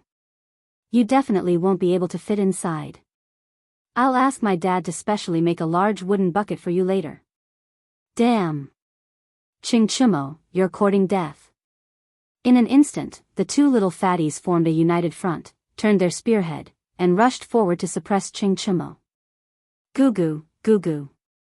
At 4:00 in the morning, Yanhuang College's dormitory 001 not only echoed with snoring, but also with the sound of a stomach growling. It was Li Tai. At this time, the little fatty was actually still awake. Instead, he kept tossing and turning in bed, unable to fall asleep no matter how hard he tried. It was not for anything else but because he was hungry. Was there no hunger in this era? If you were hungry in the middle of the night, you could only hold your stomach and roll around in bed. In fact, to be precise, the little fatty was not hungry, but gluttonous. During the day in the cafeteria, because of Li Er and Zhang Sun, he was able to eat 2 mouthfuls of meat with great difficulty. At that time, he felt that he was going to die of happiness, but good things did not last long. In the end, Sun Zifen's arrival made his delicious lunch go up in smoke. In the first half of the night, he had a dream. He dreamed that he was back in the prince's mansion, and the table was filled with all kinds of delicious food, fish, and meat. Just as he was about to bite into the twice-cooked pork with his chopsticks, he suddenly felt a sharp pain in his arm. When he came back to his senses, he realized that he was dreaming, and the twice-cooked pork in his dream was his arm. After that, the little fatty could no longer fall asleep. Thinking back to the 2 mouthfuls of delicious food he had eaten at noon, and the table of fish and meat in his dream, Li Tai's mouth was full of sour water. There had never been such a moment that made him want to eat meat so badly. Now, as long as someone could give him a plate of meat to eat, Li Tai was even willing to exchange thousands of coins, or even tens of thousands of coins of wealth. In the end, Li Tai could not stand it anymore. He could only get out of bed and planned to go outside the dormitory to get some fresh air. At this time, the instructors were all asleep, so no one would check on the dormitory. Therefore, Li Tai was not worried at all. Yanhuang College's dormitory was actually a building complex. The rooms were neatly arranged in a very large courtyard. Since there was a courtyard, there was naturally a courtyard gate. Li Tai stood in front of the iron fence gate of the courtyard, enjoying the cool summer night breeze. Looking at the neat rows of trees outside the courtyard and their reflections under the moonlight, his agitated heart calmed down a little. Sha sha. At this moment, Li Tai suddenly heard the sound of footsteps coming from behind him. Little Fatty was startled and turned around to look. He saw that there was indeed a white-clothed figure with long hair behind him. The figure was about the same size as him. Li Tai thought that he had seen a ghost, so he was shocked at first. When he saw the face of the person in front of him, he was so angry that he immediately scolded, "Fuck. Sun Zifen, you didn't sleep well in the middle of the night and specifically came out to scare people. Are you crazy?" That's right, the person who came was Sun Zifen. Sun Zifen crossed his arms and said with a smile, "Hey. Qingke, didn't you also not sleep in the middle of the night? You still have the nerve to talk about me?"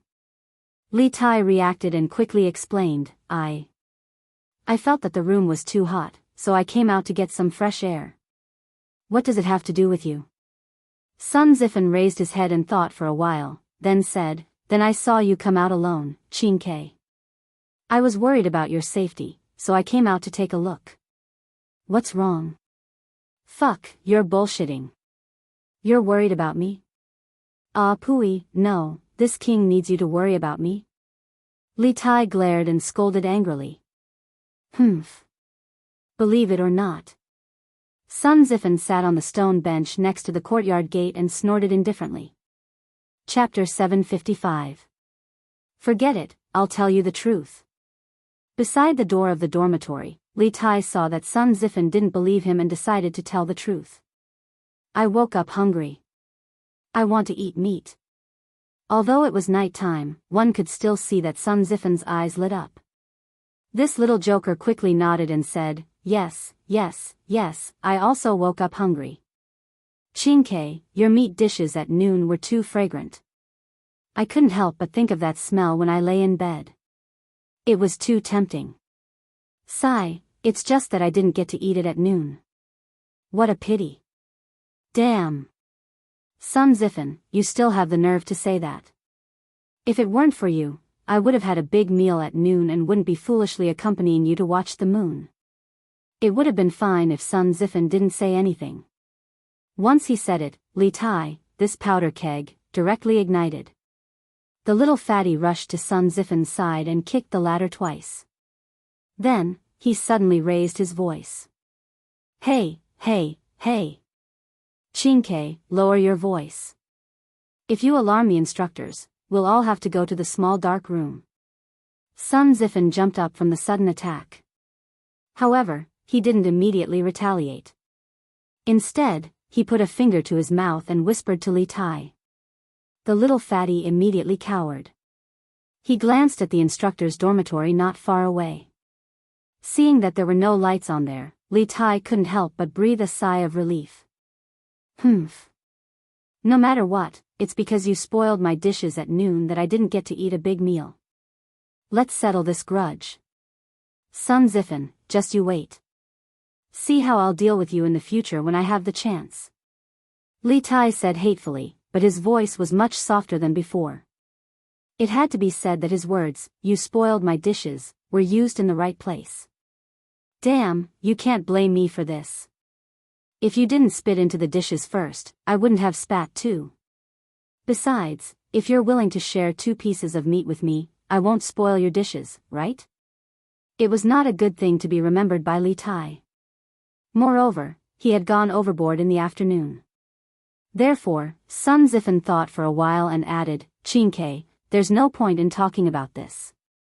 Both of us want to eat meat so much that we can't sleep. How about this, I'll take you out to eat meat tonight, and we'll forget about what happened at noon. Li Tai pursed his lips and said in disbelief, Where can we go to eat meat this late at night? Who are you trying to fool? Sun Zifen said confidently, Hey. Qingke, if you don't believe me, tell me if you agree or not. Seeing this, Li Tai nodded without hesitation and said, Okay. As long as you don't bring me to eat meat tonight, I'll write off everything that happened before. To him, as long as he could eat meat, he would be willing to give any amount of money, let alone such an insignificant promise. Hee hee. Then, Qingke, wait for a while. I'll go back to the dormitory to get something. Sun Zifen licked his lips and laughed proudly before sneaking back to the dormitory. Li Tai didn't have time to ask, so he could only sit on the stone bench beside the courtyard door and wait for Sun Zifen to return. After about half a cup of tea's time, Sun Zifen finally returned. However, there were 4 people behind him: Qing Chimo, Qin Huayu, Yuqi Jingda, and Li Qingxian. Hey! You two want to go out to get something good to eat, and you didn't call me? Luckily, I'm alert. Otherwise, wouldn't I have suffered a huge loss? Qing Chimo pointed at Sun Zifen and Li Tai as he laughed wantonly. Although this fellow's martial arts skills were at a half-baked level, his martial arts realm was still the highest among the 6 people in Dormitory 001.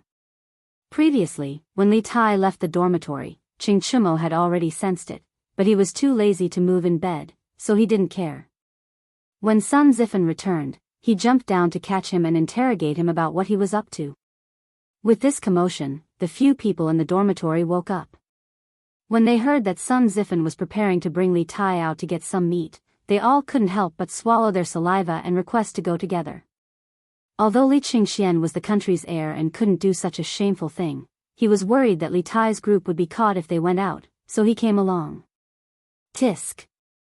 Cho Nyo, you and Bao Lin have been eating meat for the past 2 days. Why are you joining in the fun now? With the help of the 2 experts, Qing Chimo and Yuqi Bao Lin, it would be easier for them to go out to get food. However, Li Tai's mouth was full of jealousy. TSK, we can't have enough meat.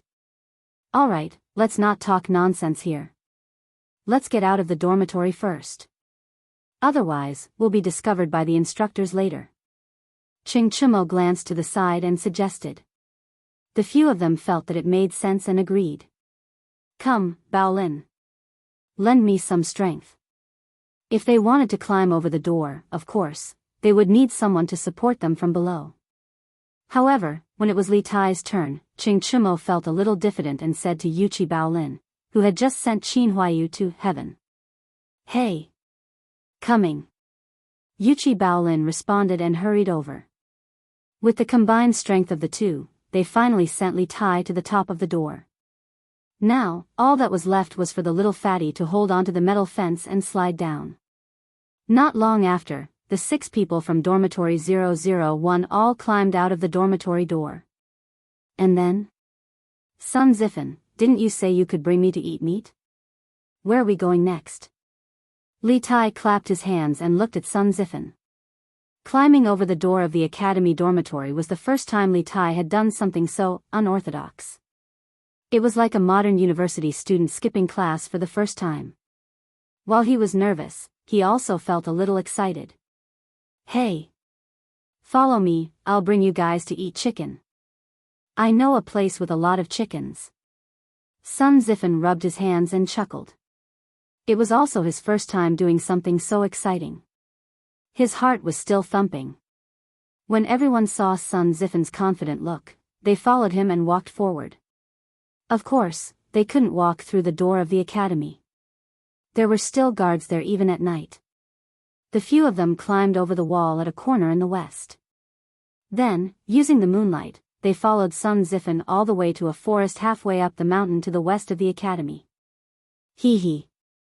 It's right here. Sun Zifen pointed at the reed wall not far ahead and said with a smile, this is the chicken farm that Plum Village built at the foot of the Cloud Mountain. Let's go catch 2 and find a place to roast them. Wouldn't that be perfect? Li Qingxian was shocked. He hurriedly dissuaded them. Zifen, you can't. The chickens in Plum Village were personally handed over to the farmers by the Yamacho. If we catch 2 and are discovered, we'll definitely end up in trouble. There are tens of thousands of chickens in here. No one will find out if we lose 1 or 2. Sun Zifen patted his chest and said. Yes. We'll only catch 2, no, 3. The farmers will definitely not find out. Li Tai swallowed a few mouthfuls of saliva and said with his eyes staring straight ahead. Chapter 756. In the end, Under Li Tai's insistence, this group of chicken thieves caught 6 chickens from the chicken farm at the side. The main reason was that Li Tai felt that the chickens inside were too small and not enough to eat, so he caught 3 more. Yes, 6 people, 1 chicken each, just right. The flock of chickens that had been chasing and playing in the forest for an entire day would never have thought that an evil person would break into the chicken farm and steal them on what was supposed to be a quiet and peaceful night. Qin Ziffen, it's not easy for the farmers to raise these chickens. It's not good for us to steal them like this, right? The dignified crown prince of the country was actually holding a chicken fearfully at this moment. However, when it came to this, Li Qingxian was a little hesitant. He turned back to look at the chicken farm and said with some pity. Hey! We've already prepared for this, Your Highness, don't worry.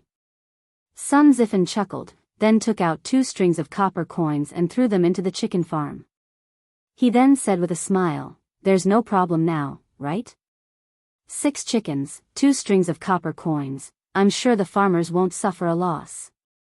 Everyone looked at Sun Ziffen curiously. They probably didn't expect this joker to have a time when he considered things so thoroughly. Hey! Good! You're good. In this way, even if the farmers find out that 6 chickens are missing, I'm sure they won't make a fuss. Let's find a place to roast these chickens and eat. Li Tai praised Sun Ziffen with satisfaction and then said. Hey, come with me, I know a place suitable for roasting chickens. Sun Zifan took the initiative to volunteer. The few of them had no objections. They followed Sun Ziffen to the top of the Cloud Mountain, to an open space in the east of the academy. There was a clear spring beside them, reflecting the moonlight. It was a quiet and empty valley with the moon shining between the pines and the clear spring flowing over the rocks. Cho Nyo, Bao Lin, you kill the chickens. Your Highness, Qin, the 3 of us will go find firewood. Huayu, you help move the stones and build a stove. How about that? After finding such an excellent spot for a picnic, Sun Ziffen began to assign tasks to everyone. I'm fine with it. I'm fine with it too. Qing Chimo, Yuchi Baolin, and the others agreed and began their respective tasks. It had to be said that Sun Ziffen's division of labor was rather reasonable. Qing Chimo and Yuchi Baolin, the 2 daring fools, were not careless in the slightest when it came to slaughtering the chickens. In no time at all, the 6 chickens that had been born for less than half a year ended their short lives. If Li Qingxian and Li Tai were to do this job, they probably wouldn't be able to achieve this result even after fiddling for half a day. 15 minutes later, a bonfire lit up in the empty space beside the spring. Sun Ziffen, Li Tai, Li Qingxian, Yuchi Baolin, Qin Huayu, and Qing Chimo sat around the bonfire. Each of them held a bamboo stick, and at the tip of the bamboo stick was a slaughtered and clean chicken. They extended the stick into the fire and continuously spun it. Yes, there's already the fragrance of meat.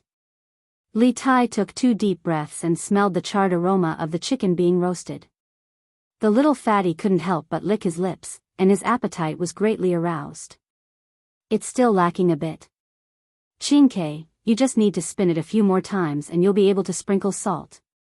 Sun Ziffen glanced at the meat that Li Tai was roasting and said.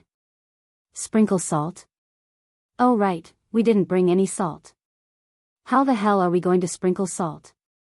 Qing Chimo slapped his thigh and shouted regretfully.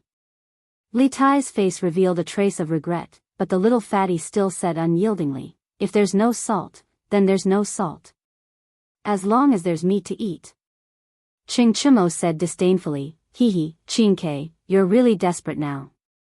You can even eat meat without salt. Hee, who said there's no salt? At this moment, Sun Ziffen took out a small bag from his arms and said proudly to everyone, the salt is here. Everyone can have some later. Li Tai opened his eyes wide and said incredulously, damn, Ziffen, why are you so awesome today? You brought everything out. Copper coins, fire rolls, and refined salt. What else do you have in your arms now? The others also looked at Sun Ziffen in surprise. Sun Ziffen touched his nose and said with a smile, in fact, I've long wanted to catch 2 chickens to have a sumptuous meal. I've prepared these 2 days ago. Yamacho is too deceitful and doesn't give us any meat. You little bastards, instead of sleeping in the middle of the night, you actually came here to make a barbecue. How dare you? At this moment, a cold voice came from the horizon, which gave them a fright. They followed the voice and saw a man in white coming from Dongfang Takshu. His white clothes were whiter than snow, and his sleeves were fluttering, like an immortal banished from the moon. Damn it. It's over, it's Yamacho. On the night of the Mid-Autumn Festival, when Li Zixuan took a fairy lamp for a night tour of Chang, and with a beauty, Sun Zifan had seen him like this before. So, he was the first one among the group to recognize Li Zixuan. Hearing what he said, the rest of the group suddenly panicked. They put out the fire and hid the chickens in a hurry. Okay, don't put it out, and don't hide it. I saw it all. In the blink of an eye, Li Zixuan had landed near them. Seeing them in a hurry, Li Zixuan couldn't help but say, Yamacho, this is all a misunderstanding. We were all sleepwalking just now. Chonyo, Qin Ke, why are we all here? Weren't we all sleeping in the dormitory just now? Oh. We must be sleepwalking. Yes, we must be sleepwalking. Sun Zifan looked at Li Zixuan awkwardly. This funny guy racked his brains to come up with all kinds of excuses, but in the end, he could only blame sleepwalking.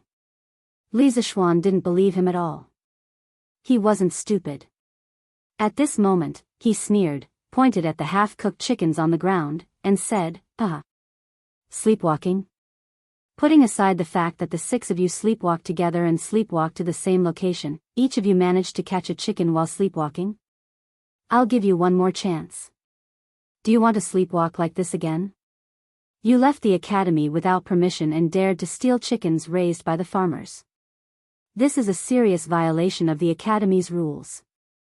Do you have any respect for me? Do you have any respect for the academy? Do you still deserve to be Yanhuang College's students? Li Zixuan's harsh words made Sun Zifan sweat profusely. The others were also silent. In the end, Li Qingxian could only step forward and plead. Xiaoxian, Yamacho, Qin Ke and Zifan were just greedy for food. They didn't deliberately violate the academy's rules. Can you spare them this time? Qing Chumo, Sun Zifan, and Li Tai all looked at Li Zixuan anxiously. After all, today's matter could be serious or small. If it was serious, Li Zixuan could expel them because of this. Chapter 757. Xiaoxian, Yamacho, this is indeed our fault. Don't lower yourself to our level. It's best if you just let us go. Seeing Li Zixuan's serious expression, Qing Chumo could only shamelessly laugh. Li Zixuan had inadvertently caught a glimpse of a fire when he woke up at night. At that time, he thought that there was a fire here. He didn't even bother to change his clothes and hurriedly used his qinggong to fly over. But when he arrived, the bonfire, chicken feathers, and chicken meat on the ground all told him what had happened on the mountain tonight. Someone had the guts to steal chickens from a farmer while it was dark. The farmers worked hard to raise chickens to reduce their taxes. In the end, you guys ate their chickens because of a momentary lust. Tell me, aren't you guys wicked? Where's your conscience? Li Qingxian cupped his hands and said, Xiaoxian, when we caught the chickens, we already left a few strings of money for the farmer. I think it should be enough to make up for the farmer's losses. Li Zixuan's expression became slightly better. Seeing this, Li Qingxian continued, moreover, these chickens are already dead. They definitely can't be returned. Xiaoxian, don't be too angry. You guys really want to eat meat that much? Li Zixuan asked. Yes. Other than Li Qingxian and Qin Huayu, everyone else nodded. Yes, seeing that you guys left money for the farmer, I won't pursue your responsibility for now. Li Zixuan looked at the chicken feathers all over the ground and knew that Li Qingxian was telling the truth. Chickens couldn't be brought back to life. Now that what was done, there was no point in saying anything more. Of course, he could only choose to forgive them. You two, move aside. Li Zishuan kicked Sun Zifan and Qing Chimo's legs twice. Ah. Oh. Hearing that Li Zishuan was letting them go, Qing Chimo and Sun Zifan couldn't help but breathe a sigh of relief. But then they were inexplicably kicked again. The two of them were immediately depressed and looked at Li Zishuan in confusion. You two, go and catch me another chicken. Wash it clean while you're at it. Don't forget to leave money for the farmer to buy the chicken. Li Zishuan looked at the two and said lightly. Catch another chicken? This time, not only Qing Chimo and Sun Zifan were dumbfounded, but the rest of the people were also in a state of confusion. Li Zishuan's words were not light. What? Hurry up. If you don't go, I'll lock you all in the little black room tomorrow. Li Zishuan glared and said. Qing Chimo and Sun Zifan immediately shivered and hurriedly ran away. Li Zishuan thought for a moment and said, There's meat but no wine. It's always a bit lacking. You guys continue to roast it here. I'll go back and get a jug of wine. Tonight, I'll accompany you guys and have a good chat. Li Tai's eyes lit up. He couldn't help but give Li Zishuan 32 likes. This move was really too damn considerate. The distance between here and the first courtyard was only 700 to 800 meters. Li Zishuan directly used Qinggong to rush over. In a flash, he had already disappeared from everyone's sight. Hee hee. Luckily, Yamacho still remembers our old friendship. Otherwise, we're all finished. Li Tai forgot the direction Li Zishuan disappeared in and said with lingering fear. Qingke, we really were too rash tonight. We can't do this again in the future. Otherwise, little Xian will definitely not let us go again. Li Qingxian sincerely said to Li Tai. The reason why Li Zishuan easily let go of tonight's matter was not only because Sun Zifan stole the chicken but also because Li Zishuan was giving face to Li Qingxian. After all, among the 6 people, Li Qingxian wasn't a student of Yanhuang College. He was a country's heir who was experiencing life at Yanhuang College in the name of a supervisor. If Li Zishuan didn't give face to him, it would make Li Qingxian's face very ugly. Hee hee, I know. I definitely won't. Besides, tomorrow is the holiday. After returning to the prince's residence, I can eat as much meat as I want. I definitely won't steal chicken with Sun Zifan again.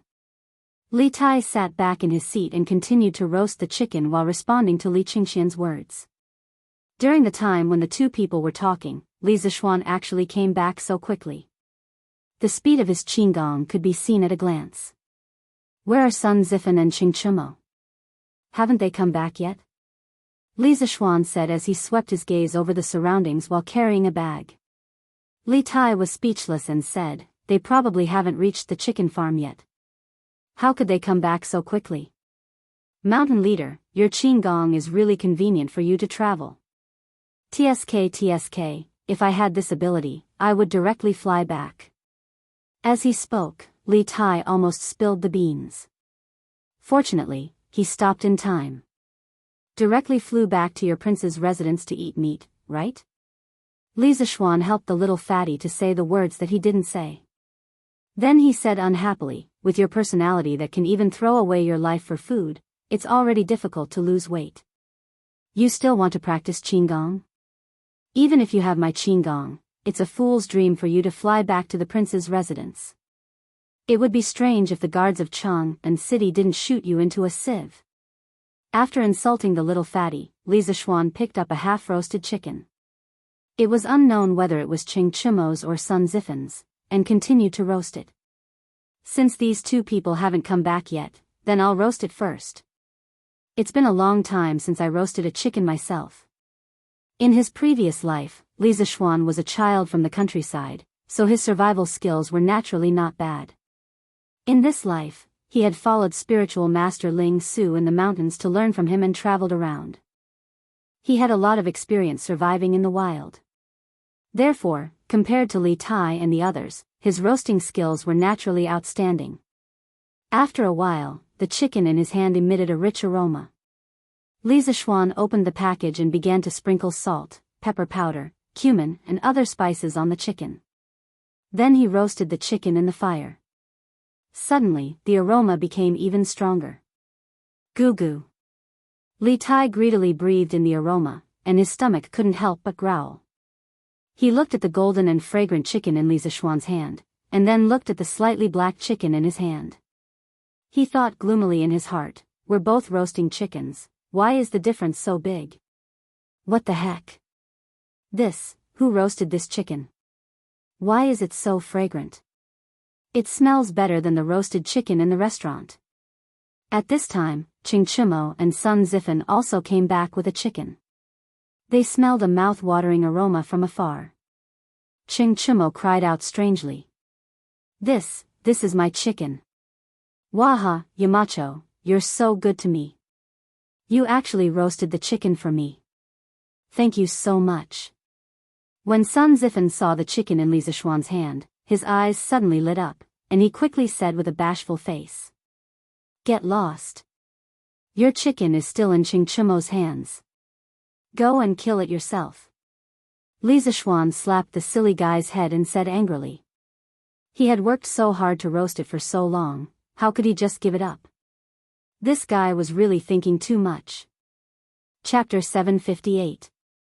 Bright moon, clear spring, roast chicken, fine wine, and teachers and students. Tonight, the wasteland was supposed to be as ordinary as usual, but because of the arrival of Li Zishuan, Qing Chimo, and Sun Zifan, the place became very lively. Little Xian, come, let me give you a toast. I know you've put in a lot of effort for Yanhuang College, but we've always been talking about you in secret. We brothers haven't had a drink together like this in a long time. Qing Chimo's expression changed slightly. He raised a bamboo tube of fine wine and gave a toast to Li Zishuan from afar. Li Zishuan was speechless. After a while, he sighed and said, all right. Tonight, there are only friends and brothers here, no teachers and students. I'll accompany you for a drink or two. Ever since Li Zishuan entered the Imperial College, his relationship with Qing Chimo, Yuqi Baolin, Li Qingxian, and the others had more or less changed. The relationship between friends and brothers had become mixed with the relationship between teachers and students, and there was a sense of distance between them for no reason. Qing Chimo's words just now made him feel a lot of emotions. Although he was a Yamacho of Yanhuang College, if he always acted like a Yamacho, it would be easy to neglect the relationship between brothers and friends. He didn't need to be like Kongninda, who always maintained the attitude of an old pedant, to maintain his prestige among the students. He was him. He was only 15 years old. Only others could imitate him. He didn't need to imitate anyone. Haha. Good. To be honest, although I'm not a student of Yanhuang College, I always felt suppressed when I talked to you before. I only feel that kind of feeling when I talk to my father. It's rare to be able to drink and chat with you as a friend today. It's really delightful. Li Qingxian was one of the earliest people Li Zishuan knew. Feeling the subtle change in the atmosphere, Li Qingxian said with a joyful expression. Hee, Gao Ming, you're wrong. We're not just friends and brothers today. We'll be friends for life. It was just that sometimes, due to their different standpoints, they had no choice but to do business as usual. Come, let's drink. Li Zishuan opened the wine jug and poured a cup of wine into his bamboo tube. The others did the same. After all, the drunken immortal's degree of intoxication was too high. If this group of people drank too much, there was an 80% chance that they wouldn't be able to get up tomorrow morning. At that time, they would definitely be punished. Hee. Little Xian, since we are good brothers, why don't we exchange chickens? Look, my cock is bigger than yours. Do you want to trade? Everyone couldn't help but cry out in joy as the cool wine entered their stomachs. Li Tai, the clever kid, had his eyes on the tantalizing roast chicken in front of Li Zishuan. He couldn't help but lick his lips and chuckle. How can good wine not be matched with good meat? Li Zishuan was infuriated when he heard this. The little fatty's words were too king ambiguous. What did he mean by, my chicken is bigger than yours? He was obviously trying to stir up trouble. Scram. I'm not trading. My cock is 10 times bigger than yours. If you want to eat good food, you can do it yourself. Do it yourself, and you'll have plenty to eat and wear. Li Zishuan looked at little Fatty and said angrily. Li Tai didn't understand why Li Zishuan was angry, but he also knew that it was impossible to trade chickens. He could only ask for the next best thing. Little Xian, can you share some of the seasonings you brought with you? As the saying goes, there is no harm without comparison. At first, Li Tai thought that his roast chicken was pretty good. However, when Li Zishuan came, he instantly felt that the chicken in his hands was a little hard to swallow. Li Zishuan nodded and threw the bag of seasonings over. Everyone scrambled for it. After a quarter of an hour, with the help of various seasonings, the chicken in everyone's hands emitted waves of fragrance. Compared to before, the taste had obviously improved by more than a level. Woo-woo. Fragrant. So fragrant. I haven't eaten such fragrant roast chicken in a long time. There was no need for Li Zishuan to say anything. Li Tai had already started eating without a care for his image.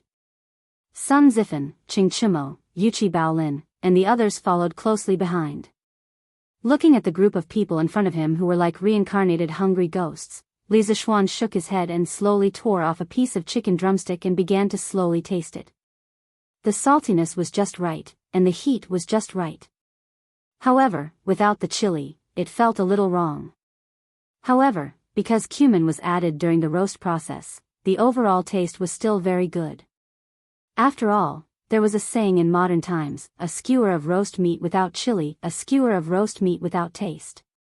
A skewer of roast meat without cumin, a skewer of roast meat without a soul. From this, it could be seen how magical cumin was as a seasoning. Woo! I didn't expect that adding some benzoin fennel on the chicken and roasting it in the fire would actually be so delicious. Xiao Xian, how did you think of it? Li Tai lightly bit a piece of chicken drumstick. His eyes lit up, and he immediately praised it. The benzoin fennel in his mouth was cumin. Cumin was native to North Africa and West Asia. According to the archaeological findings in Syria, the use of cumin seeds could be traced back to 2000 BC. The ancient Egyptians used cumin as a spice. When the pharaohs were buried, the ancient Egyptians needed to make mummies. Cumin also became a component of the mummy's preservative. Benzoin fennel was an ancient name for cumin in China. From the word benzoin, one could see where and when cumin was introduced to China. Sima Qian recorded in the records of the Grand Historian, in the beginning, the Han envoy came to Rest. The king of Rest ordered 20,000 cavalry to the east border. The east border was thousands of miles away from the capital. Compared to the journey, there were dozens of cities, and there were many people. Dewan, Xia, and Anxi are all big countries. They have many strange things and indigenous people. They are quite similar to China, but their soldiers are weak. Therefore, it could be said that cumin was introduced to China from the Silk Road of the Han Dynasty. Yes, I only found out today that adding cumin to the meat can make it so fragrant. Xiao Xian, you are really too talented. As he was in the special training class, Qing Chimo had eaten a lot of meat in the past 2 days, so he was not as hungry as Li Tai. However, after tasting the meat he had personally roasted, Qing Chimo could not help but be surprised. Actually, there is still a kind of seasoning missing. If there is it, this chicken will definitely be more than twice as delicious. Li Zishuan smiled faintly. Li Qingxian's eyes lit up and he said, "What seasoning? I will send someone to search for it later." Li Zishuan shook his head and said, "Our Tang Empire does not have this kind of thing. If you want to get it, you can only go to the far west to find it. There are tens of thousands of miles of sea in between. I hope I can still eat it in my lifetime." The few of them knew that Li Zishuan had a fortuitous encounter when he was young, so they did not ask him how he knew about the seasoning. Qing Chimo rubbed his chin and smiled. What are you afraid of? Our Tang Empire's fleet can now go to the small countries in Nanyang. In the future, we will definitely be able to go to the far west. Xiao Xian, you will definitely be able to eat that kind of seasoning again. Chapter 759. By the way, speaking of the fleet heading south, they should be back soon, right? Qin Huayu suddenly asked beside the bonfire. I heard from my father that the fleet should be back in half a month. Li Qingxian replied. Li Zishuan frowned as he thought of the dream that Meng Wenhao had described. He was a little worried, so he sighed and said, I hope so. This fleet has a lot to do with it. Sigh. What a pity. It's a pity that I didn't go south with the army this time. It's better to use the tens of thousands of troops to show off in Nanyang than to stay in the academy. On the side, Qing Chumo said regretfully with a face full of unwillingness. Li Zishuan sneered, come on. Ugly ox, you're a landlubber. You won't be able to stand staying on the ship for 2 days. You still want to show off in other countries? I'm afraid you won't be able to. Qing Chumo tore a piece of chicken with his mouth and drank 2 mouthfuls of wine. He then said unhappily, That's not necessarily true. I'm an expert who's about to break through to the Qi transformation realm. Why would I be afraid of a small ship? Maybe I can even make some military achievements this time. Sun Zifan laughed strangely. Chumo, wake up. Stop dreaming. Go away. The adults are talking. You little brat, go away. Qing Chumo angrily scolded, and then suddenly looked at Li Zishuan seriously and said, Little Xian, you also know that I am not the type to study. In the previous entrance exam, I spent a lot of effort to get in. But I can't always stay in the academy. In terms of grades, I can't compare with Qin Ke and Wenhao. So, when the imperial court sends troops to the Turks, I plan to go to the north to make a name for myself. Otherwise, my life will be boring. This guy was usually carefree. Who would have thought that he would be so clear-headed? Maybe he was drunk today, so he said these things that were buried in his heart. Yes. Yanhuang College didn't intend to nurture bookworms in the first place. The academy only nurtured people who were useful to the Tang Empire. No matter what, as long as they had a positive effect, it was fine. Cho Ox, if you want to go to the front line to protect your country and build your career, the teachers in the academy and your classmates will support you. You will always be a student of Yanhuang College.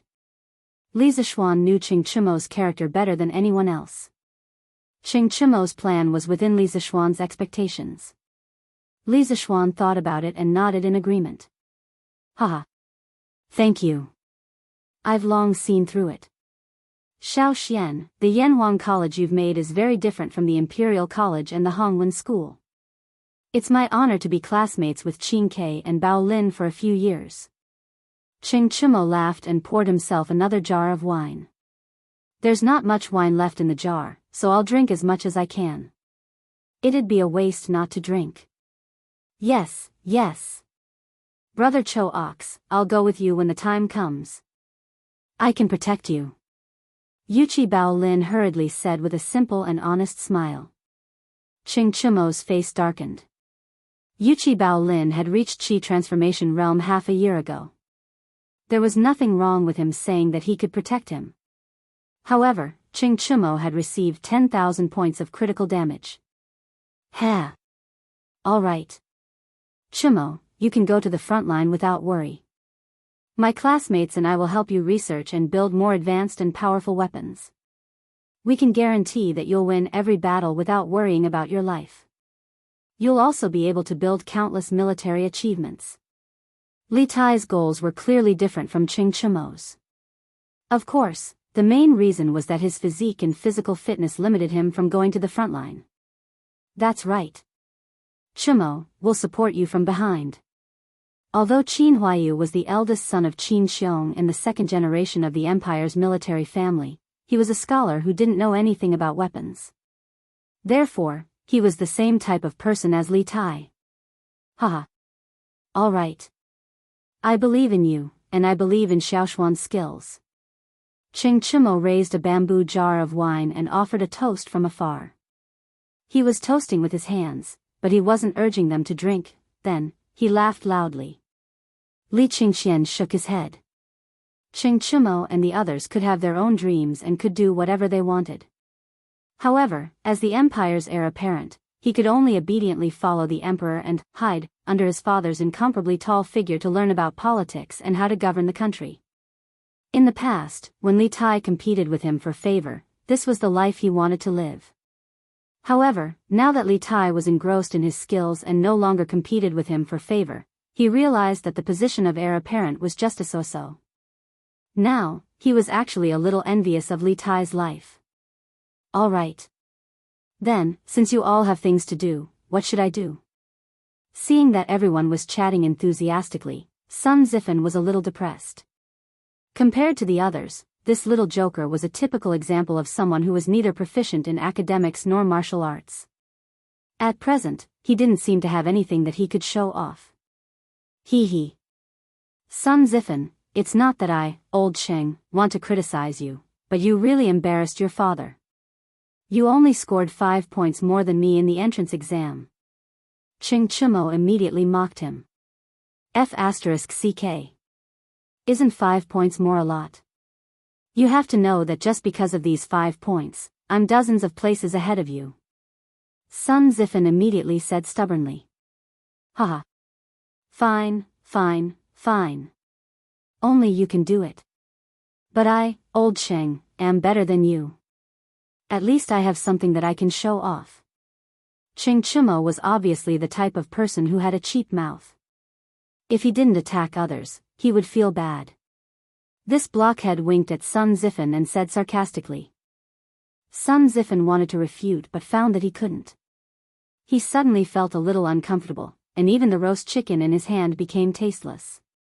Li Zishuan saw this and smiled meaningfully. Hee. It's still too early for you to say all this. After all, the academy hasn't started classes yet. In the future, you will have to learn all kinds of courses. You have never heard of many of them, let alone seen them. So, by then, you will really understand what you are good at. No matter what kind of knowledge you are good at, the academy will do its best to give you the space to show off your strengths. Everyone lowered their heads with a thoughtful look on their faces. My talents are born to be useful. Everyone who comes to this world has their own meaning and value. Everyone's potential is unlimited. When the day comes when you have done everything you can do, you will be surprised by yourself. Yanhuang College is a small world that I have created for you. I hope that you can find your own ideals and values in this small world. Before that, don't blindly deny yourself, understand? Li Zishuan said earnestly to everyone. Understood. Thank you, Yamacho. After a long time, Sun Zifen solemnly saluted Li Zishuan and said. Haha. All right. Hurry up and finish your food and drink, then go back. Otherwise, don't blame me if you can't get up tomorrow and get punished. Li Zishuan stood up and said with a smile. Then, he floated away, leaving the 6 thoughtful young men behind. Chapter 760. Drip, drip, drip. At 5:00 in the morning, when everyone was still asleep, sporadic raindrops began to fall from the sky and hit the roof, making a slight drip, drip, drip sound. At first, the raindrops were very sparse, and the sound of the rain was also very soft. However, as time passed, the raindrops began to become heavier and denser. A torrential rain poured down, and the loud pitter-patter of raindrops woke many people from their dreams. It's raining? It's really raining? Does that mean we don't have to undergo military training today? Haha. That's great. At this time, it was less than a quarter of an hour before the academy's daily morning exercise time. After so many days of military training, many students had already formed a biological clock, and they would automatically wake up at this time every day. At this moment, they looked out of the window in the direction of the sound and found that it was pouring outside. One by one, they couldn't help but cheer loudly. This sentence of, "We don't have to undergo military training today," could be said to be a stone that stirred up 1,000 ripples. More and more people joined in the celebration, and soon, the student dormitory began to become restless. Huh? Why is it so noisy outside? Did the instructor blow the assembly call? In dormitory 001, Sun Zifen drank the least last night. It wasn't that he didn't like to drink, but that he wasn't as cunning as Ching Chumo and the others. When he wanted to drink, there was no wine left. Therefore, he was the first to wake up in the dormitory this morning. The silly little guy rubbed his sleepy eyes and muttered in a low voice. After a moment, he was a little more awake, and he could clearly hear the cheers outside. F***CK. It's raining? We don't have to undergo military training? Ha ha ha. That's great.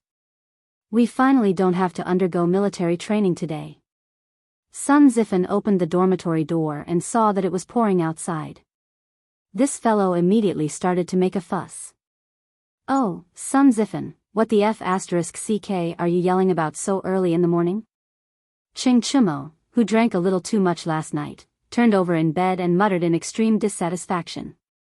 Yamacho. In front of the gate of Yanhuang College, Mo Zhong saw Li Zishuan coming out of the rain with an oil paper umbrella. He hurriedly ran out of the security guard post and bowed. It's already past 5, right? Why don't I see the students coming out for their morning run? Li Zishuan said with a frown as he glanced at the western field. Mo Zhong was stunned. Huh?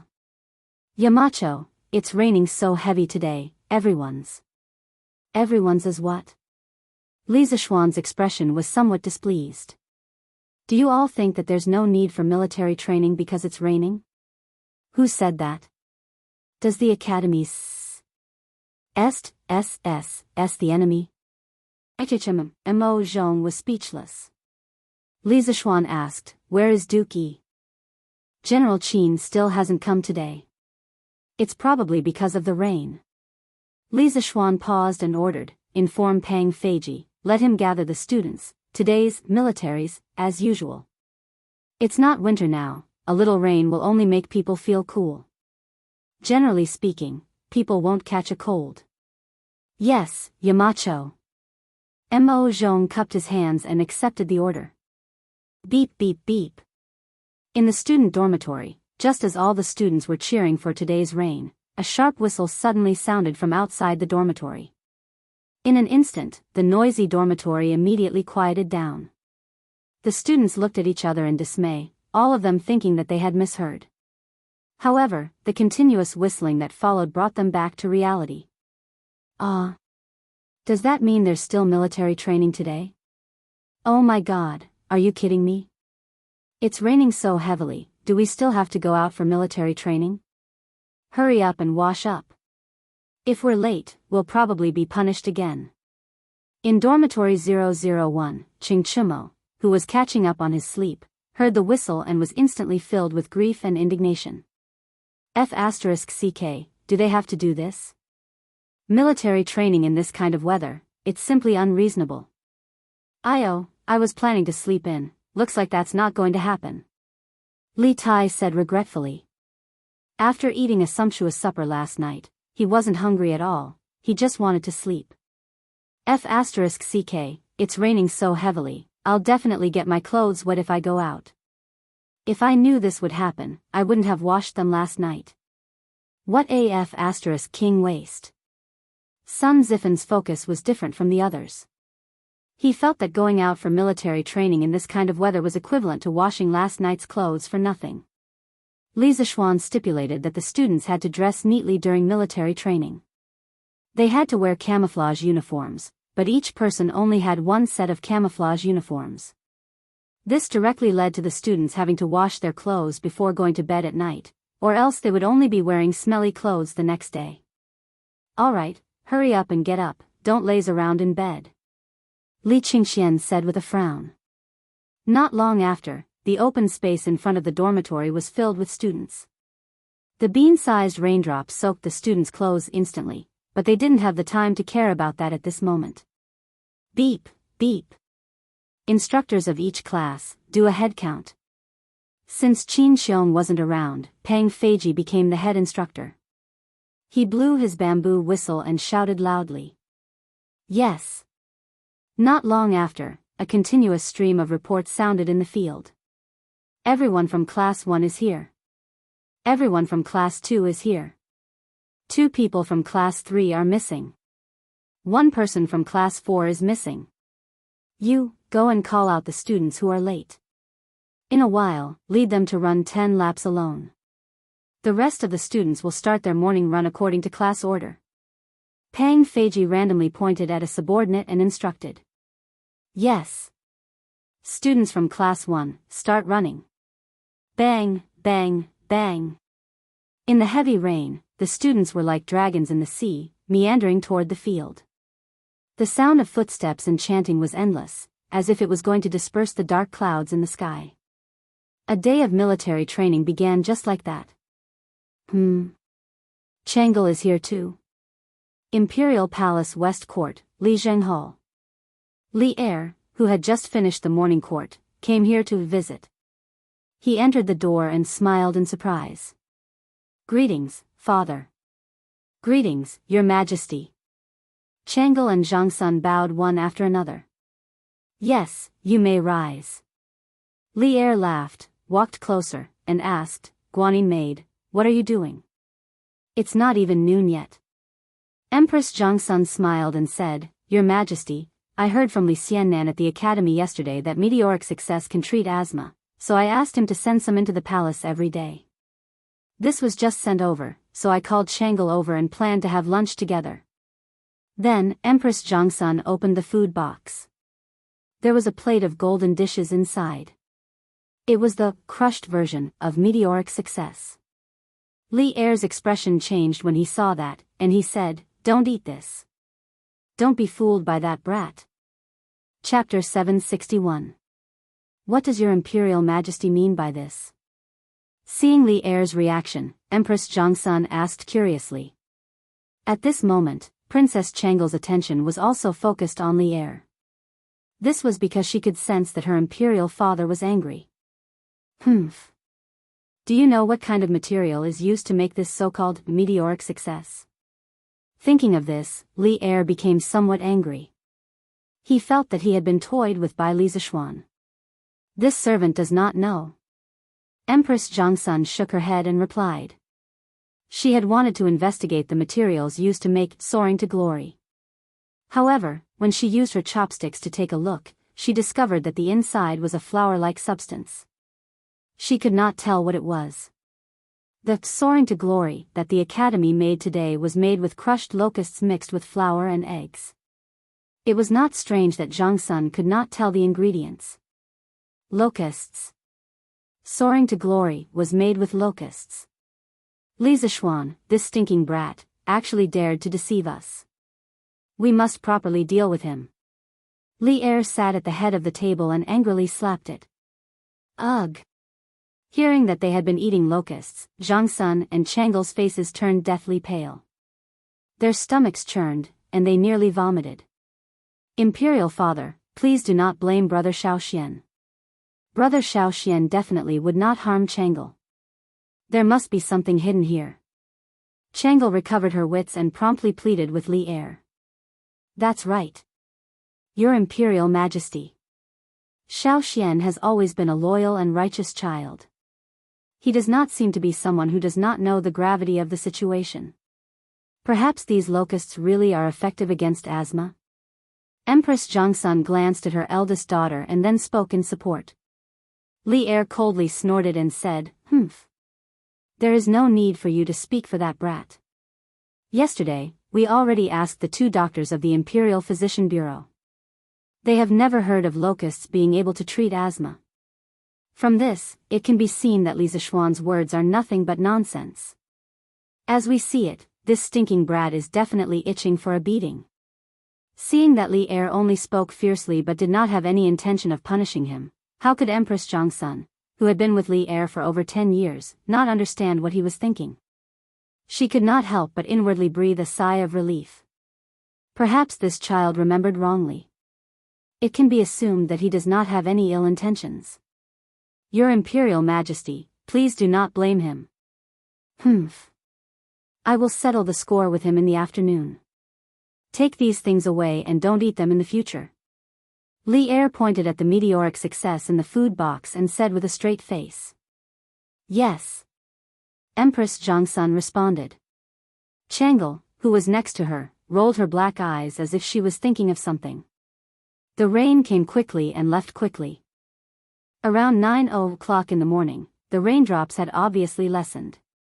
By noon, 11 o'clock in the morning, the sky had cleared up, the dark clouds had dispersed, and the sun was about to come out. Leader, a lady sent a note to you, saying that it's for you. When it was almost noon, Mo Zhong came to the principal's office and bowed to Li Zishuan. Oh. Did you ask about that woman's identity? Li Zishuan raised his eyebrows and asked curiously. That woman said, Yamacho, once you read the note, you will know who wrote the letter. Give it to me. Li Zishuan ordered. Mo Zhong stepped forward and handed over the note, then tactfully retreated. Li Zishuan opened it and looked at it. His expression changed slightly, and he said with some exasperation, F***ck. This is really good intentions doing a bad thing. Old Li is really narrow-minded. You don't know anything, and you still have the nerve to blame others? If Li Er heard this, he might go into battle and beat Li Zishuan up. Sigh, speaking of which, don't the doctors at this time realize the medicinal value of locusts? It shouldn't be. Now that old man's son is not in Chang'an, what should I do? Yamacho, someone from the palace is here. He said that he wants you to prepare to enter the palace to meet the emperor. In the afternoon, Mo Zhong came to the principal's office, again, but this time, Li Zishuan had already changed into a purple official's robe, as if he was already prepared to enter the palace. Okay, I got it. You go down first, I will come later. Li Zishuan responded and said. That's right, he was indeed prepared. The note in the morning was a letter that Tranquil asked a palace maid to send over. In the letter, he completely explained Li Er's plan and attitude to him, so that he could be mentally prepared in advance. Yes. After a while, Li Zishuan rode a carriage out of the academy, followed by the palace attendant from the palace, and headed in the direction of the palace. It had just rained heavily, and the mountain roads were extremely difficult to travel on, so this trip took more than an hour before they arrived at the palace. Your Majesty, Li Xianxia is already here. At the Sweet Dew Hall, a small yellow door entered the hall and bowed carefully. Announce, Li Xianxia for an audience. Hearing the eunuch shout, Li Zishuan took small steps and entered the hall seriously. He then bowed to Li Er and said, Your subject greets your Majesty. Humph. Li Zishuan, you maliciously deceived me and tricked the Empress and Princess into eating locusts. How should you be punished? Li Er didn't let Li Zishuan get up. Instead, he directly pressured him coldly. Your subject is terrified. Your subject doesn't know when I have deceived your Majesty. Your Majesty, please enlighten me.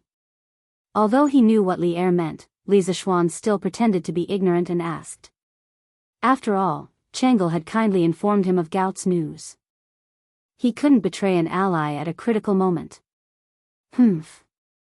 Do you need me to remind you of what you did? What did you tell me yesterday? Didn't you say that locusts could cure Tranquil's asthma? But why did I ask all the imperial physicians in the palace, but none of them knew that locusts had this function? And you still say that you are not deceiving me? Li Er glared and said angrily. Li Zishuan was already mentally prepared for this. He began to put on an act and said with a surprised expression, How is this possible? Your Majesty is wise. Locusts do indeed have extremely high medicinal value. What I told your Majesty yesterday was only the tip of the iceberg. These things were all said by my master himself. If your Majesty doesn't believe me, you can ask Priest's son when he returns to Chang'an. What I said is absolutely not false. In fact, locusts could not only stop coughing and asthma, detoxify, penetrate rashes, treat whooping cough, bronchial asthma, infantile convulsions, sore throats, obstructed rashes, bronchitis, stop cramps, and so on. They could also reduce blood pressure, lose weight, lower cholesterol, nourish the body, and nourish the stomach and spleen.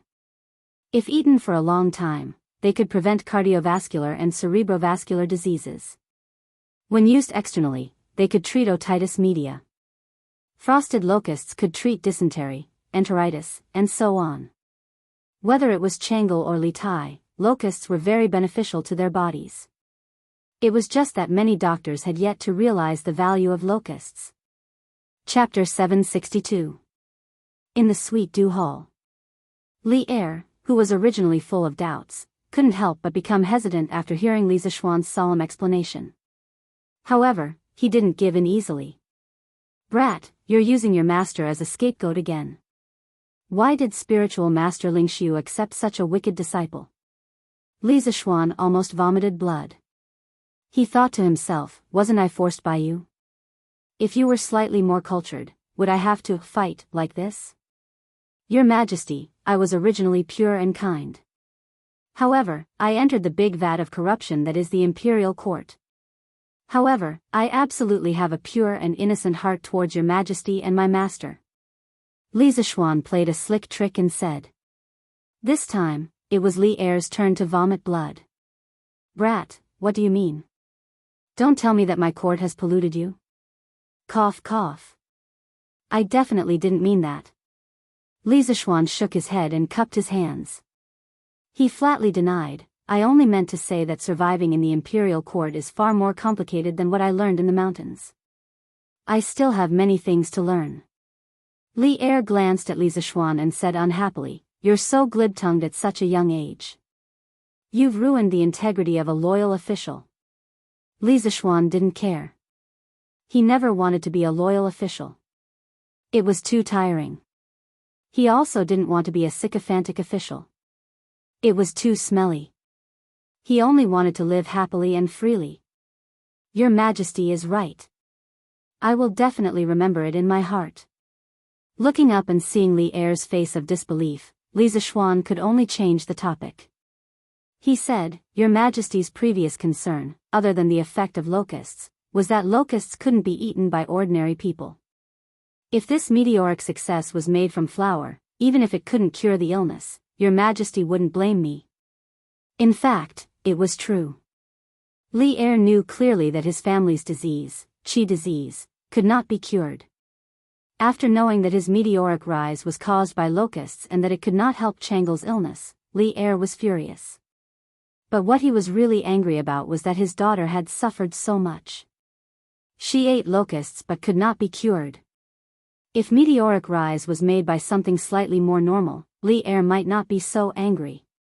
As for the effects of the locusts, my master came across it by chance during his medical practice. He didn't leave behind any medical books or notes. Moreover, Priest's son isn't in Chang'an right now, so I can't immediately prove the effects of the locusts to your Majesty. However, I can guarantee that the locusts are not disgusting insects. Their meat is very delicious and has high nutritional value. It is comparable to black chicken and bird's nest. Words have no proof. I just happened to bring some of the soaring meteoric success that the Academy made this afternoon." Speaking of this, Li Zishuan took out an oil paper package from his arms and opened it, revealing the golden soaring meteoric success inside. Li Er stared and said, "Why do you bring these things with you?" Li Zishuan replied, "Your Majesty, since I invented the way to eat locusts, I usually bring some with me. When I am hungry, I can eat it as a snack. It is very delicious. Your Majesty, please forgive my rudeness. Seeing such delicious food, I can't hold back." After saying this, Li Zishuan apologized to Li Er. Then, he couldn't wait to grab a piece of soaring meteoric success and put it into his mouth. He deliberately chewed it until it was crispy, causing the palace maids and eunuchs outside to blush with shame. "Oh, it's really delicious. Your Majesty, do you want to try it?" Li Er was frowning when Li Zishuan handed over a piece of soaring meteoric success and asked. Scram. Even though Li Zishuan looked like he was eating very happily, Li Er couldn't help but feel nauseous when he thought that this thing was made by locusts. He then angrily said, "I will take my leave." When Li Zishuan heard this, not only did he not feel ashamed, but he also felt like he had been pardoned. He immediately took the opportunity to take his leave. Li Er waved his hand in annoyance and didn't want to bother with Li Zishuan. Li Zishuan bowed and slowly left the hall. "Wretch, wretch. Li Zishuan quickly walked out of the imperial city and immediately scurried to a corner and retched. The heavens took pity on him. This was the first time he had eaten such disgusting things like locusts in his previous life. Although he knew that locusts had many benefits for the human body, although he had made a solemn vow in front of Li Er just now and acted beautifully, when he actually ate locusts himself, he still couldn't help but feel disgusted. Cough, cough. His performance in front of Li Er just now was just an act. What about bringing soaring meteoric success with him every day as a snack? These were all lies. The reason he brought a bag of soaring meteoric success today was because Tranquil had secretly informed him in the morning and he had prepared it in advance to deal with Li Er. Therefore, the cause of these twists and turns was Tranquil, but the person who helped him through these difficulties was still Tranquil. Sigh, I've finally gotten rid of old Li. But in the end, it's still because there are too few medical books in this era that specifically introduce medicinal herbs. This led to the imperial physicians of the Imperial Medical Department not to recognize the magical effects of locusts. It seems that when Old Sun returns to Chang'an, it's necessary to ask him to compile a medical book similar to the Compendium of Materia Medica. After calming down his tumbling stomach, Li Zishuan thought silently in his heart.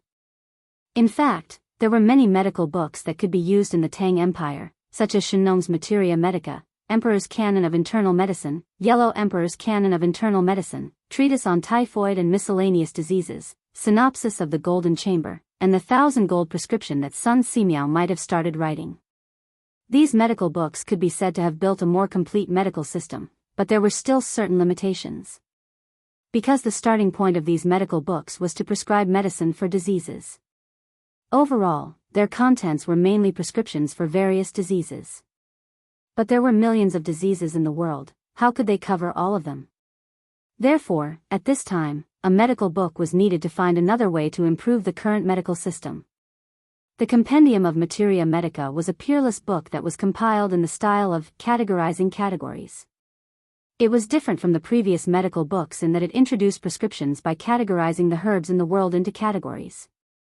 Li Shizhen used about 27 years and after 3 rewrites, it was finally completed in the 6th year of the Wanli era.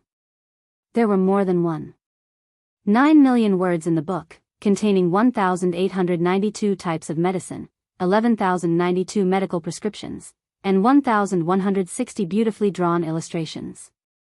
It was divided into 16 parts and 60 categories. It was a comprehensive collection of traditional Chinese medicine from the Han Dynasty in ancient China. It was a systematic summary of Chinese medicine before the 16th century. It was known as the Magnum Canon of Oriental Medicine, and had a great impact on modern science. In his previous life, although Li Zishuan did not read the Compendium of Materia Medica, he had read part of it. The medical effects of locusts were what he read in the Compendium of Materia Medica in his previous life. Now that he had abnormal mental strength, if he seriously recalled, he could still recall some of the contents. Chapter 763. After leaving the palace safely, Li Zishuan went straight back to the academy. From afar, he could hear the deafening cheers from the field. The students were especially enthusiastic about their training this afternoon. As for the reason, of course, it was because today was a holiday. According to the academy calendar that Li Zishuan set, today was Friday. After the afternoon training, the students would welcome a 2-day holiday. For the students who had been tortured for such a long time, this was undoubtedly great news. No wonder they were not excited. When Li Zishuan was in the military training in the university in his previous life, he spent his weekends and days in the military camp. In comparison, this group of students was considered very lucky. Shaking his head, Li Zishuan walked towards his office. The field was in full swing and extremely noisy, but the Guanghua building was unusually quiet. This was because the teachers of the academy were racing against time to study the courses that they were going to teach this semester. How is it? Can you see it? How far can you see? When Li Zishuan walked to the 9th floor, he suddenly heard Yan Xiaoning's voice from the corridor. He could not help but stop and turn around to walk there. In the corridor, Mo Lingwei was holding a black cylindrical object. One end was placed on her left eye socket and the other end was facing the foot of the mountain in front of the academy. Yan Xiaoning was extremely anxious at the side. He was very eager to know the result. However, Mo Lingwei did not care about him at all. She was still focused on looking at the scenery. Hey. Wei, tell me quickly. Did you succeed this time? Can you see the scenery from afar?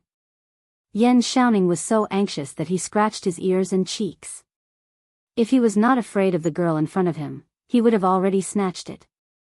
It was worth mentioning that before, he called Mo Lingwei an ink girl. Now, he directly called her Wei. It seemed that their recent progress was quite good. What's the rush? Little Ning, let me finish looking at it first. Mo Lingwei waved her fists and pretended to chase Yan Xiaoning away. No, Wei, you've been looking at it for almost half an hour. Are you not done yet?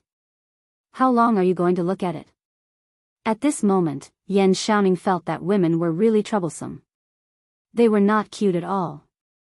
It's only been half an hour. You've lost your patience after half an hour? Little Ning, you're a man. Why are you nagging like an old woman? Are you still a man? Hearing the urging, Mo Lingwei immediately, Yan Xiao Shui, Yan. You. Yan Xiaoning was so angry that he was trembling. You for a long time, but he couldn't say anything. Suddenly, he had an idea. He moved his feet and came to the front of Mo Lingwei.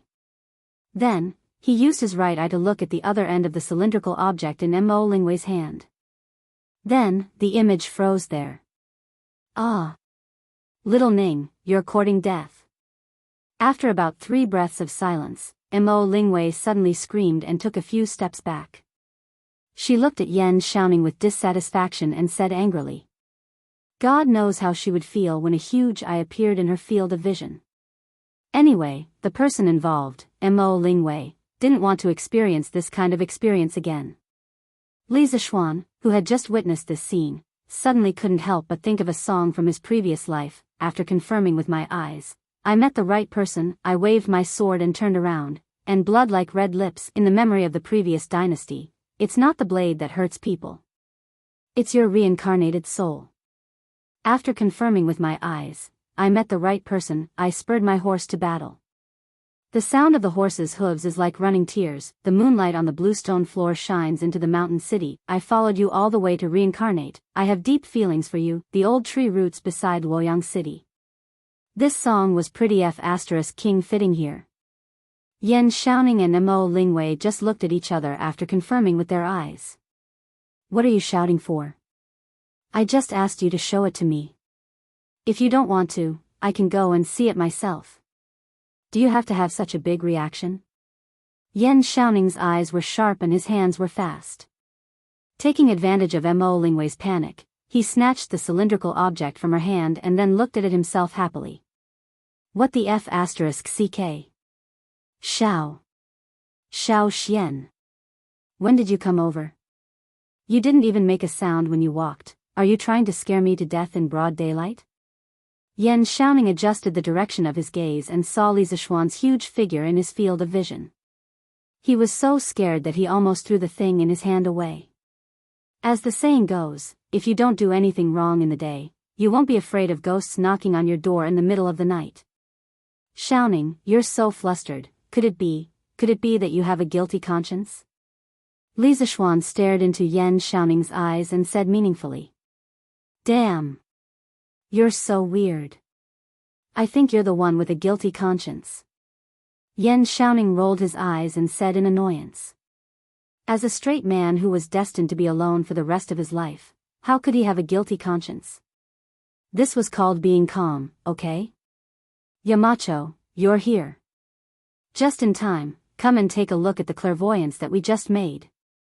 Xiao Ning, quickly take out the clairvoyance. Mo Lingwei couldn't help but feel a little angry when she saw Yan Xiaoning acting like a block of wood.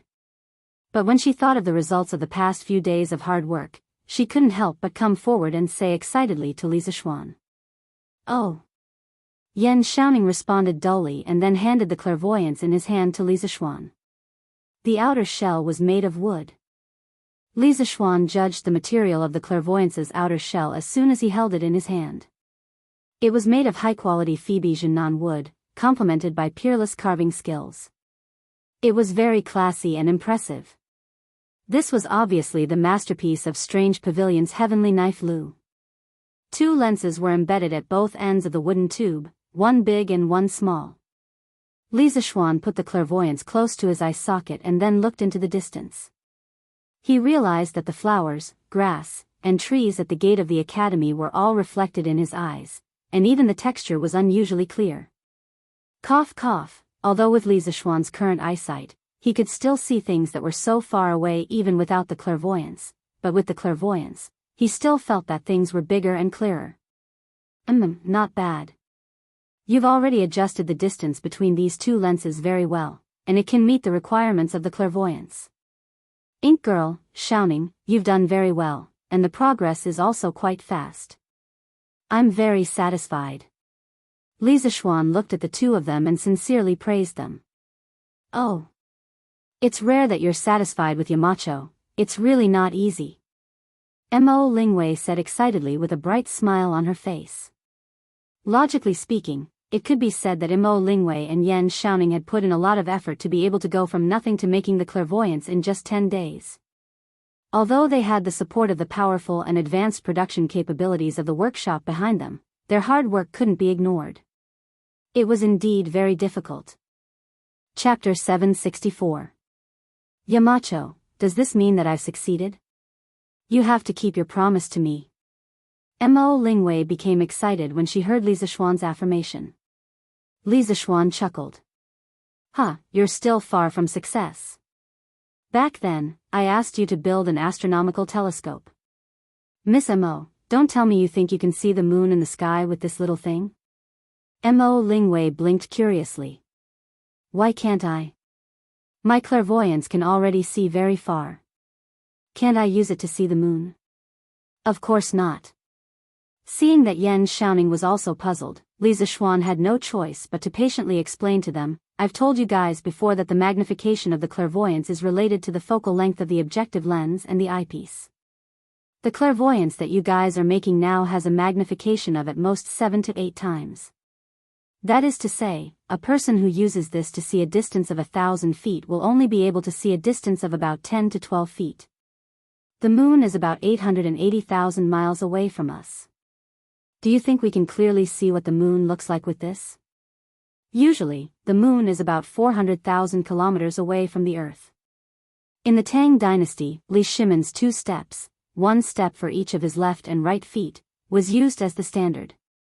It was called Bu. It was stipulated that 300 steps was 1 Li, and 1/5 of 1 Bu was 1 Qi. In the Tang dynasty, 1 Qi was 0.303 meters, and 1 Li was 454 meters. The distance between the Earth and the Moon was about 880,000 miles in the Tang dynasty. 880,000 miles? How far is that? The 2 of them were speechless. Yan Xiaoning thought for a while and asked, Xiao Xian, according to what you said, we just need to increase the magnification of the clairvoyance next. Li Zishuan rubbed his chin and replied, yes, but it's not just about increasing the magnification. When the magnification is too high, the final image of the clairvoyance will be seriously distorted. You have to think of a way to reduce the distortion of the image. Otherwise, no matter how high the magnification is, it will be useless. Mo Lingwei frowned and asked, Yamacho, what do you mean by image distortion? She could not be blamed for being ignorant. It was mainly because this knowledge had not been covered in the first volume of the physics textbook. Li Zishuan organized his words and explained, previously, I told you about the imaging principle of the convex lens. In fact, those are the cases where the light rays are close to the central optical axis. But in fact, there is always a part of the light rays that are not close to the central optical axis. They are at the edge of the lens. Compared to the actual object, the final image of this part of the light rays has a certain deformation. I call it distortion. For the clairvoyance, if you wanted to obtain a higher magnification factor, the overall length of its optical path would have to be longer. At this time, a small distortion would become even bigger after such a long optical path. So in the future, when you increase the magnification of the clairvoyance, don't neglect the image quality. According to my experience, as long as you can ensure that the magnification is above 30 times, you can basically meet the requirements of astronomical observation. Li Zishuan was very familiar with binoculars. When he was in high school, one of his roommates brought a pair of binoculars with the excuse of looking at the scenery opposite the dormitory. But in reality, he was only looking at the girls' dormitory. In the end, the boys' binoculars were confiscated by the head teacher, who suddenly came to check on the dormitory. When he was in university, thanks to the school's geographical location, he once spent 35 yuan to go in on the opening day of a certain planetarium in the capital. It could be said that he personally used an astronomical telescope. Moreover, his undergraduate and postgraduate studies involved a considerable part of the knowledge of optics. He even personally polished lenses during his internship. In the Tang dynasty, he could be called an expert in optics. This was also why he could explain it to Mo Lingwei, Yan Xiaoning, and the others so clearly and logically. Then Xiao Xian, how should we solve the imaging distortion? To be honest, Yan Xiaoning wasn't shocked at all by the endless stream of new knowledge that kept popping out of Li Zishuan's head, because he was already numb to it. What was more important than being shocked was that he had to try his best to absorb the new knowledge that Li Zishuan spat out. This is very difficult. Li Zishuan shook his head with a complicated expression. To solve the imaging distortion and chromatic aberration problem of lenses, the method of cementing lenses was often used in modern times. By fixing 2 or more lenses with photosensitive glue and baking them with ultraviolet light, after going through 2 curing processes, a set of cemented lenses could be obtained. In modern times, some of the precision optical components, such as the objective lens of a microscope, the eyepiece of a telescope, and so on, used lens sets that were cemented with photosensitive glue. If only a simple convex or concave lens was used, it would be very difficult to obtain a better imaging result. However, in this era where basic science was extremely backward, wanting to control the imaging distortion like modern optical lens companies was tantamount to a fool's dream. Not to mention that there was no photosensitive glue, there was no way to even obtain pure ultraviolet light. In this case, how could they make a cemented lens set? Although it's very difficult, you can think of a way to replace a simple single lens with a lens set composed of many small lenses that are very close to each other. Also, you have to keep the overall imaging light path unchanged. This way, the results might be different. After pondering for a long time, Li Zishuan could only give it a shot and said in the end. Yan Xiaoning and Mo Lingwei both fell into deep thought. Clang, clang, clang, clang. With the crisp sound of gongs and drums, Yanhuang Academy's training for the day was finally over. Qin Xiong, who was late because of the heavy rain in the morning, as the chief military instructor of the academy, blew the whistle decisively. School is over. The students' enthusiasm for training today was very high. There was no need to deliberately make things difficult for them, so Qin Xiong's impression of the instructors was quite good. Once school was over, he decisively let the students go to school without any hesitation. Oh. It's the holidays. I can finally go home and sleep in. Haha. I must eat a lot of meat these 2 days. Drunk in a mortal restaurant, this young master is coming. The students burst into cheers, and then Yanhuang College became a sea of joy.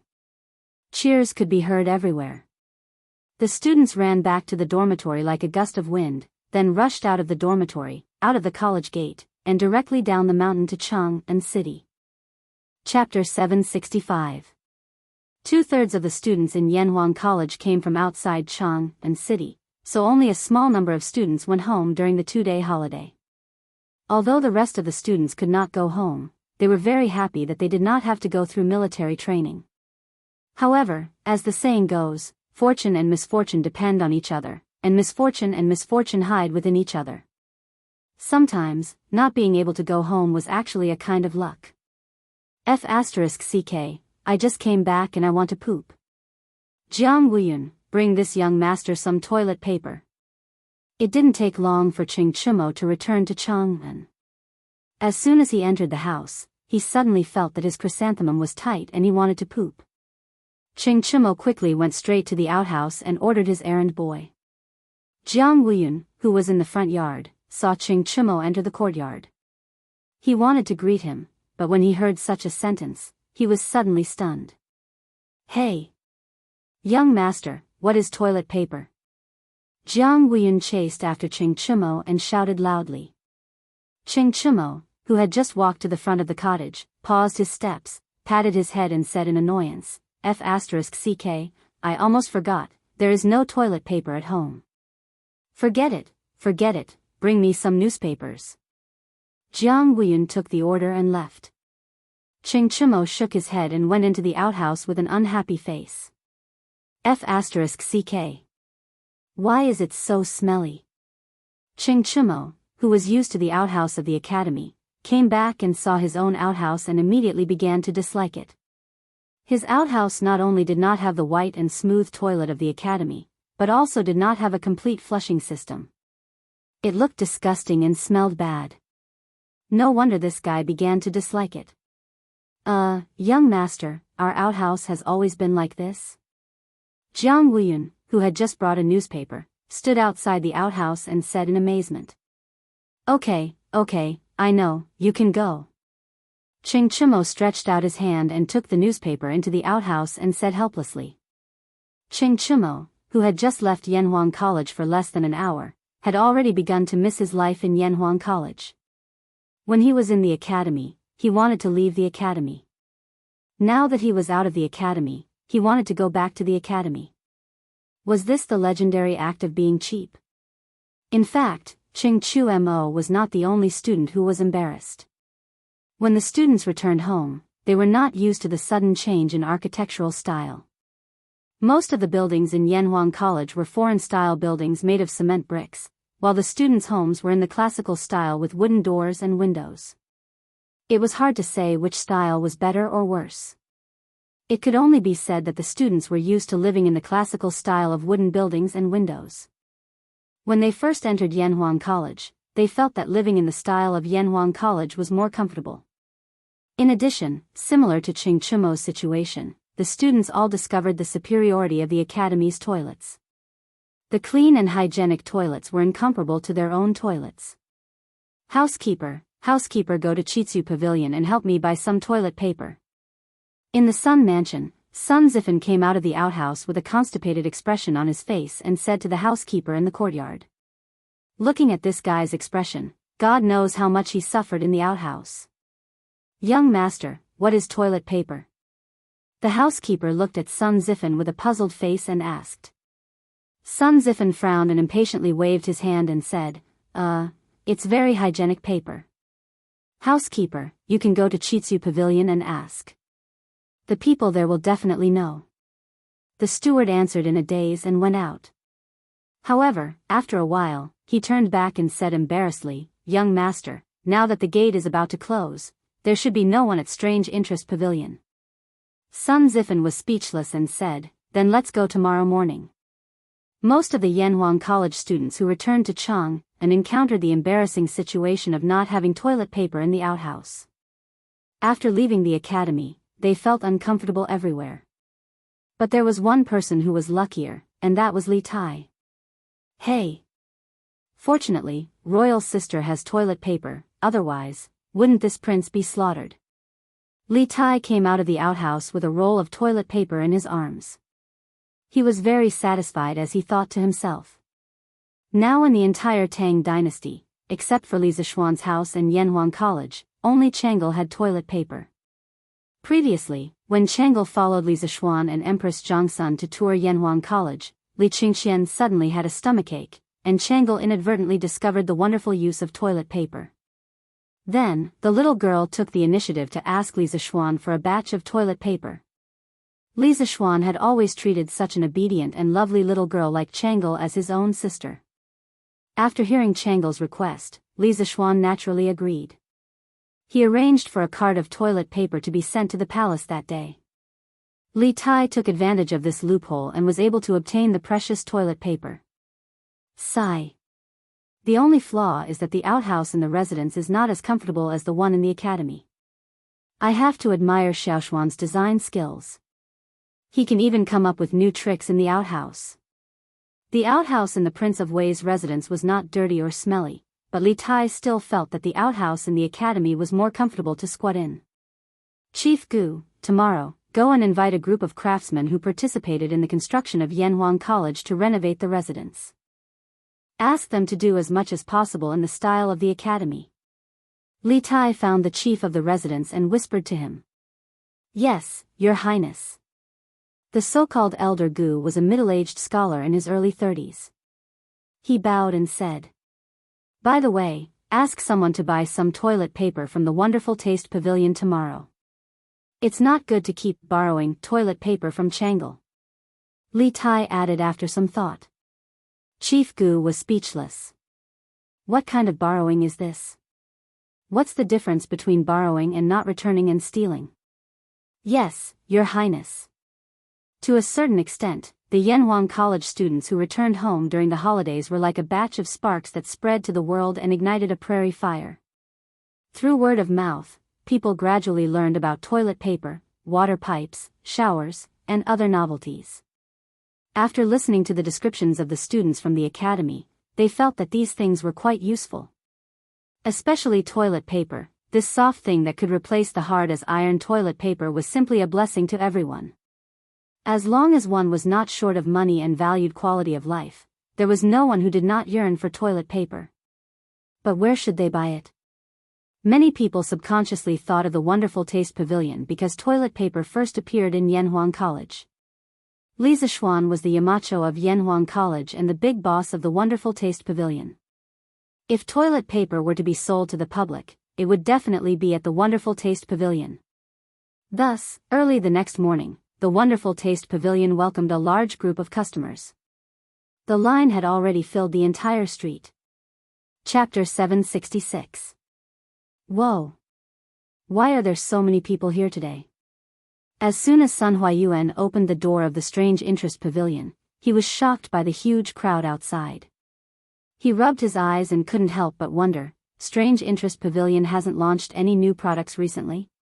Why are all these people here? Did Lord Zhu come up with some new information? Ever since the Divine Mirror and Azure Glaze Cup were launched a few days ago, Curious Pavilion's customer flow had been relatively stable. Today, however, there was a sudden surge in customer flow. Sun Huayuan, the shopkeeper of Curious Pavilion, couldn't understand it. Shopkeeper Sun, you've hidden it well. Curious Pavilion has such a good item like toilet paper, but you didn't sell it earlier. You're too mean. Chao Wendong, who was at the front of the line, laughed loudly when he saw Sun Huaiming. He was rich, so of course, he didn't need to line up every time. However, he wanted to build a good relationship with Li Zishuan and the people around Li Zishuan. Moreover, he valued Li Zishuan's business opportunity very much. Therefore, whenever Curious Pavilion launched a new product, Chao Wendong would always be in the line to buy it. That's right. Boss Sun, you're too mean. In the past, I, Li, have patronized every new item in Strange Interest Pavilion. That's right. If I didn't hear from old Wang's son next door, I wouldn't have known that Curious Pavilion has toilet paper. Shopkeeper Sun, you can't hide it. If you have something good, you should share it with everyone. It's not like we can't afford it, right? Yes, yes, yes. As long as it's good, it doesn't matter if it's a little expensive. We earn so much money, but in the end, we still want to enjoy ourselves. These were the words of two seemingly stupid but rich fellows. Sun Huayuan was a little stunned by this indiscriminate bombardment. He only reacted after a while. He cupped his hands and asked, "Dear guests, where did you hear that Curious Pavilion sells toilet paper? Forgive me for being blunt, but I've never received any news that my boss is selling toilet paper." Buzz. Sun Huayuan's gaze was like a drop of water splashed into a boiling pot of oil. The people who had been lining up for a long time immediately exploded. What? Odd Interest Pavilion doesn't sell toilet paper? I've been waiting in line for almost half an hour. What are you doing? In order to buy toilet paper for my young master, I've been waiting here for an hour. In the end, I didn't manage to buy it. It's over now. I'm going to get scolded when I go back. Two young men wearing servant hats complained to each other after hearing Sun Huayuan's words. Damn it.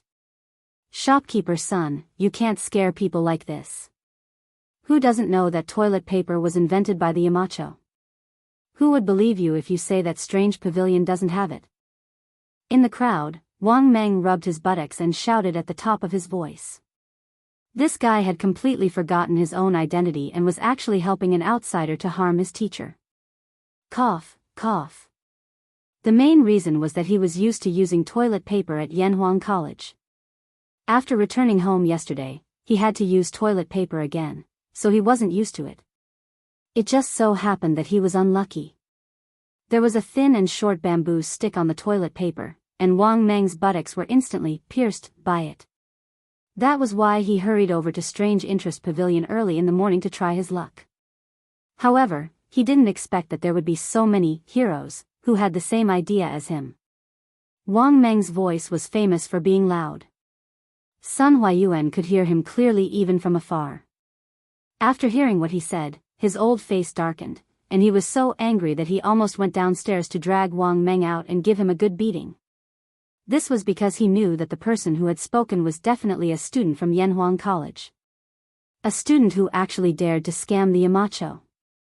If such a student didn't deserve to be beaten up, then who should be? That's right. Shopkeeper's son, from what you said just now, it seems like you already know about the existence of toilet paper. Moreover, Strange Interest Pavilion also seems to have toilet paper, but why don't you take the initiative to sell it? Chao Wendong's eyes suddenly lit up. He found the contradiction in Sun Huayuan's words, so he asked. The other merchants, servants, students, and commoners all quieted down. They wanted to see how Sun Huayuan would answer.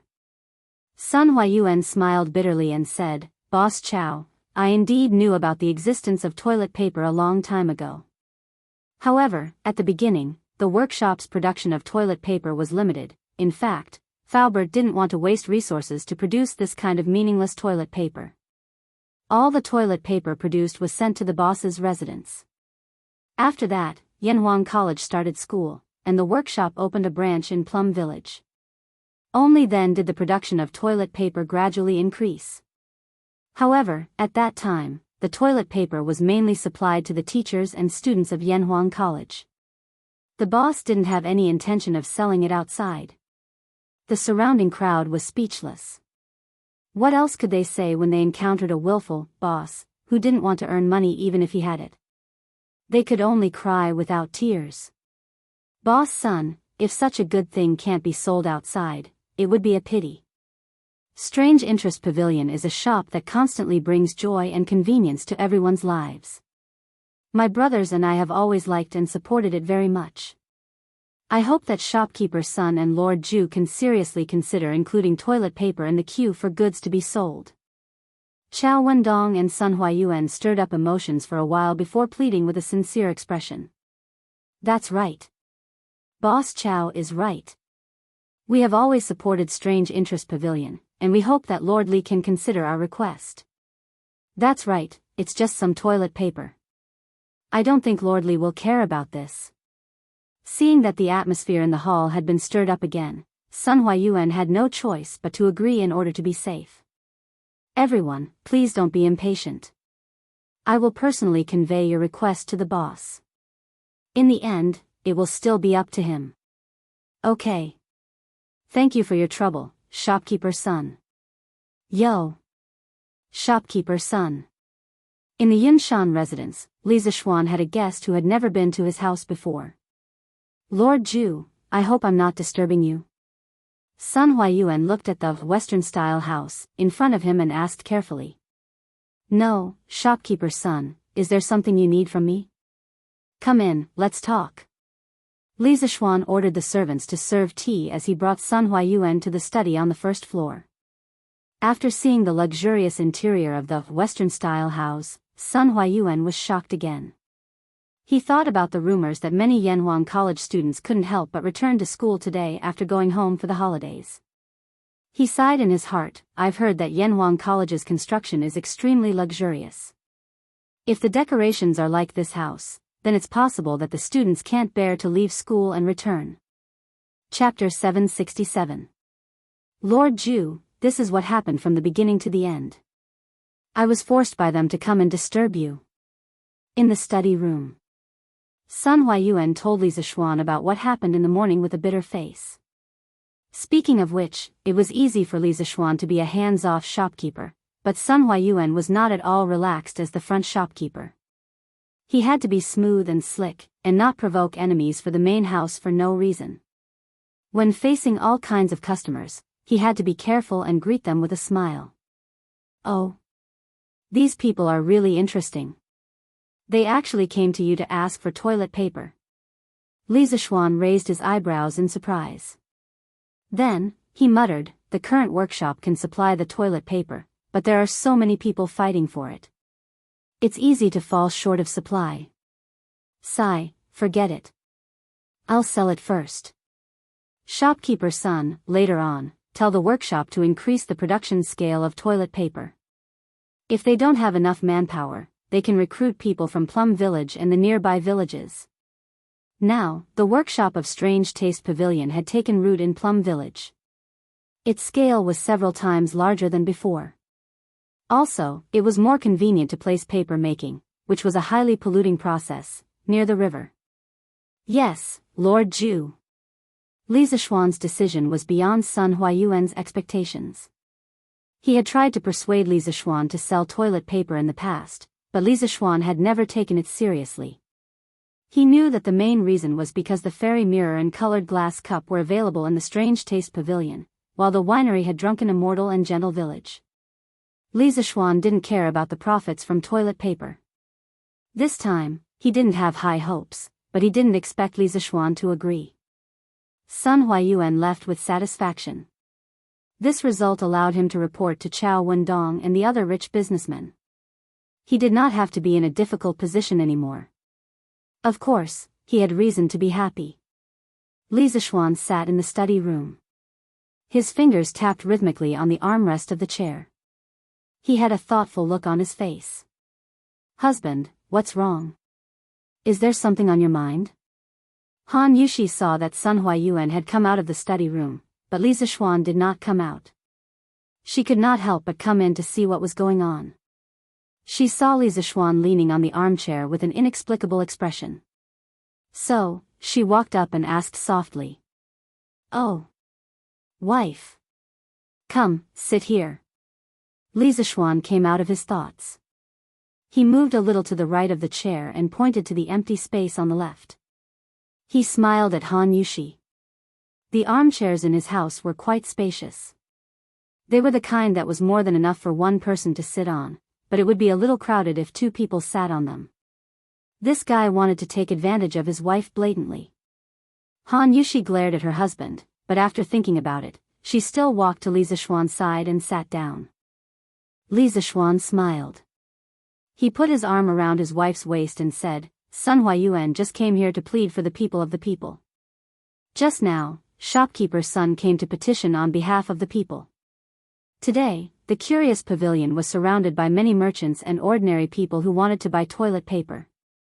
It seems that the people of our Great Tang have all suffered the harm of toilet paper. This was a private matter. Thinking about how she had used toilet paper in the past, Han Yushi blushed and asked, Husband, you agreed just now, right? I saw that Sun Huayuan was in a very good mood when he left. Huh, my wife is smart. Li Zishuan praised. Then, he sighed and said, Your husband has never cared about the small profits brought in by toilet paper. However, your husband has neglected the needs of the people of the Great Tang. He has also neglected the original intention of establishing the Strange Taste Pavilion. When the Strange Taste Pavilion was established, it was to create new and interesting things in the world to make life easier for the people. But now, sigh. Wife, do you think that your husband is obsessed with money? In fact, this was also the main reason why Li Zishuan had agreed to Sun Huayuan's request. Qiao Wendong and the others' words in front of the Strange Taste Pavilion had made him happy and alert. He had thought that toilet paper would not make much money, so he had never considered selling it. Obviously, this went against the original intention of establishing the Strange Taste Pavilion. The market should not be decided by profits, but by practicality. Otherwise, he would become a businessman who only cared about profits and not a great man of the era. Pfft. So this is what my husband is thinking about? Han Yushi giggled and said, "Actually, my husband, you are thinking too much. In my opinion, the reason why my husband hasn't sold the toilet paper is not because the profit is small, but because my husband is now wholeheartedly devoted to the affairs of the academy and doesn't want to manage these trivial matters." That's true. After hearing Han Yushi's words, Li Zishuan's mood immediately improved. He hugged his wife and laughed shamelessly. My wife knows me best. In the evening, Li Zishuan made another trip to the academy because there were still more than 400 foreign students living there. The youngest was the 6-year-old prodigy, Jia Jian. It was fine if there was a military training instructor on a normal day, but if there was no one on the weekend, he was worried that the students would cause trouble in the academy. Wang Meng? Sun Zifen? Why are you two stinking brats back again? Could it be that you are not awake and remembered the school day wrongly? Coincidentally, as soon as Li Zishuan entered the academy, he saw Sun Zifen and Wang Meng walking in front of him with a bag slung over their shoulders. Li Zishuan quickly caught up with them and asked, Yamacho, hello. Sun Zifen heard Li Zishuan's voice and quickly stopped in his tracks, turned around, and saluted. Yamacho, hello. Wang Meng also saluted.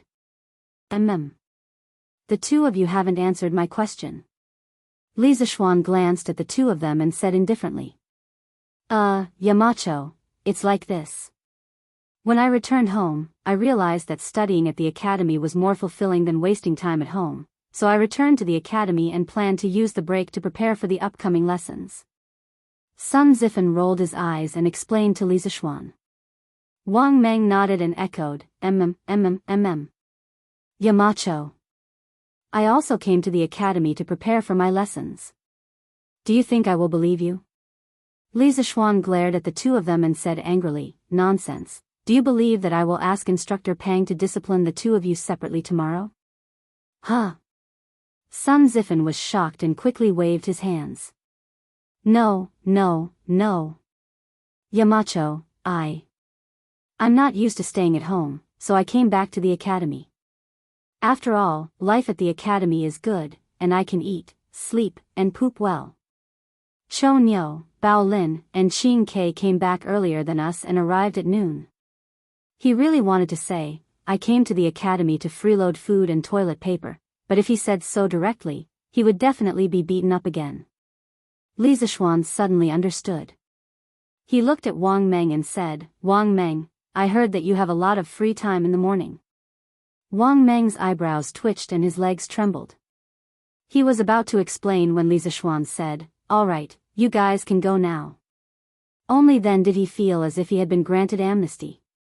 He dragged Sun Zifen and hurriedly fled. Chapter 768.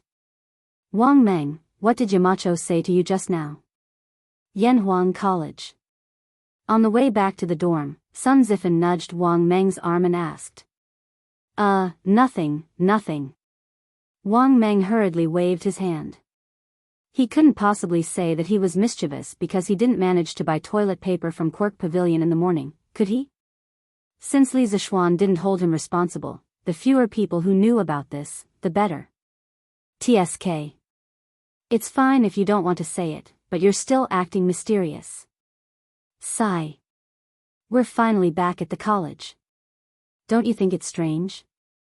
We were tortured at the college a few days ago, but when we were back at home, we felt uncomfortable. Now that we're back at the college, everything is normal again. It's really baffling. Looking at the dormitory building not far ahead, Sun Zifen stroked his bald chin and sighed emotionally. What a pity. What a pity. Wang Meng glanced at Sun Zifen and finally said, Maybe this is what Yamacho means when he says I'm cheap. Damn it. Wang Meng, how dare you scold me in a roundabout way? I'm going to beat the shit out of you today. Sun Zifan was furious and wanted to kick Wang Meng. Wang Meng naturally wouldn't just stand there and wait to be beaten. He took advantage of his long legs and ran out of Sun Zifan's attack range. Yo! Boss Huang, you're here too? Heh, our Chang and city's god of wealth invited me, how could I not come? Even if I can't do business, it's still good to gain some wealth and build good karma. Haha. That's right. In just half a year, Lord Li was able to accumulate so much wealth without stealing or robbing. Compared to him, people like us who have been doing business all our lives are really ashamed. Early the next morning, a group of businessmen dressed in different clothes came to the entrance of Yanhuang College. At this time, the gate of the college was not open yet, but they stood in front of the gate and began to whisper to each other. Sigh. Perhaps this was what a genius was. At such a young age, not only is Lord Li doing well in business, but he is also very knowledgeable. He is comparable to many famous scholars. Otherwise, how could he become the Yamacho of Yanhuang College? Speaking of which, this Yanhuang College is really impressive. Haha. Of course, Yanhuang College's limelight was about to overshadow the directorate. Let's wait for next year's imperial examination to see how many of them can pass. Yo! Isn't that Boss Liao? I heard that Boss Liao's good friend, Boss Feng, went out to sea with the imperial court's army. The two of them together have more than 30 big ships. Then Boss Feng is going to make a killing this time. I heard from Lord Li that the wealth at sea is endless. Hey, Boss Chow is here. The noisy crowd suddenly quietened down, and the merchants consciously opened up a path for Chow Wendong. He was dressed in plain clothes, but his noble aura could not be concealed. He walked to the front of the crowd with steady steps. Hee, good morning, my friends.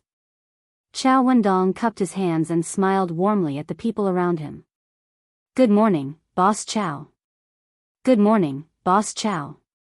The merchants around him quickly cupped their hands and greeted back politely. They had no choice. Chow Wendong was definitely one of the most important people who could get in touch with Li Zixuan. They had no choice but to be polite. We are still too early. I estimate that it will take another half an hour before the academy opens. Chow Wendong looked at the sky and pondered. It's fine. I can afford to wait. It's rare to have such an opportunity to listen to Lord Li's teachings. Let alone half an hour, even if it's a quarter of an hour, we are willing to wait. Yes. With that said, the merchants immediately said politely. Chow Wendong stroked his beard and smiled without saying a word. Half an hour later, the door of Yanhuang College opened on time. Under the lead of Mo Zhong, the merchants filed in and came to the conference room of Guanghua Building. Everyone, please wait here for a moment. The mountain will be here soon. Mo Zhong, who had already received Li Zixuan's instructions, said to the people who came in. Okay, thank you. The merchants did not dare to show any dissatisfaction. Instead, they were all full of smiles. After the time it took to brew a cup of tea, Li Zixuan finally walked in from outside. Sorry to keep you waiting. Li Zixuan cupped his hands in salute and said sincerely. You are too polite, Lord Zhu. We just arrived and did not wait for long. Chow Wendong stood up and said with a bow. Yes. We just arrived. Besides, Lord Zhu is very busy every day. It's normal for you to be delayed by something. Liao Shifan stood up and cupped his hands. The rest of the people quickly agreed. Li Zixuan gestured with his hands, then looked around at the people in the room and said with a smile. Since you are here today, you must have heard that I want to raise money to build roads and develop Plum Village. Plum Village is close to the Bar River and the waterway is smooth. Moreover, the new workshop of Strange Interest Pavilion is also in Plum Village. Therefore, we have the most advanced workshop products here. We will not have to worry about sales no matter where we ship them. To the north of Plum Village is Yunshan and Yanhuang College. In the future, this place will become the holy land of learning for all the scholars in the world. It will bring countless talents to Great Tang. Moreover, with the promotion of academic knowledge, the workshop technology will be more advanced in the future. It will be able to produce more interesting and practical things. Correspondingly, this land will produce a huge amount of wealth. Currently, the only factor restricting the development of Plum Village and Yanhuang College is roads. For everything that I have just mentioned, roads are the most basic and important. That's why I've invited all of you here today. I want all of you to participate in the future feast of wealth by investing in the company. I want to establish a Yanhuang Chamber of Commerce. In the future, only members of the Chamber of Commerce will be able to sell the goods produced by Strange Interest Pavilion. At the same time, they will be able to enjoy the protection of the Chamber of Commerce. As for the first batch of members to join the Chamber of Commerce, the amount of money donated today will determine the weight of their words in the Chamber of Commerce in the future. You have a total of 200,000 shares to subscribe. The final 6 people will be the first batch of members of the Chamber of Commerce. Then, let's not waste any more time.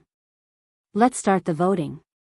At first, Li Zishuan only wanted to accept 5 members. However, after seeing so many people today, he decided to add 1 more member. The rest of the people did not find it strange. They were just secretly glad. As soon as he finished speaking, the meeting room was so silent that one could hear a pin drop.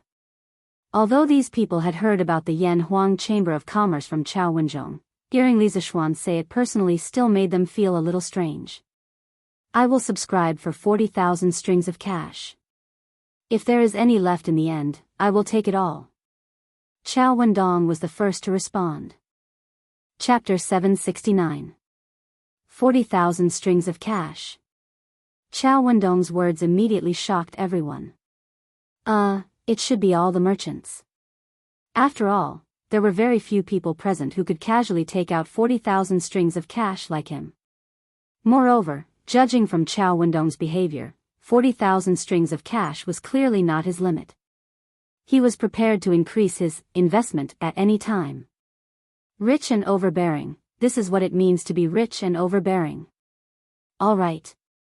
Boss Chao is the first to buy 40,000 strings of cash. Who else is willing to invest? Li Zishuan's face was expressionless as he said calmly. I'm willing to buy 20,000 strings of cash. Liao Shifan gritted his teeth and said in a deep voice. He was not as rich as Chao Wendong. Mobilizing 20,000 strings of cash in a short period of time was already the limit of what he could do. Any more and he would have to sell some things. Liao Shifan felt that it was not worth it to put up all his money for a plum village with an unknown future. Wow! Is Boss Liao that rich too? Some of the merchants below were discussing in a low voice. I'm willing to buy 10,000 strings of cash. I'm also willing to buy 10,000 strings of cash. I'm willing to buy 8,000 strings of cash. Some people might have the same thoughts as Liao Shifan and felt that it was not worth it to put up all their money for a plum village with an unknown future. Some people did not have much money at all. Anyway, after Liao Shifan, all the bids hovered around 10,000 strings of cash. Li Zishuan, who was sitting at the head of the table, frowned and looked a little unhappy. Chao Wendong, on the other hand, was secretly delighted. The fewer people who bought, the more authority he would have in the Chamber of Commerce. Lord Li, His Highness the Crown Prince sent me to pass on a message. The East Palace is willing to buy 30,000 strings of cash. At this moment, a scholar came in and bowed to Li Zishuan. Everyone was shocked. No one suspected that the scholar was deliberately lying because his clothes had the East Palace logo. Moreover, given the relationship between Li Zishuan and Crown Prince Li Qingxian, it was very likely that this was true. This way, the situation was completely different. Lord Zhu, I'm willing to add 20,000 strings of cash for a total of 40,000 strings of cash. Liao Shifan reacted immediately and shouted at the top of his lungs when he heard Eastern Palace advisor's words. Although his own funds were limited, if he added in his good friend Feng Zhihua, he would be able to buy 40,000 strings of cash. Most importantly, the Crown Prince's sudden disruption made him feel optimistic about the future of Plum Village. If he didn't make the first move to gain the upper hand, he might not even be able to drink soup in the future. Lord Zhu. My young master said that the Wang family of Taiyuan is willing to pay 100,000 strings of cash. Boom. Liao Shifan had suddenly increased the East Palace's 30,000 strings of cash to 40,000 strings of cash. Now, the Wang family of Taiyuan had directly offered 100,000 strings of cash. These offers made everyone's blood pressure soar. It was extremely exciting. Your young master is Wang Renbiao? Li Zishuan looked at the middle-aged man who said he would give 100,000 strings of silver and asked in a deep voice. The middle-aged man bowed and replied, "Yes, Lord Zhu." Li Zishuan raised his eyebrows. He didn't expect the Wang family to join in after hearing the news. He was about to say something when he heard a series of offers from below. Lord Zhu, I'll add 40,000 strings of cash for a total of 80,000 strings of cash. Chao Wendong smelled a hint of danger and immediately began to raise the price. Lord Zhu, I'm willing to pay 40,000 strings of cash. Lord Zhu, I'm willing to pay 45,000 strings of cash. Lord Zhu, a strange scene appeared. Following the final bid of 45,000 strings of cash, the conference room suddenly fell silent. The businessmen who didn't make it in time all swallowed the words that were about to come out of their mouths. They looked at each other in frustration, but no one dared to make a rash offer. It wasn't that they couldn't afford a higher price, but because Li Qingxian had offered 30,000 strings of cash. There were already 5 people who had offered more than 30,000 strings of cash. If the remaining people offered a price higher than 30,000 strings of cash, wouldn't they squeeze Crown Prince Li Qingxian out of the picture? They wouldn't dare even if they had 10 guts. People who had been in the business world for many years had to have this level of EQ and eyesight. Otherwise, they wouldn't have the qualifications to sit here and bid. What's wrong? No one's bidding anymore? Li Zishuan asked curiously. Previously, it was still lively, but now, these people suddenly became silent. Hee, I'm not bidding anymore. I'm not bidding anymore. Most of the businessmen forced a smile on their faces as they chuckled. Chao Wendong stroked his beard and was very satisfied with the situation. The businessman surnamed Lin who made the final bid of 45,000 strings of cash had a flushed face. He couldn't hide his smug expression. All right. Since no one's bidding, I'll announce the results. Li Zishuan picked up the paper in front of him and said in a deep voice, the first batch of members of the Flaming Yellow Chamber of Commerce are Wang Renbiao, Chao Wendong, Lin Wenyuan, Liao Shifan, Zhang Jingyang, and His Highness the Crown Prince. The subscription limit is 100,000 strings of cash, 80,000 strings of cash, 45,000 strings of cash, 40,000 strings of cash, 30,000 strings of cash, for a total of 335,000 strings of cash, which exceeds the limit by 135,000 strings of cash. The excess will be temporarily used as backup funds for the construction of the roads. After the roads are repaired, the unused money will be returned to you according to the proportion of your subscription. Does anyone have any objections? If not, then today's auction is over. I have no objections. I have no objections either. I have no objections. Those who were on the list naturally didn't have any objections. Those who were not on the list, although unwilling, didn't dare to openly object. They could only blame themselves for being slow to react. Lord Zhu, I wonder if we'll have the chance to become a member of the Flaming Yellow Chamber of Commerce in the future. A greasy middle-aged man with a full beard stood up and cupped his hands towards Li Zishuan. The other businessmen immediately looked at Li Zishuan with hopeful eyes. Of course. But the members of the Flaming Yellow Chamber of Commerce are valued by quality, not quantity. It'll only get harder and harder to join in the future. Of course, friends who haven't joined the Flaming Yellow Chamber of Commerce can choose to work with members of the Flaming Yellow Chamber of Commerce. I believe it'll be very profitable. Li Zishuan said calmly. I understand now. The greasy middle-aged man bowed with a determined look. Good. Then that's all for today. Let's welcome the first batch of members of the Flaming Yellow Chamber of Commerce. Li Zishuan stood up and clapped his hands with a smile. Everyone knew that he was sending them off and hurriedly stood up. Li Zishuan continued seriously, but no one is to spread the news of what happened here just now, especially news related to the Crown Prince. If the news is leaked, I'll investigate one by one. If I find out who it is, don't even think about having a foothold in the Tang dynasty in the future. Do you all understand? Don't worry, Lord Zhu. We know the severity of the matter. Chao Wendong led the crowd in response. That's good. Meeting adjourned. Li Zishuan nodded and waved his hand.